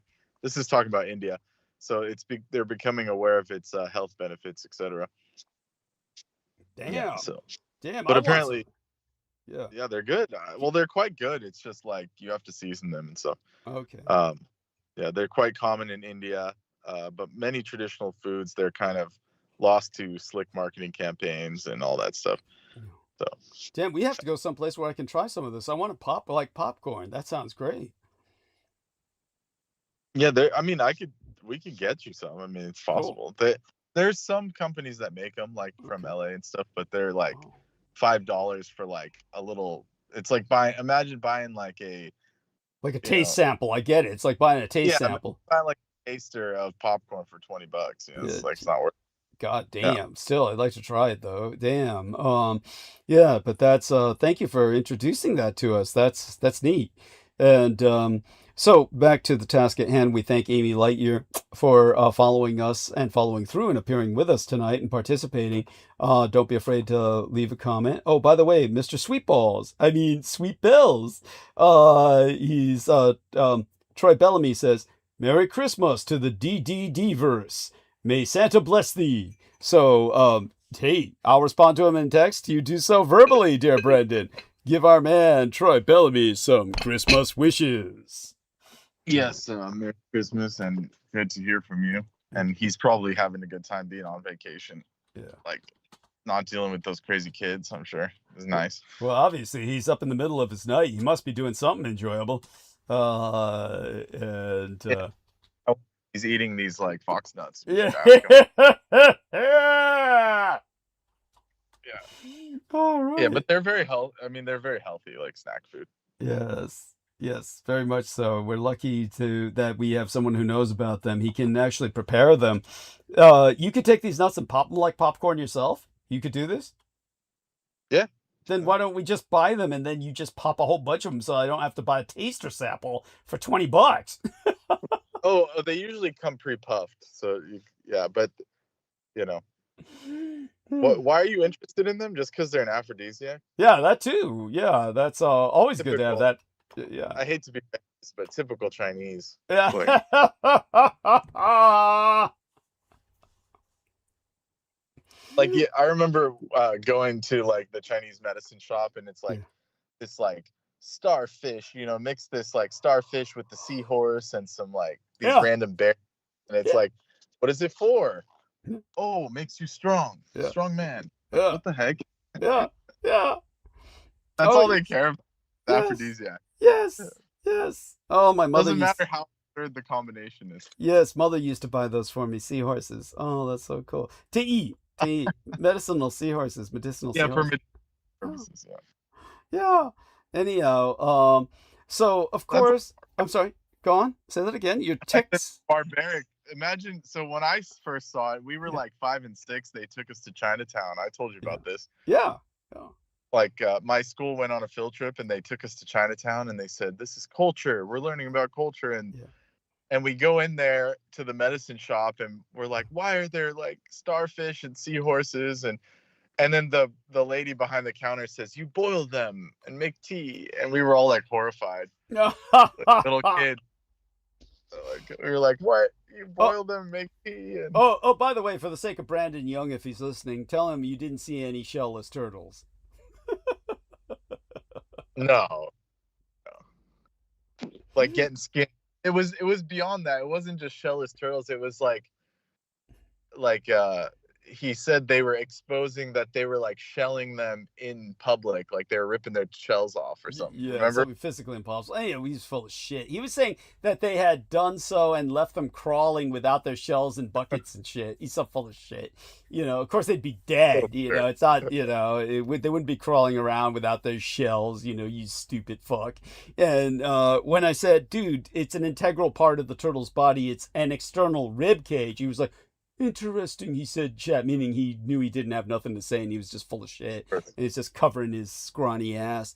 But and now you're paying the price for his sins and they think you're him and that you owe Peter Levinda big occult energy points and shit and Don Webb money, and so they're coming after you trying to collect.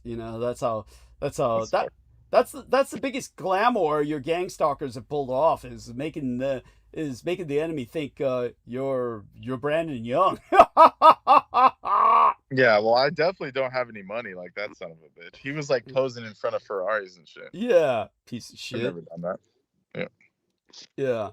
At any rate, thank you for that. And like I said, interject anytime you wish. Of course, America buying Greenland could be the deal of the century. Donald Trump's talk of taking Greenland by force has alarmed America's allies. Free exchange economists propose a different approach, make a serious offer to buy it. History shows that the idea is not as outlandish as it may seem, but first Mr. Trump must work out what the territory is worth. This brings us into the economics of purchasing new territory. Although America has a history of taking a commercial approach to international relations, purchases are rarely made without controversy. When Thomas Jefferson purchased Louisiana in 1803, doubling the size of the American empire, he had to set aside his zest for constitutional constructivism, which would have ruled out such bold federal action. 64 years later, when William Seward, then Secretary of State, purchased Alaska from the Russian Empire under the Tsars for $7.2 million, or about $162 million worth today, as approximated. I'm doing this in my head, which is never very good. The maneuver was dubbed Seward's Folly. Now the Alaska deal is seen as a masterstroke, and the Louisiana purchase the greatest achievement of one of America's greatest presidents. In hindsight, both look extraordinarily good value. Donald Trump's gambit to buy Greenland may sound ridiculous, but it's not impossible. If the president is really determined to control the world's largest island, so large as to be a subcontinent in its own right, parallel to Australia, he could try to buy it outright if the autonomous territory declares independence from Denmark. He could seek to make it a commonwealth like Puerto Rico, and we see how well he treats them. Here I'm being quite facetious, and I hope everybody understands the irony. If the people of Greenland thought that the Puerto Ricans have it okay as an American territory, well, that would only advertise their ignorance. Or Trump could even weave Greenland into a deal like the United States has with Micronesia and the Marshall Islands that gives the United States military unfettered access in exchange for defense and financial assistance. In effect, an all-out military occupation, to the point of quartering troops. If Trump cannot buy Grönland, he could try to add more bases to snoop on the what he's already got. And they could surveil the nearby Russian and communist Chinese empires. And if the Grönlanders agree, which they may not, Trump could find ways to exercise even more authority on the island. Trump first put forward the idea in 2019 during his first midterm as president. Both then and now, the response from the other side of the imagined transaction has been a resounding no, as in hell no, as in hell fucking no. Undeterred, Trump's now threatening to impose trade tariffs at a very high level on Denmark if it does not relent.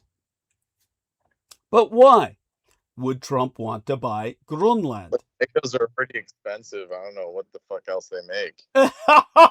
Say that again. What? Who? What? Say I that said all. Legos. I said Yeah. Legos are already expensive. It's like, what else do they make that's so important?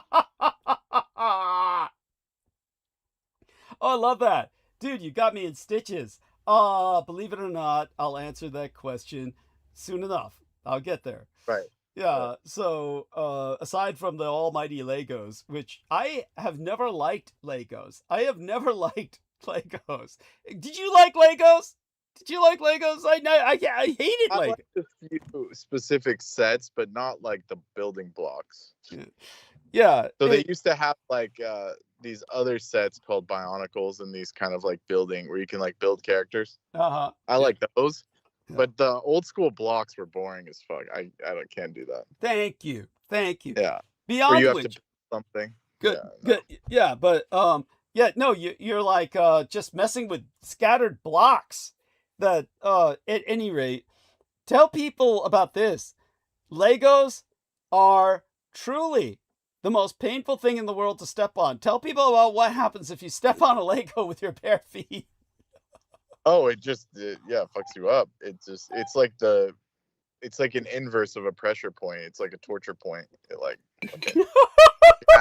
like the worst somehow it gets that perfect spot to just cause the most pain in your foot. It's horrifying. Yes, it's horrible. Oh, it's truly horrible. It leaves you scarred for life. You are scarred for life by the experience.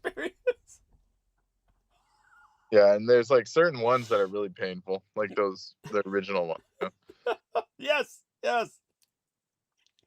But they're so expensive now. There's no forget about taxing them. It's like it used to be like $20 for a set. Now it's like when we were hundreds. Younger, Did you see the Death Star set? Tell people about the Death Star set. Is $1,000. Yeah, the Millennium Falcon, like the premium Millennium Falcon's like $800. It's like, who's buying this? Yeah, well, the Death Star set is $1,000. It's literally $1,000. Yeah, and then you have to like slave yourself for a month to like build it. It's like, yeah, it's not the best. Oh my God. Oh, at any rate, as Trump surely knows.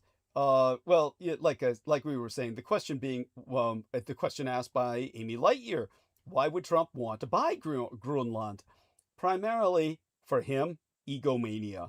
Trump's Grönland delusions of grandeur are based on a deceiving map. Now, as Trump surely knows, other American imperial leaders have made their mark in history for such grand ideas, with Andrew Johnson remembered as the president who oversaw the acquisition of Alyeska, as the Russians called it, from Russia itself in 1867. Donald Trump is a megalomaniac with Putin-esque delusions of grandeur. Yet despite his obvious ability to connect with less educated Americans, winning non-college educated white voters by 66 to 32, he's also very stupid. Well, as they are, so they can all relate together in a den of vipers, so to speak. Denmark's major exports are pharmaceuticals, heavy machinery, advanced electronics. Thank you. You're getting to where I'm getting to. Yes, it's the pharmaceuticals in particular. Now, at any rate, what's at the root of Trump's obsession with Grönland and to a lesser extent Canada, is psychopathological megalomania to the point where he wants to rename them Trumpland. I'm not kidding. He's actually stated this. It's on the record, and he's not being funny. He sounds funny. People think he's joking, but he's not. Everything about Trump's life has revolved around being the biggest, the greatest, the largest. He clearly has his eye on his historical legacy as his health disintegrates and his mind declines. And no president is remembered for his tax cuts for multi-billionaires. Trump wants something that would cement his place in the history books, and geographic expansion fits that bill. In his first midterm, Trump offered to trade Puerto Rico for Groenland, which many read as more of his usual racism, trading brown Puerto Ricans for white Groenlanders. Yet there is another plausible explanation, and it's all about the size. So I'm going to put this text, link. I'm going to put this link in our call, and I'll put it in the chat. So here I am going into the text box. It'll be right underneath the Fox Nuts. And we will also put this into the chat room. Here we go to live stream. And here we go here. And hopefully that can be accessed. I don't understand why it's not manifesting in the chat. Let me see if it brings up an image. If I leave it long enough, maybe I clicked on it too soon. No, people just have to click on it. And so here you have this map. And look at how big Greenland is on Mercator projection. Imagine slapping Old Glory on all that. Why, no one could take a look at that map without thinking, "Thank you, Sir Mr. Trump," while pantomiming a patriotic salute. The thing is, that map... Well, yes, go on. it has kind of like ignorance of geography. Like, he actually thinks it's like the biggest country outside of Russia or something. Thank you! Like, that's why he wants it so bad, pretty much. Thank you! Thank you! The thing is... like, you gotta give it to him. He's pretty simple. He just wants the biggest and the best, and it's like typical. Yes, thank you. Well, not even the best, just the biggest. But thank you. The most. Yeah. Yeah. It's kind of like Chinese fascination with being number one, where like they always have to say that number one. Yes. And he's like on the level. Yeah. And it doesn't matter how much of a lie it is. It's just like number one. Yeah, we're number one. Well, remember, Americans used to accuse the Japanese of that. Remember the book Japan as number one? That was the book of the 80s. Remember where they... I don't remember that. Oh, God, you can look it up. Japanese are more humble than that. Yeah, I agree. Yes. Well, the Japanese do not, despite the Americans saying such, they do not have an inferiority complex, which they're compensating for. The Chinese, on the other hand, the problem is that communist propaganda is telling them, you've had a century of humiliation, and now we've got to bully our way to the top. It's so sick. But the thing is, this map, which anyone can link to, most hopefully, which we all have deeply imprinted in our brains, as a matter of fact, is a lie. It's a bald-faced lie that not only provides a distorted view of our world, but continues the ages-old tradition of minimizing the southern hemisphere. This map is called the Mercator projection. It distorts the size of landmass the further away from the equator one gets in order to maintain a uniform square grid, helpful for 18th century navigation. The northern hemisphere is further away from the equator compared to the southern hemisphere, hence the exaggerated view of the north. Look at Russia. It looks enormous. Could you believe that in reality, all of Russia could fit inside Africa? Take a look at the actual size of countries on this map. So I'm going to put this map into our text box. and we'll see if an image crops up. If not, people will have to link to it by clicking on it, and I will, of course, put the same into live stream. And our numbers are great. You and I are holding well as a team. Dear Brendan, definitely your participation is appreciated. So, I appreciate that. I'm gonna have to pack it up here soon. It's just I'm out of steam. okay, I understand. Well, bless you, and well, stay as long as you feel like it. Anytime you want to, if you're listening, just go ahead and interject. Otherwise, of course, we'll be missing you. But bless you dearly. Thank you so much. Yeah. Blessings and have a good evening. And Merry And Christmas. Yeah, happy solstice. Yeah. Thank you. And we love you dearly. Stay safe and be All right. well through the holidays, okay? Yes, I will do my best. Yeah. All right. And Bye. get some rest. Thank you so much. Most blessed be. Okay. Everybody maintain our dear Brendan Zogit in thoughts and prayers. Now, the United States, Alyeska in the Russian language, or Alaska, Canada, Europe, Scandinavia, the Russian Empire, and Communist China on the Asian mainland are all significantly smaller than the Mercator projection would have us believe. Russia looks hilariously puny in reality. It is actually a cadaverous thin line in the north. Africa and Brazil look smaller in comparison, while the Mercator projection displays them accurately. While you might think that Canada is much bigger than these United States, in reality, they are just about equal in landmass unto us. Canada is 3.855 million square miles, while the United States is 3.810 million square miles. Crazy, huh? And then there's Greenland, which is legitimately a large chunk of real estate, but nowhere near the map-dominating feature that has Trump salivating about conquest and glory.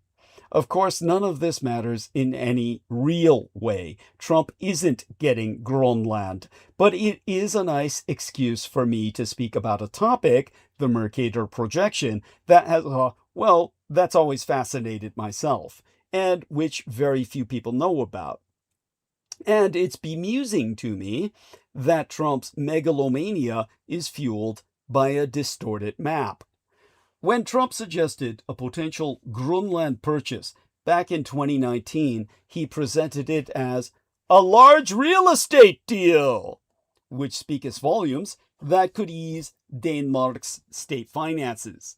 His argument this time around is that American imperial control of the island subcontinent is vital for national security. Only tertiarily, by way of Trumpological irrationale, Greenland has oil, natural gas, and highly sought-after mineral resources. According to a 2023 report assessing the island subcontinent's resources, Greenland has significant reserves of up to 31 different minerals, including lithium and graphite, both of which are needed to produce electric vehicular batteries.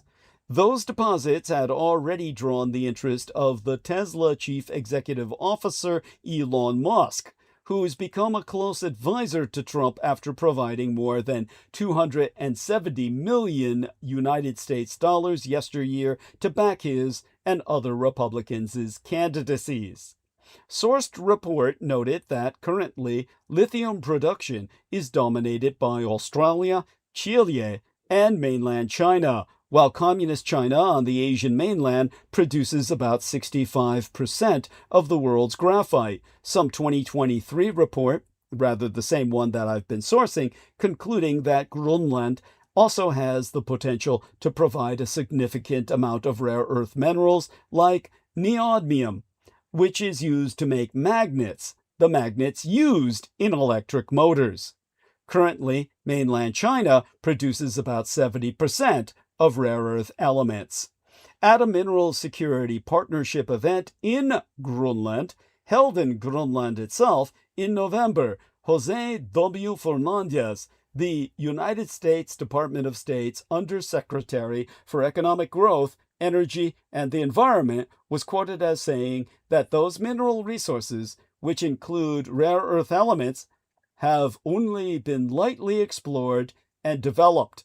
The world is currently too dependent on a small set of actors for mining and processing many critical minerals.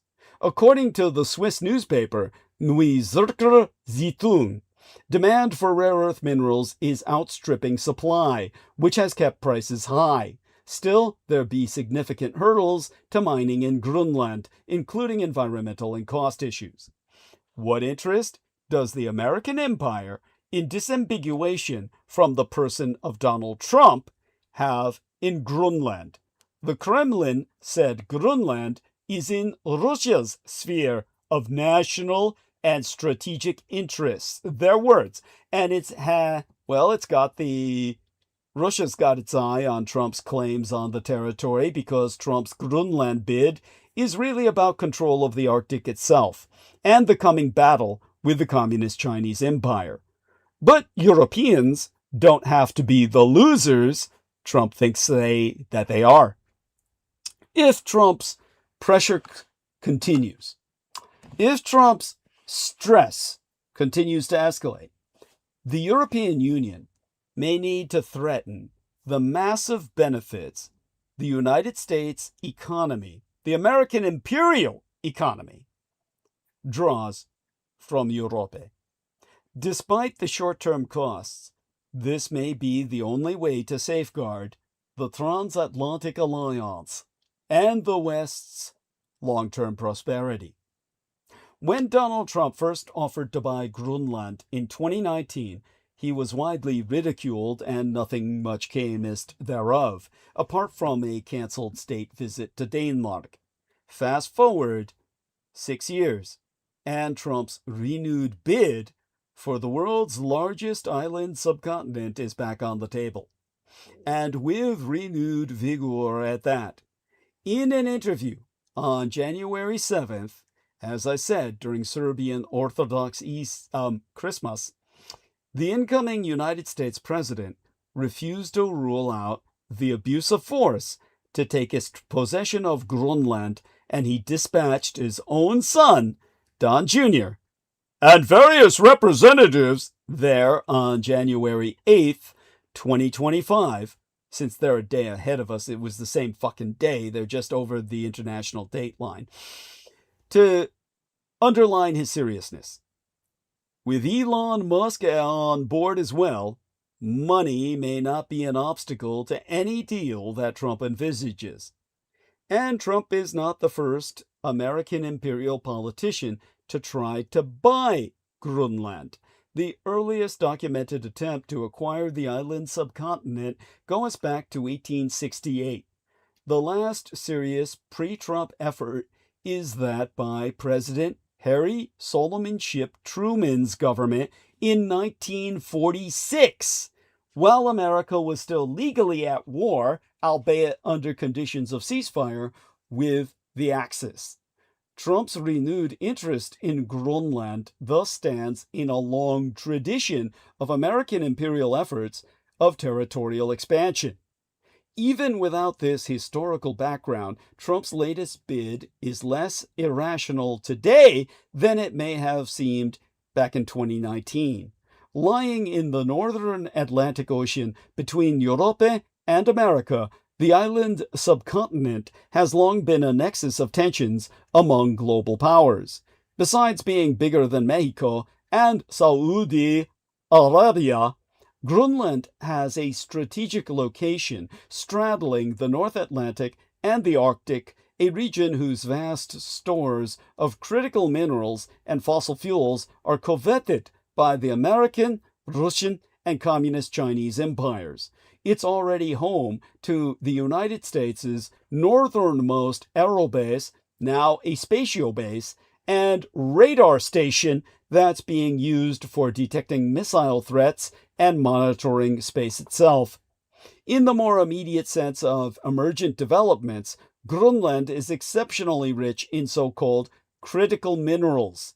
According to a 2024 report published but yesteryear in The Economist magazine, the island subcontinent has known deposits of 43 of 50 of these minerals. According to the United States Department of Energy, these minerals are essential for technologies that produce, transmit, store, and conserve energy and have a high risk of supply chain disruption. Meaning they all come from communist China on the Asian mainland, and should hostilities break out, we're up shit creek without a paddle. The latter certainly is a valid concern given that Hong Zhonghua, a key supplier of several critical minerals to global markets, has been increasing restrictions on its exports as part of an ongoing trade war with these United States. Access to Grönland's resources would give Washington more supply chain security and limit any leverage that market Leninist China could bring us to bear. And according to a report by Reuters, the Kremlin's press secretary, Dmitry Peskov, said that the Russian Empire is, in their words, watching the rather dramatic development of the situation very closely. The Arctic is a zone of our national interests, our strategic interests. We are interested in preserving the atmosphere of peace and stability in the Arctic zone.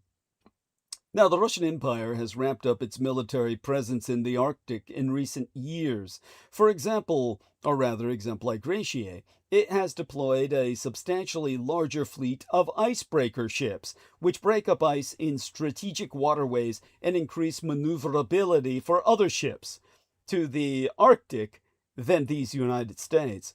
In other words, the Russians have an entire fleet of nuclear icebreakers that can make its way for warships and an ultimate invasion of Canada, which is the real front line between the United States and the Russian Empire in the event of any conflict. Not Europe, but the closest battleground between the United States and the Russia directly is Alaska and the Canadian Dominion. Aside from that, the Americans have but one fucking icebreaker, and I don't think it's nuclear. They have no competition with the Russians. Here the Russians have us beat. Trump, who expressed interest in buying Grönland as early as 2019, resurfaced his proposition in December and has since doubled down on his stance. That Tuesday outburst on Serbian Orthodox Christmas in January 7th of this year, there's a video of his that was published on X showing the president-elect at the time calling his son to talk to Nuuk locals. Yes, the indigenous population of Grönland. One of their primary tribes is the Nuuk. N-W, not W, but double U, which is originally all a W was, K. Nuuk. And according to his posts, Russia's statement came after Trump's son, Donald Trump Jr., landed in Grönland on Serbian Orthodox Christmas as dated the 7th day in January of this year and met with locals in Nuuk, the capital city of Grönland itself. It's called Nuuk. You might as well just call it Nuuk, which is rather prescient in the most negative sense.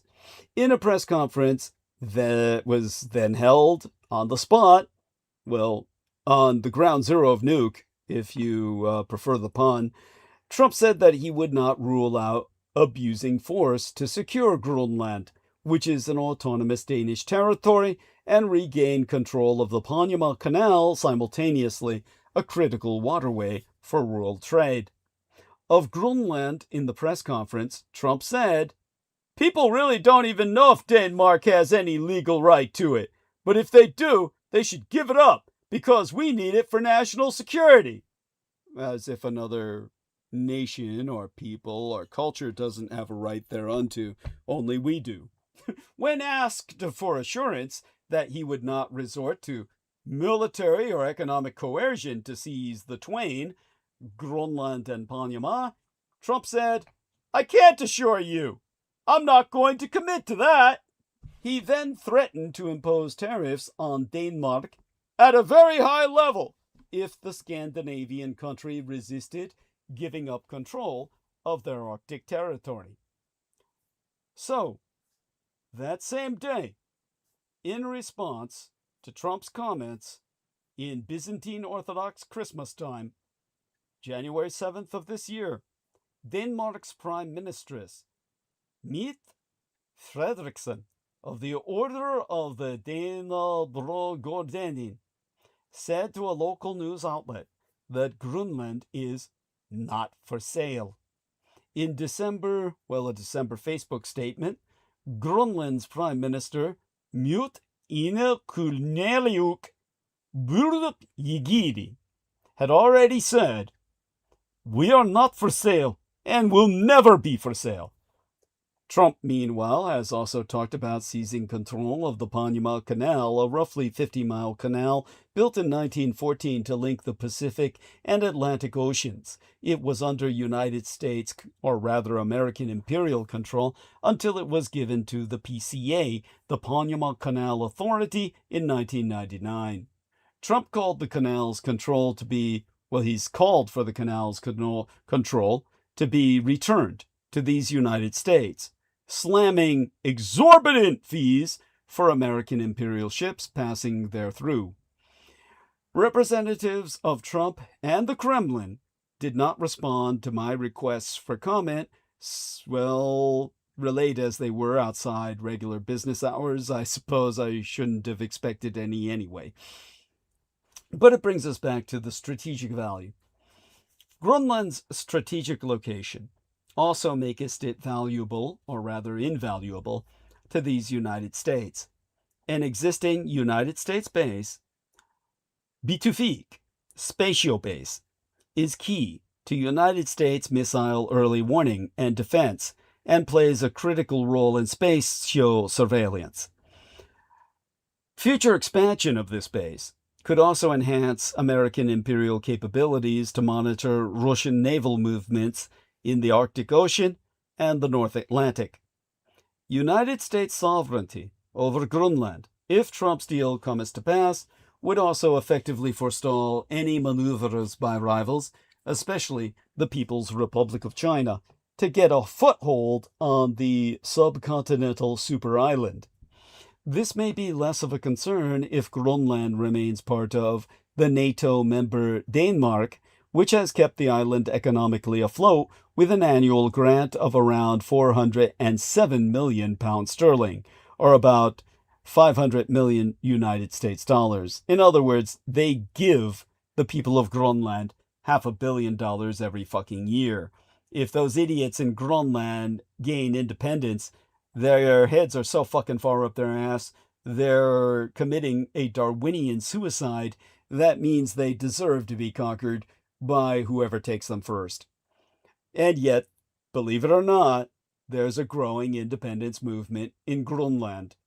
Greenland's independence, support for which has been steadily growing, I guess it's lead in the water or something, that could open the door to more and less regulated foreign investment. In this case, Hongjongla, or Red China, is seen as particularly keen to step in should the opportunity arise. Add to that growing security cooperation between the Russian and Communist Chinese empires, and the fact that revanchist and revisionist Russia has generally become more militarily aggressive, and Trump's case looks yet more credible. Nor is he the only one to have raised the alarm bells.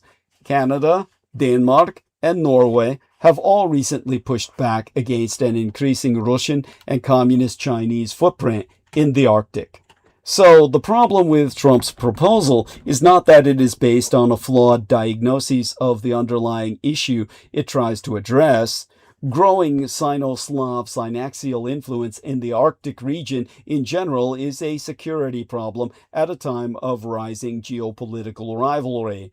In this context, Greenland undeniably poses a particular and significant security vulnerability for the United States. So how credible is the idea of the United States buying Greenland?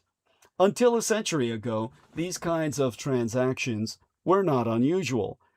Before the Alaska Purchase, or the purchase of Alaska, the United States purchased the territory of Louisiana from France for 15 million United States dollars in 1803. There's even a precedent involving Denmark. The government in Copenhagen sold what are now known as the United States Virgin Islands in 1917. There are, in fact, plenty of other islands for sale, but they tend to be smaller and located in much warmer climates. Joseph Blocher at the Duke University School of Law wrote in 2014 that the market for sovereign territory seems to have dried up. How much would Groenland even cost to buy? Since the 2.1 million square kilometer, remember the Europeans measure in clicks, the metric system, that would be about 830,000 square miles of subcontinental super island, isn't currently on the market at all. There are no valuations available. However, for a sense of how much it might fetch, it's worth noting that according to the World Bank, its gross domestic product totaled just over 3.2 billion US dollars in 2021. The subcontinental superisland receives an annual subsidy of around 600 million United States dollars from Denmark, well over $500 million. For perspective, the purchase price of Alaska, or Alaska as the Americans corrupted the Russian, in 1867, $7.2 million would translate to just over 150 million US dollars today, which most would agree would be quite the bargain. How would Trump go about buying Groenland? It's unclear. When he brought up the idea in 2019, adjunct professor Rasmus Leander Nielsen of Groenland University told local media that Denmark cannot sell Groenland because its Home Rule Law of 2009 clearly states that Groenlanders are their own people. Trump's best hope would be for the territory to gain independence and then choose to arrange a sale to the United States. As it turns out, breaking away from Denmark has long been discussed in Greenland, and last year, local lawmakers unveiled a draft constitution for an independent nation, though full independence may still be some way away for the island of 57,000 people. The Greenland Prime Minister Mute Burup Igidi said in response to Trump's latest suggestion that the super island will never be for sale, although the territory was still open to cooperating and trading more with the rest of the world, especially its neighbors. Earlier this year, Greenland's Autonomous Authority published a foreign, security, and defense policy blueprint that expressed a desire to forge closer links with North America through trade in critical minerals. It proposed giving Greenlanders a bigger say in key defense matters that have historically been overseen by Denmark. So could Trump do this on his own? Under the United States Constitution, Congress would have to approve money for a Groenland purchase. But Trump has previously shown a willingness to try to go around Congress's power of the purse. During his first midterm, when Congress refused to appropriate money for more fencing on the United States-Mexico border, Trump raided the Pentagon's budget to find funds therefor. The Supreme Court even backed him up. So the incoming, now established president has options to change the United States relationship with Groenland, the American imperial relationship with what is effectively one of the few remaining colonial empires on Earth. Groenland is, after all, technically a colony of Denmark. But there be barriers in Trump's way. The US of A hasn't purchased territory outright since snapping up the Philippines from España, or the Spanish crown, at the end of the 19th century.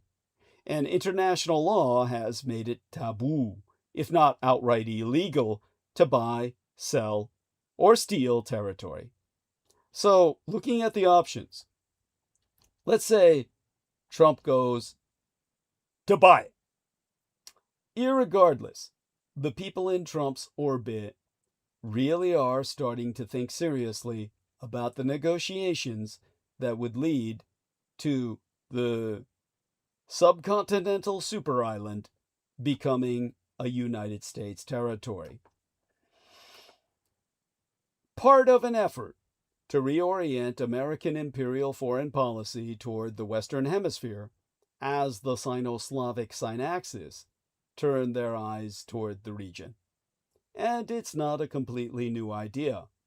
The American Empire, decades agone, offered to buy Grönland from Denmark, a long secret plan that was revealed in the 1990s. But even if Grönland could be sold, many Grönlanders question whether they would want to become part of the United States. After all, the subcontinental super island's prime minister, who has called for independence from Denmark in the next decade, has said that Grönland is not for sale and never will be for sale. And even Trump's allies acknowledge that a negotiation over Grönland's fate would be tricky because of the enormous economic implications. Grönland has billions of dollars worth of unexplored minerals and hydrocarbons buried underneath its all too rapidly melting Arctic ice sheets. On paper, Grönland has many of the powers of an independent nation already.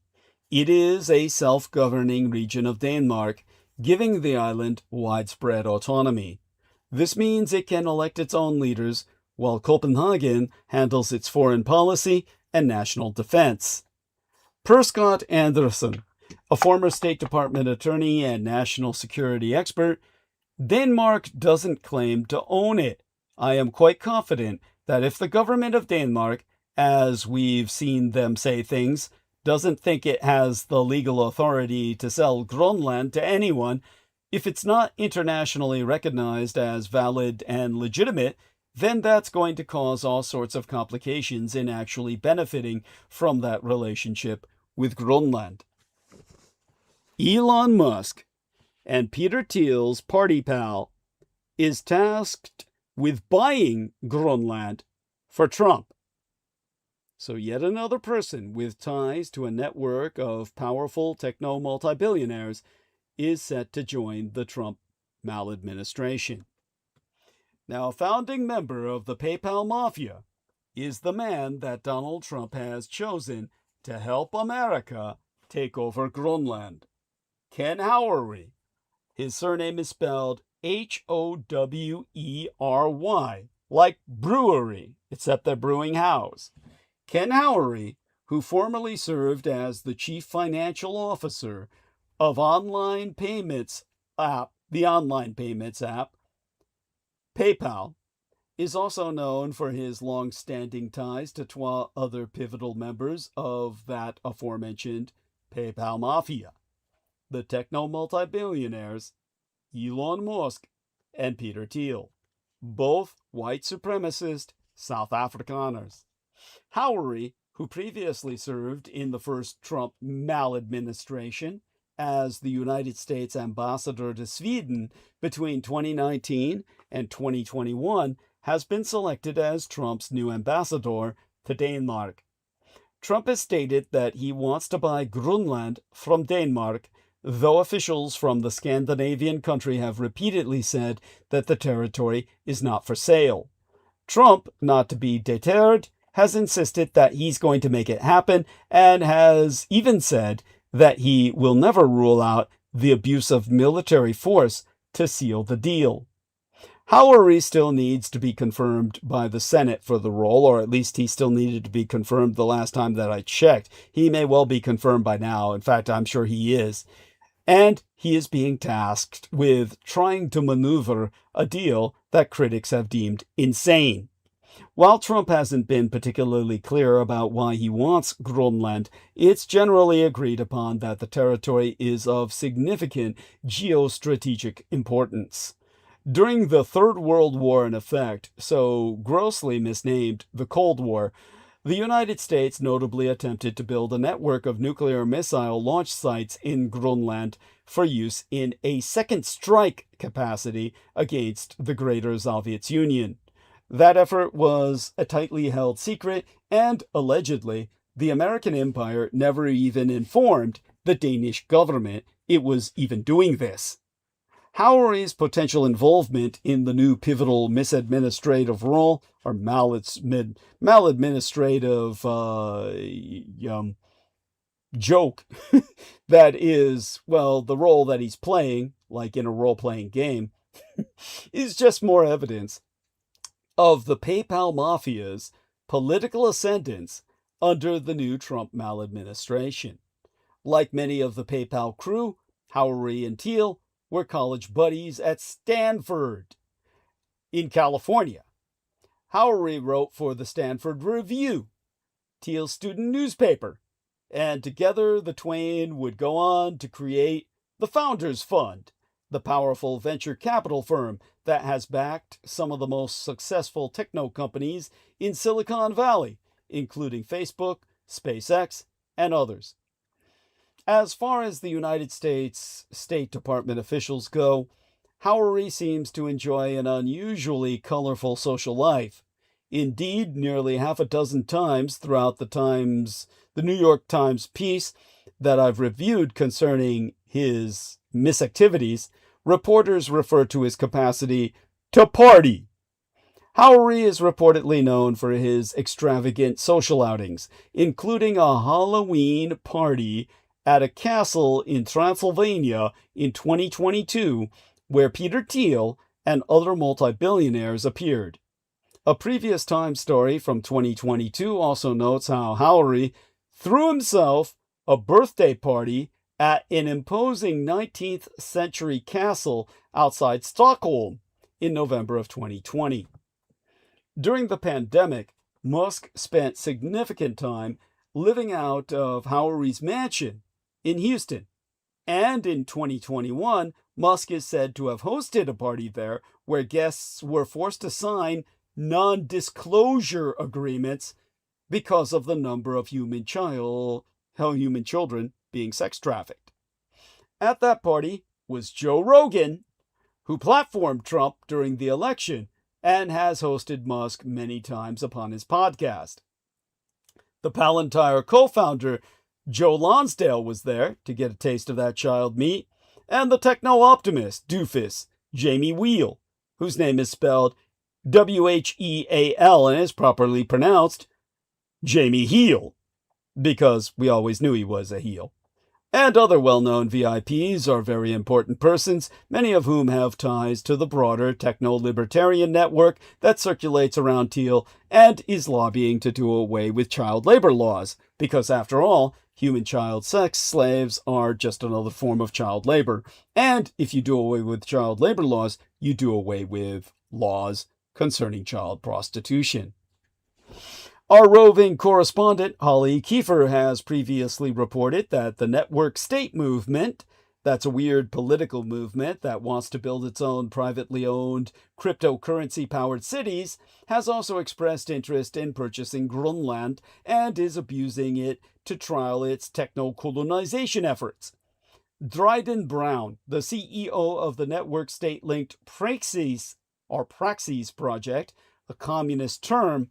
If ever there was one, you can look it up. It's a Marxian vernacular word, a neologism, a newly created word of Marxist ideology, has even claimed that acquiring Grönland is part of his movement's broader plan. The network state movement having received considerable financial support from Peter Thiel, who also financially supported Trump during his first presidential run in 2016. Obviously, if all of this crypto, plutocratic kleptocracy, if all of this digital money in cyberspace isn't enough to buy a genuine piece of real estate, hey, can Trump actually take it? A military invasion which Trump refuses to rule out, would rile the world.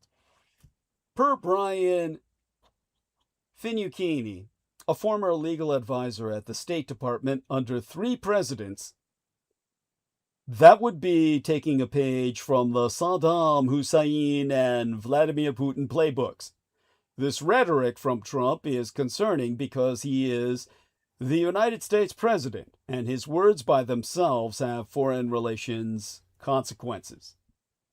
So, looks like Trump's back to striking a deal.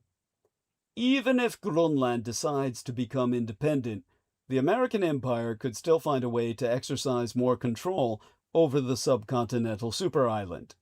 The United States has deals like that called COFA, C-O-F-A, all uppercase acronym for Compacts of Free Associations, with Micronesia, the Marshall Islands, and Palau in the Western Pacific Islands, where they could claim made in the United States because they're under territorial imposition, essentially militarily occupied, but are not subject to any United States labor laws, meaning that you can sexually traffic children and use them for slave labor in sweatshops till they drop. I'm not being lurid here. That's exactly what myself and my Chinese Tong Brotherhood spent struggling against, extraditing, sometimes by force. Sometimes we took the lives of the traffickers, but we saved Chinese slaves by the thousands. Now, such a deal over Grönland would give the United States exclusive military access, essentially military occupation and practice, and the right to determine which other nations can base their troops to Grönland. It could give the Pentagon a larger foothold in the region while pushing back on Market Leninist Chinese access to the Arctic shipping routes as the polar ice caps continue to melt and revanchist and revisionist Russia's aero and naval bases in Murmansk on the nearby Kola Peninsula continue to expand like a cancer, in preparation for their ultimate invasion of Scandinavia. We've gotten incoming from Brendan Zoget. Let's take a look at his latest message. So, dear Brendan, don't be afraid to just jump on and speak outright if you're in the mood to do so. Here we are. Let's take a look at this. Fire at another PG&E substation leaves over 20,000 without power on Christmas Eve near Santa Cruz, California. Oh my God, fire at another Pacific Gas and Electric substation leaves over 20,000 people without power on Christmas Eve in the middle of winter. That's the Evanescer on the move. You've got it. You've got it down, Brendan. That's Dr. David Lewis Anderson is stalking us. At any rate, he's hungry. And for those of you who don't know, Evanescers feed off power.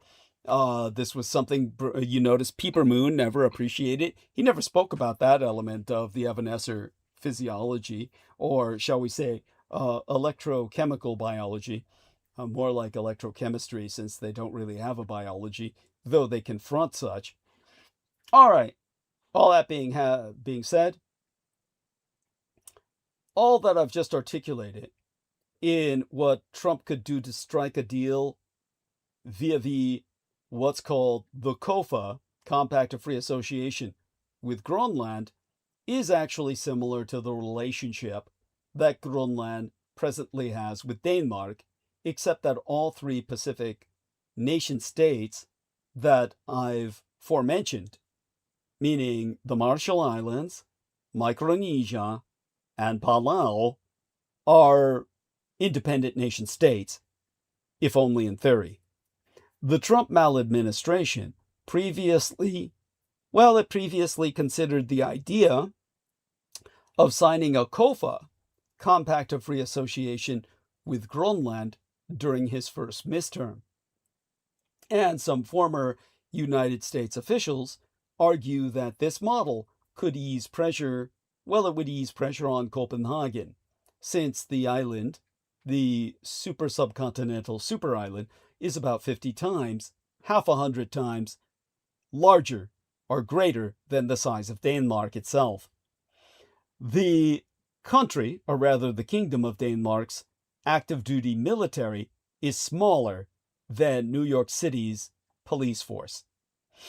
But after Trump's tacit threat of military action to take his Groenland triggered warnings from both Wdy122425, or the New United Germany, and the Fifth French Republic, the United States even helping the subcontinental superisland distance itself from Denmark would have diplomatic ramifications, because this would be a direct threat to France and Germany.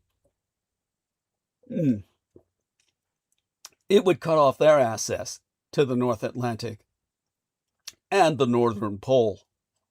Of course, Trump could always, in response, flex some muscle, because he's just another roid-ridden bitch, like George Knight. I'm even choking on the very name.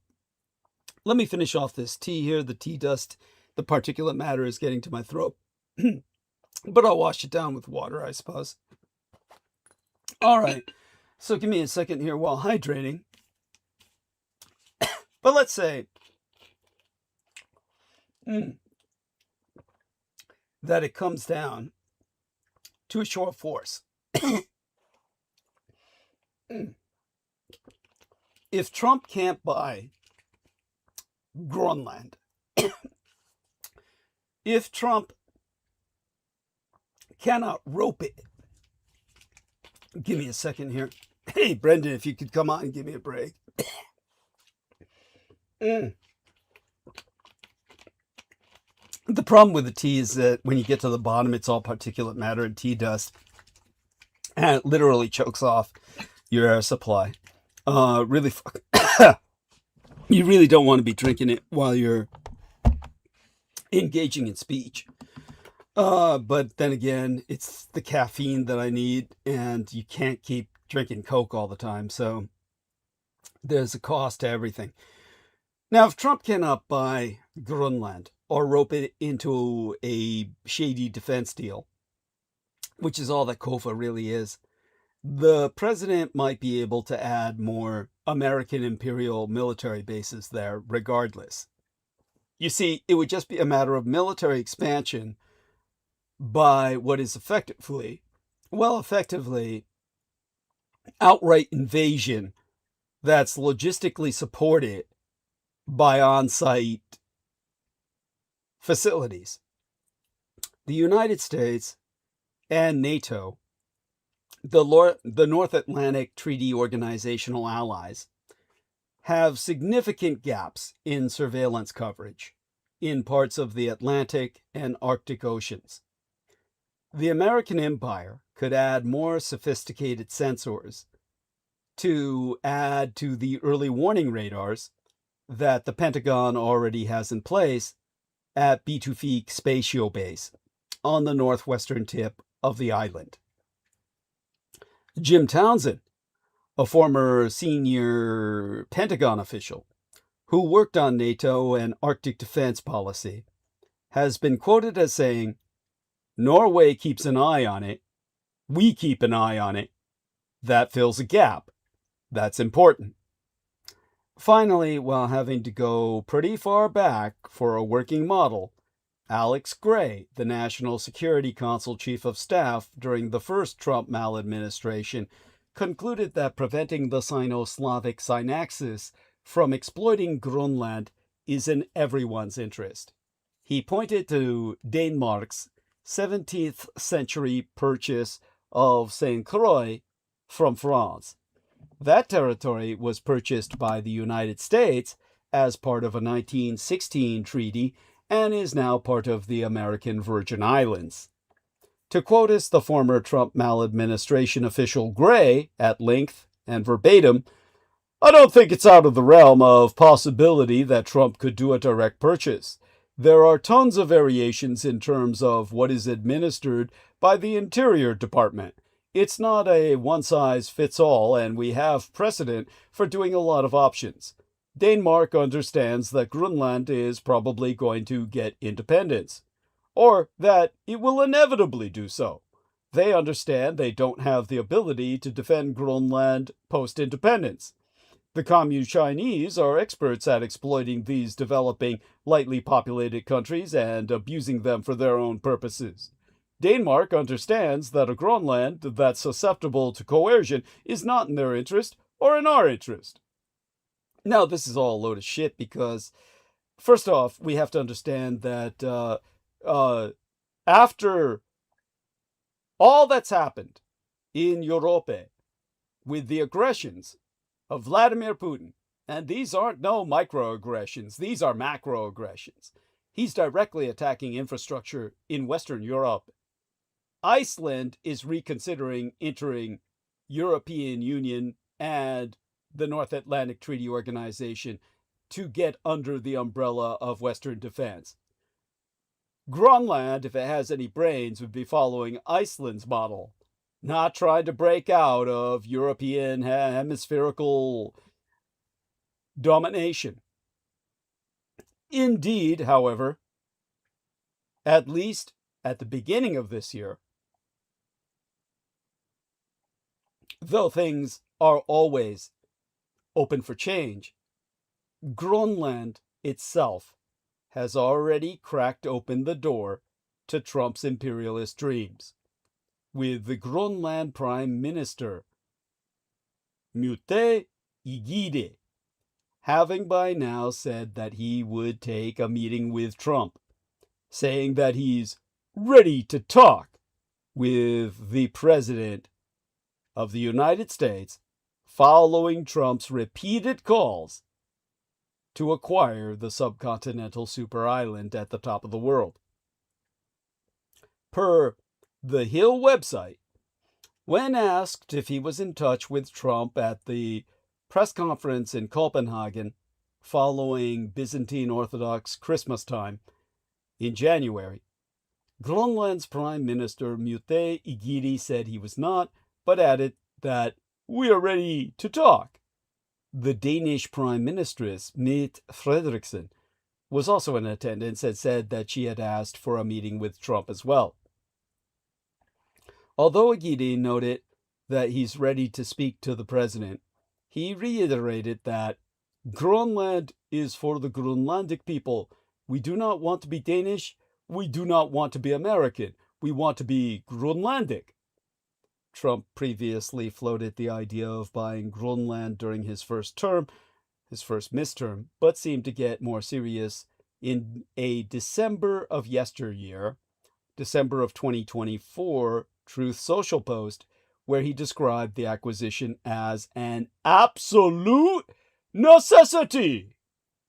On December 22nd of 2024, but yesteryear, Trump wrote, "For purposes of national security and freedom throughout the world, the United States of America feels that the ownership and control of Greenland is an absolute necessity."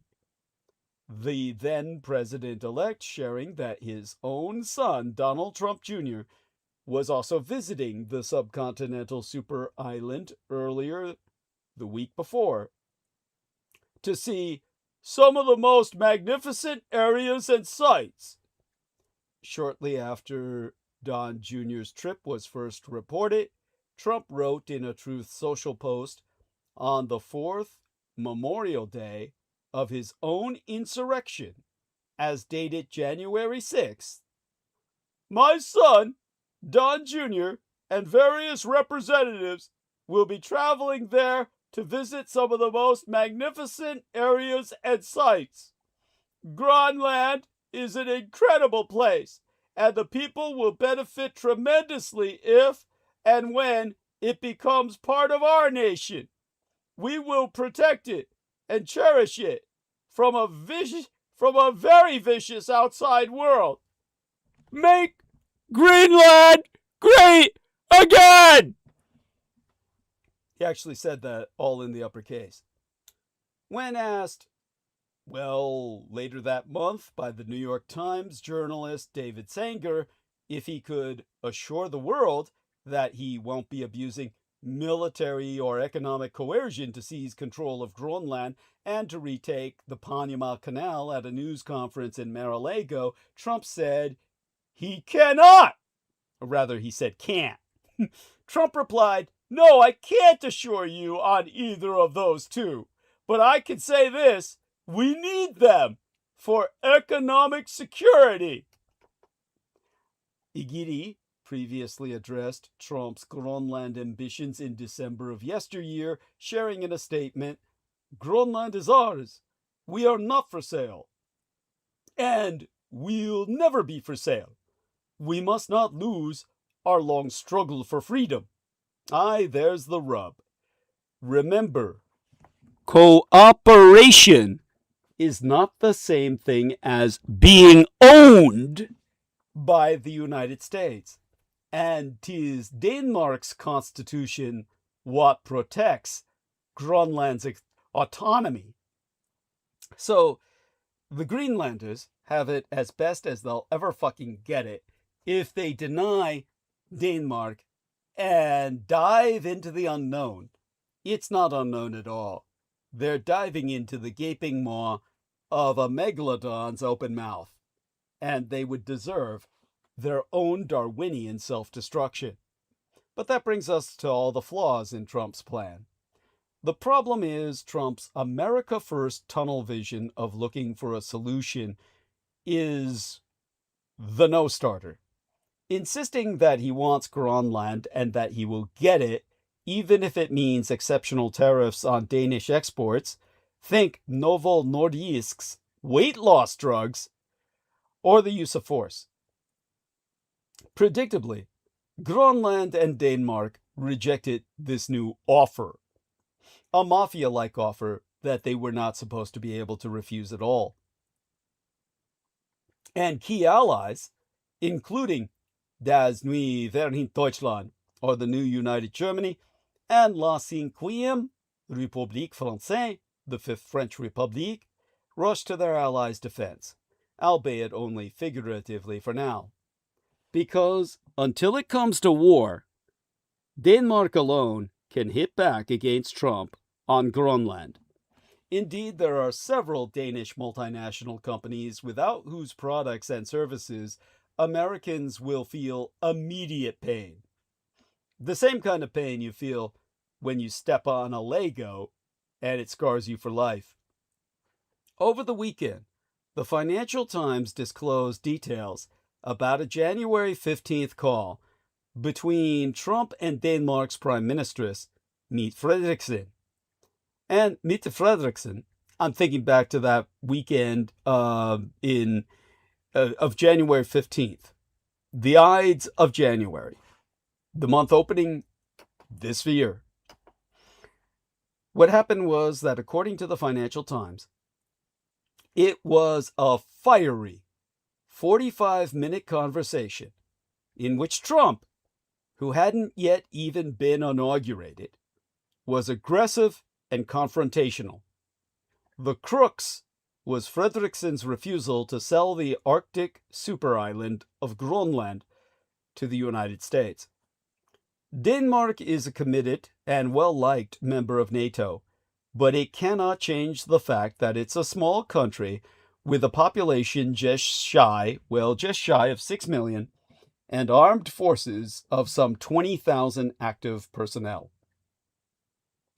If Trump goes dead serious about acquiring Grönland, Denmark would not be able to mount much of a fight against its NATO ally, even if it wanted to. Though Washington's meager aging fleet of icebreakers, which I've already described as functionally one that's operational, would make any naval operations in the polar north quite the challenge. The will of the Grönlanders appears to be a secondary consideration in Washington. But Denmark is not powerless in this matter. On the contrary, it has several trump cards, so to speak, up its sleeve. For starters, the Scandinavian country is home to Maersk. M-A-E-R-S-K. Maersk, the world's second largest container shipping company by cargo capacity. Most of the world's non-liquid cargo is transported in containers, and in 2023, the Danish shipping line transported some 24 million worth of them in its 672 ships.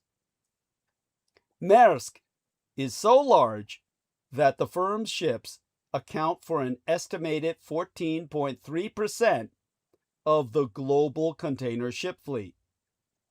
In the United States, Maersk delivers goods to and from Baltimore, Charleston, Houston, Jacksonville, Long Beach, Los Angeles, Miami, Mobile, New Orleans, New York, Newark, Norfolk, North Charleston, Oakland, Philadelphia, Port Everglades, Port Winnie, Savannah, Seattle, Tacoma, Tampa, and Wilmington. On January 1st of this year, for example, the MSC Tomoko arrived in Houston, then traveled to New Orleans, and from there to Freeport in the Bahamas. The following day, the MSC Ensenada arrived in Houston, traveling on from there with cargo bound for Colombia and Brazil, according to Maersk's own website, where anyone can track its ship's calls. And right now, shipping lines are at or near full capacity. If any shipping line were to suddenly stop shipping to or from these United States, other carriers would only be able to fill a tiny share of that gap. If the Danish government banned Maersk from sailing to United States ports, then American businesses and consumers would instantaneously feel the pain, like stepping on a Lego. And speaking of pain, millions of Americans would feel it in their fat little waistlines if Prime Minister Frederiksen banned healthcare company Novo Nordisk from exporting to these United States. Because the Danish pharma giant is, after all, the maker of semaglutide. Semaglutide being the active ingredient in Ozempic and Wegovy, the weight loss drugs that have revolutionized anti-obesity and diabetes treatment in these United States, respectively. That Danish company produces semaglutide in Denmark, and despite many attempts by copycats and others, genuine Ozempics cannot yet be created from scratch in these United States, and likely never will be. Between 2021 and 2023, the number of Ozempic prescriptions in these United States jumped by nearly 400%, as proven in academic studies. The total number of prescriptions for drugs containing semaglutide reached 2.6 million in December of 2023. In May of 2023, a survey by Barclays Research estimated that more than 500,000 Americans were already taking Wegovy, and it's only gone up by orders of magnitude because Americans can't stop eating themselves into type 2 diabetes. By the way, jump on, Brandon. Come on, let people know. These are all made from Komodo dragon and Gila lizard enzymes. These are the pharma reptilians among us. Cool. That means all these people are being reptile hybridized. All right. The Imperial Treasury of Vienna, Wien, the capital of the nation in which my biological father, Adolf Hitler, was born, confirms a demon was trapped in glass during a 17th century exorcism in Germany. There we are. Excellent. Beautiful. I'm taking a look at this right now. What an incredible specimen. Thanks so much. There we are. And incredible. Thank you so much for this, Brendan. Beautiful. And all You're the talking idiot. about the demon in the glass. That's not Yes, beautiful. What the fuck? it's beautiful in its own right. And all of these idiots are skeptical on it. You see all these idiots with the ha ha on Facebook. Ah, Yeah, of course. what a bunch of stupid fucks.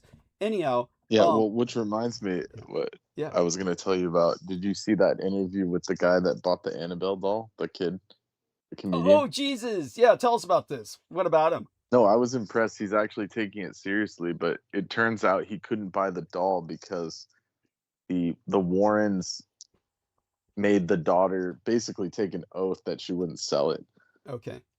So he has like rental rights to the doll itself, and it has to be and he kind of like let the beans spill. He said it has to be blessed like once a month by a priest, and for them to move it, they have to wear silver tipped gloves because the cool. demon inside is so potent that it just has killed people.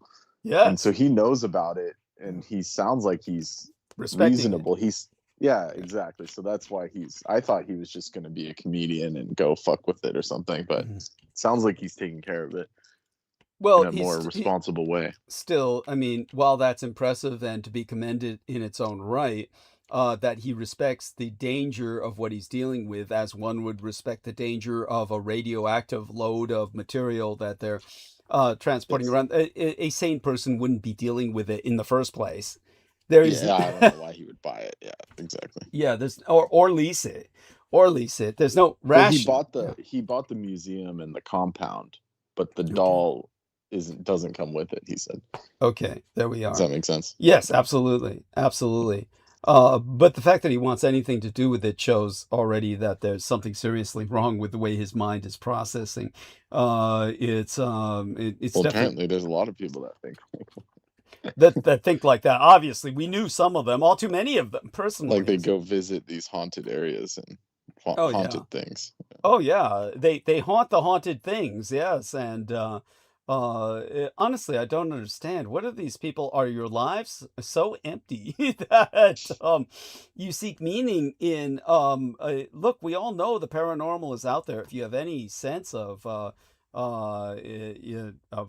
reality, we've all encountered it. Except that most people go into a denial and say, "Oh, I couldn't have really seen that," But here we are, demon. Would you say this was glass or crystal? This looks like a crystal. Was it simply a glass that was not yet, or would you say this is? It looks almost like amber, but it was like crystal, I guess is what we'll say. According to them, it's crystal, but who knows? Okay. And some kind of lost technology, it looks like, because it almost looks like it was like glass, kind of. Yes, got it. Yeah, it says trapped in glass. Yes. So we'll just say glass then, demon in glass. And but definitely impressive.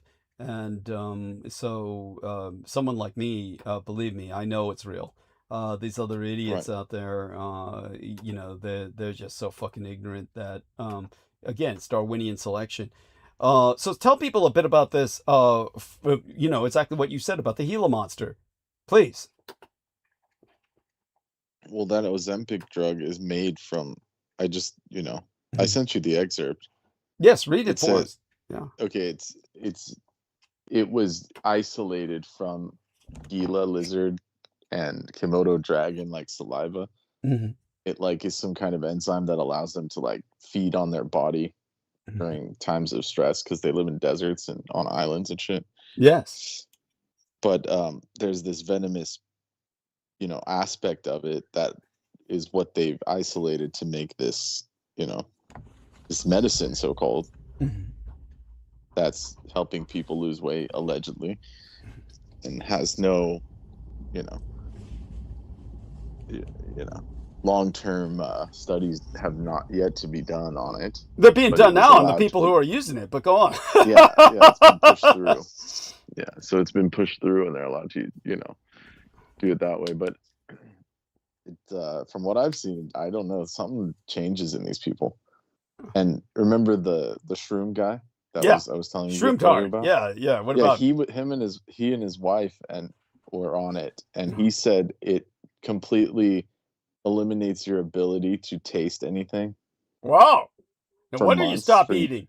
Completely alters your taste. It completely alters your personality. I mean, it makes you reptilian. I mean, There you so he go. was describing it. Yeah. Yeah, so its development was directly inspired by a compound in the venom of the Gila monster, a venomous lizard. Yes. And as you said, what these lizards do when they can't eat for months at a time, they sustain themselves by digesting components of their own body in a non-destructive manner. In other words, Yes. slowly conserving elements of their own body by dismantling it almost molecule by molecule until they encounter Yes. something to eat. This is what the human being winds up doing. What the human being is doing is they're hybridizing themselves into this semi-reptilian state where they're doing that with their body at a much faster rate so that the fat disappears, because that's what the people want. So you begin to digest yourself. This is why you lose the taste, is because when your body needs something, it tastes good. But if you're digesting yourself and therefore Yes. burning all of the fat in your own body off, then you don't need to taste anything because your body's sustaining itself, and therefore you lose taste for food. You lose all taste literally because you don't need the food. Your body's digesting itself. And then what happens is the price you pay is this kind of, well, reptilian hybridization. And that's all right. I mean, most people are reptiles anyway, as far as I'm concerned, personality-wise, and this would be an Right. improvement. But guess who's one of the people that pushes it? Oh, God, tell me. Musk. Oh, of Musk course. publicly supported using it, saying nothing would do more to improve health and lifespan than GLP inhibitors that Well, are super low cost to the public. He says nothing has ever come close. well, Something like there you go. that. And So if that's not enough to hate it, I don't know what. well, it's definitely part of American life now. So thank you so much for that. That was very But important. Yeah, but go the on. whole so Yeah. why is this relevant to what you're speaking of? Yeah, go on. The town that makes it is in Denmark. Denmark. Yes. Yes. Yeah. Thank you. Yeah. Thank you. I appreciate that profoundly. Yes, they can stop this and all these Americans balloon again. And so stratospheric has Ozempic's rise been in these United States that in 2023, Wdy122425, the new United Germany, warned that the United German supplies of the drug intended for patients with diabetes, the disease that the drug was initially developed to treat, were being shipped to weight loss customers in the United States instead. And, let me respond to what our man Brendan has shown us. What's the latest here, Brendan? How Ozempic, tell us about this. Yes, please. So tell us about this. Fascinating. Okay, well, the title of this article, how Ozempic is transforming a small Danish town. Yes.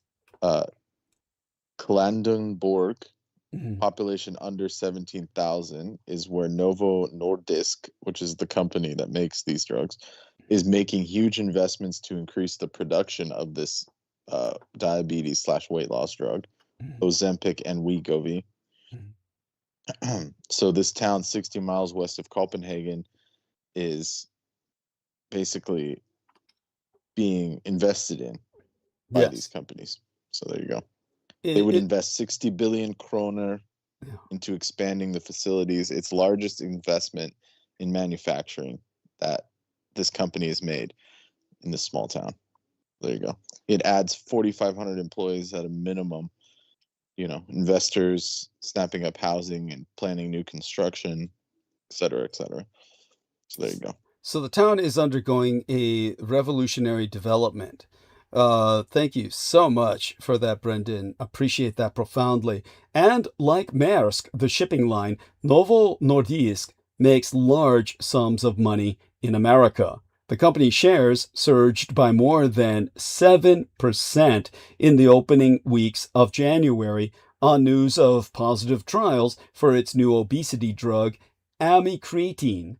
Or am I pronouncing that correctly? Amy Cretin? That comes off horribly. Sorry, Amy, I didn't mean that. It's spelled like AMY.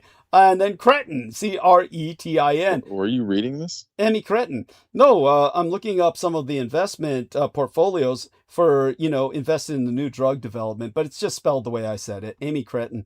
Amy Cretin is probably how it's pronounced, or really, they'll just say Amy Cretin.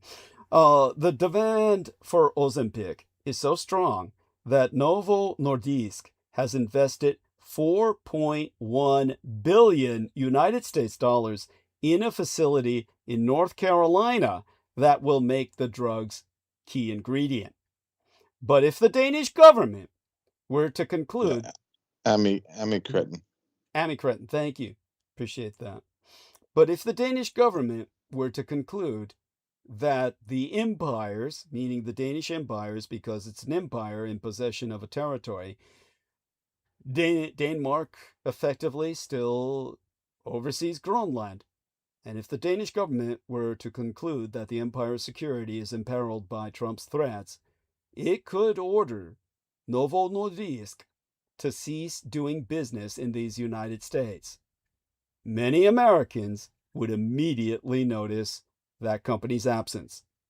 And if Denmark decided to hit back, American consumers would suddenly also notice the absence of luxury Danish furniture, and their kids might mourn the loss of the latest Legos, just to go back to what we stepped on earlier. Today, Lego sets are made in Mexico and Denmark, Magyarország, or Hungary, the Czech Republic, and Communist China on the Asian mainland, though the Danish toy company is building a plant in Virginia that will manufacture for the American market. It's expected to employ more than 1,700 people. Lego's United States facility is, in fact, a form of friendshoring of the very kind Trump has been calling for. Come make your product in America, and we will give you among the lowest taxes of any nation on earth. I mean, that's what he told global leaders at the World Economic Forum in Davos in January. Or was it December? Yeah, basically it was the transition week between Christmas and New Year. But Trump won't be able to count on Danish investment if friends are treated like enemies. A Danish blockade would be a dramatic step, and it's one that Frederiksen would be reluctant to take, but she should remember that Trump's trademark is issuing threats and speak back to him in a language that he understands.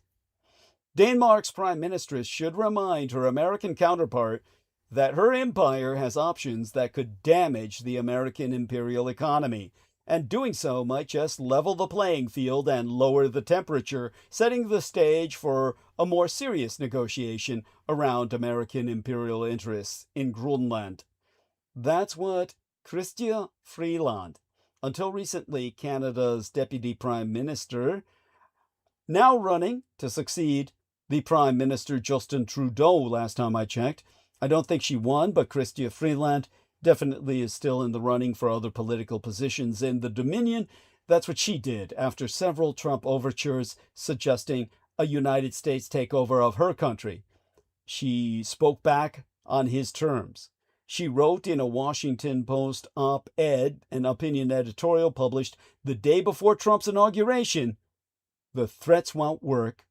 We will not escalate, but we will not back down. If you hit us, we will hit back, and our blows will be precisely targeted. We are smaller than you, to be sure, but the stakes for us are immeasurably higher. Do not doubt our resolve." Ordinary Americans may not care much about Denmark, but that Scandinavian nation has given them much to enjoy in life. They would certainly hate to lose it. Rather than strengthening American imperial security, Trump is arguably effectively weakening it by, yet again, undermining the Western alliance. Not only does the irony of doing so in the North Atlantic appear to be lost on Trump, but it also seems that there is an even more fundamental problem at work here, in that this kind of 19th century style territorial expansionism reflects Trump's isolationist impulses. incorporating, to use that word most pointedly, Grunland into these United States, technate style, as recommended by the technocrats of Technocracy Incorporated, would likely insulate Washington from the disruption of critical mineral supply chains and keep the Russian and Communist Chinese empires at bay. And signaling that he will do it at whatever the cost is an indication that, beyond the kind of bluster and bombast that is normally associated with Trump, his approach to foreign policy will quickly do away with any gloves. Rather than investing in strengthening security cooperation with Denmark and the rest of our NATO and European allies to face down the Sino-Slavic Synaxis in the Arctic and beyond, Trump and his team may well think that the United States of America can get away with this. Given There that, must be a legitimate way to get it, like well, I don't think they should ever trading, get, trading for it. Well, the first thing you and I need to propose and stand by is that America never gets it. It belongs to Germany in the German Yes. sphere of influence. So, but given what is at stake here, given that what is at stake here are relations with the American empire's hitherto closest allies, this is an enormous and utterly unwarranted gamble. Even before he was officially inaugurated, Trump's team attempted to put Europe in a chokehold to paralyze it into submission. They rolled out a trifecta of threats to impose tariffs, pull support from NATO if European techno-regulations were not loosened, and take us over Greenland by force. It has given Trump and the European Union's adversaries the impression that the power dynamic is lopsidedly in Trump's favor, and that the Europeans, too helpless and dependent on the American empire, have only one option: to surrender. The Europeans' track record so far supports this perception, but cold facts indicate that the European Union has powerful economic leverage. Admittedly, using it requires a change in their very deoxyribonucleic acid. The 27 member states will need to stay united and accept that the clock has run out and that they can no longer avoid negotiating new terms for the transatlantic alliance. This is bound to come at a very high short-term cost as well, or as ill, with Trump's aggressive countermeasures forcing the European Union to start de-risking certain aspects of its relationship with Washington. A tall order indeed, but existential crises like the one they are now confronting with the confluence of Trump, Russia, and Communist China have a way of making the improbable possible. In light of Trump's demands, these new terms will necessarily entail giving Trump some of what he's been asking for, but they will also cost Trump and the American imperial economy, at least in the short term. They will have to mean more European defense spending and a lighter American imperial military footprint in Europe itself, but also a rebalancing of some European investments away from these United States and into the Eurozone, with a short-term benefit for the Communist Chinese. The might of the American imperial economy depends in no small part on Europe in terms of foreign direct investments, arms, and gas exports. European data is also essential for American big techno firms. Europeans have been reluctant to use this leverage, given their security dependence on Washington and the immediate cost to both the United States and European Union economies. However, not accepting the short-term cost to build a more stable and balanced long-term alliance will likely result in a much worse outcome over the long run, possibly leading to the demise of the transatlantic alliance. Indeed, you may as well kiss it goodbye, put the fork in it, it's done, and understand Europe, you're on your own, you've got to develop the military, and you've got to reinforce your own strategic security by reinstating Greenland as your frontier against the West. Because you're neither the West nor are you of the East. Europe is central to the world. The numbers, of course, in and of themselves are telling and might convince both sides of the compromises needed. 13 EU countries absorbed 0.5% of United States liquefied natural gas, LNG as it's traded. All these LNG exports in 2023, 50% went from the United States direct to Europe, and 28% of all United States natural gas exports. The United States was the single biggest winner in the European Union's diversification of its energy supply since the full-scale Russian invasion of Ukraine, supplying nearly half of the European Union's liquid natural gas since 2021. With Russian gas no longer transiting through Ukraine, European demand is back on track to increase while prices remain high, making the European Union a more lucrative potential market for the United States than Asia. EU countries represented 45% of all foreign direct investment pouring into the United States in 2023. That's according to the United States Bureau of Economic Analyses, amounting to $2.5 trillion United States dollars. European private savings accounts and businesses invest 3 times as much in the United States as the next region does. This not only creates and sustains millions of United States jobs, but also contributes to fueling America's innovation and industrial edge in its competition with the Communist Chinese Empire. While American big tech companies dominate every aspect of Europe's digital life, they also depend on the super subcontinent to fuel their models. Transatlantic data flows aren't just essential for the continued development of the techno models, they are the biggest in the world and fuel the 7.1 trillion United States dollars Euro-American economic relationship. Even on the military side, the United States has benefited from Europe's dependency. More than a quarter of American imperial arms exports went to Europe in the period from 2019 to 2023, up from 11% in 2014 to 2018 because of the European war that's being waged on their, on their doorstep. It's within Europe itself. The European Union and its member states have the numbers to show the Trump team that they might want to be very fucking careful about what they're wishing for. Trump is right. Europeans need to change and do more for themselves. But if they must do so while bearing the brunt of an American imperial trade war and reduced security guarantee, it will ultimately mean Europe buying less from us and investing less in America. Given the lack of readily available alternatives to many American weapons and techno capabilities in Europe, this would only benefit the Communist Chinese Empire and other third parties, at least in the short term.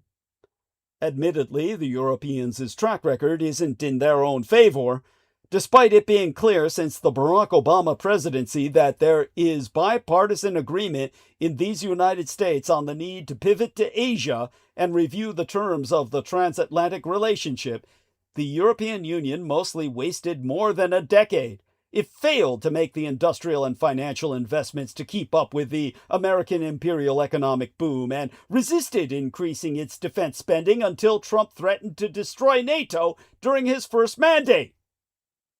Given the severity of the challenge posed by the Communist Chinese Empire and the anti-Western coalition it is attempting to lead, both sides of the Atlantic have a critical choice to make.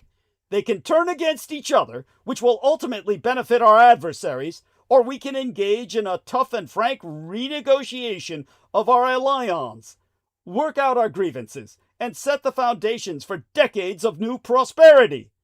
No great power in history has been able to go it alone forever, and even taking possession of Greenland, by hook or by crook, is unlikely to change this. So understand, Greenland is now and forever in the hands of the Greater German Reich, of the Groß Deutschland, the greater German imperial sphere of influence. And that is the guarantee of Atlantic security, a Central European superstate holding its own against the enemy in the East and what is now an adversary in the West. We're in the same position my biological father, Adolf Hitler, was in. And by God, Europe must contend with this reality and understand that it's a superpower all its own, greater than either the other, greater than the minuscule Russians, which are nothing but a Sino-satellite state of the communist Chinese, just a Slavic fiefdom of the Chinese Empire, and the Americans are a lunatic asylum on the other side of the Atlantic. The world has never needed a European reassertion more than now. And Europe can remain divided in the sense of a reorganization of the rest of the world within their own commercial spheres of influence between France, United Germania, the Greater British Empire, and of course, the Holy Roman Church on the Italian peninsula, but accessing the Atlantic via the Hispania, a new Pax Hispaniensis to reassert itself in the southern hemisphere of the West, where the church holds sway among the faithful. Okay, with that, Brendan has dropped off the call. I pray he's doing well. Everybody maintain Aristides Yarnaz and Brendan Zugit and Amy Como and everyone else who's appeared, Heather Holman as well, in our text box or participated in the chat, such as our dear Mr. Troy Bellamy, and all of the other wonderful visitors who have not appeared on the show in voice. We know you're with us in spirit. Let's all enjoy ourselves this holiday season. So glad I've been here with my extended electronic family. Amy Lightyear says, Douglas, do you think the Unterlanders have some kind of influence in preventing the United States from taking ground land by force? I'll answer that and then respond to Hart Carl 777. He says, Merry Christmas, Douglas. What a long, strange trip it's been. Thank you to Hot Carl 777. And so let's put that into the chat. And then I'll respond to Amy Lightyear. In a word, yes, Amy. And I'll try and go into that a little bit on Sunday. Okay, so thank you. Gratitude at Hot Carl. There we are. And let's give him a little bit of a, they don't have a Santa Claus head emoji here. So I'll just give him, this sign here. There we go. All right. And, okay. And with that, at Amy Lightyear, in a word, yes, here we are. In a word. Yes. Okay. Yes. Okay. Amy Lightyear. There we go.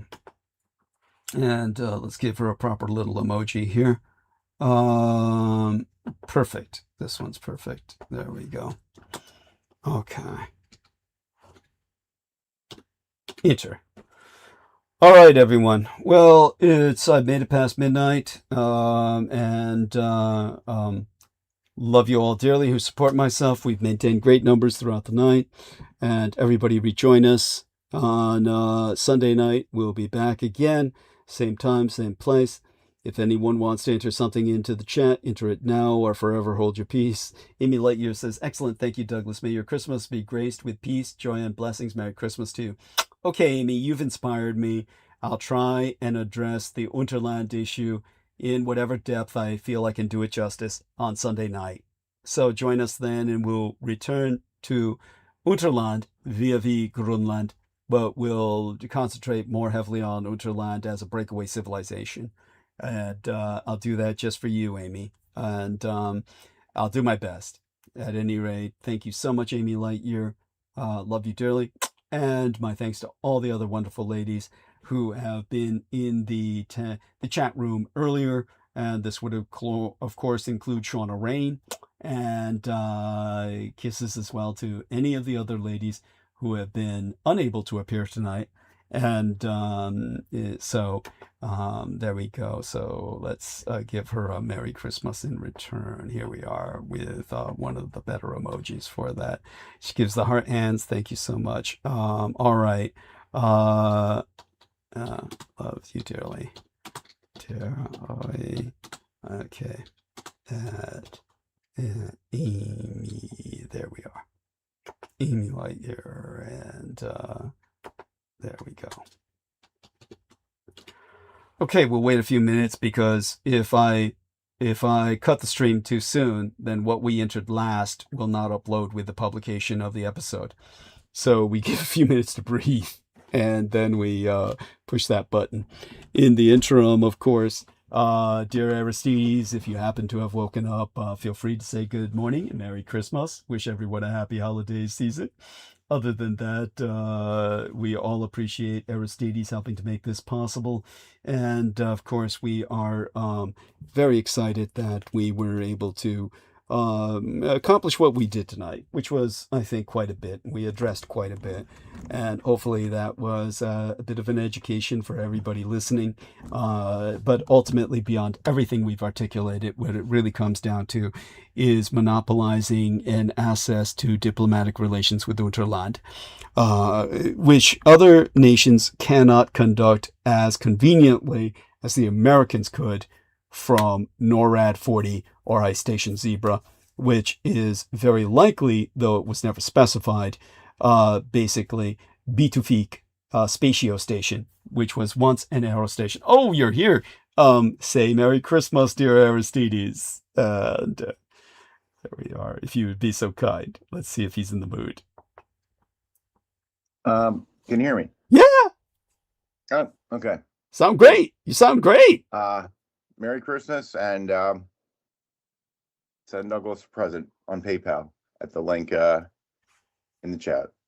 Thank you so much, dear sir. Well, we love you dearly. It would not be possible without you, and you enjoy yourself over the next few days, okay?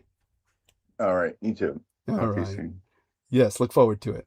Most blessed be, that's our dear Aristides, without whom this show would not be possible.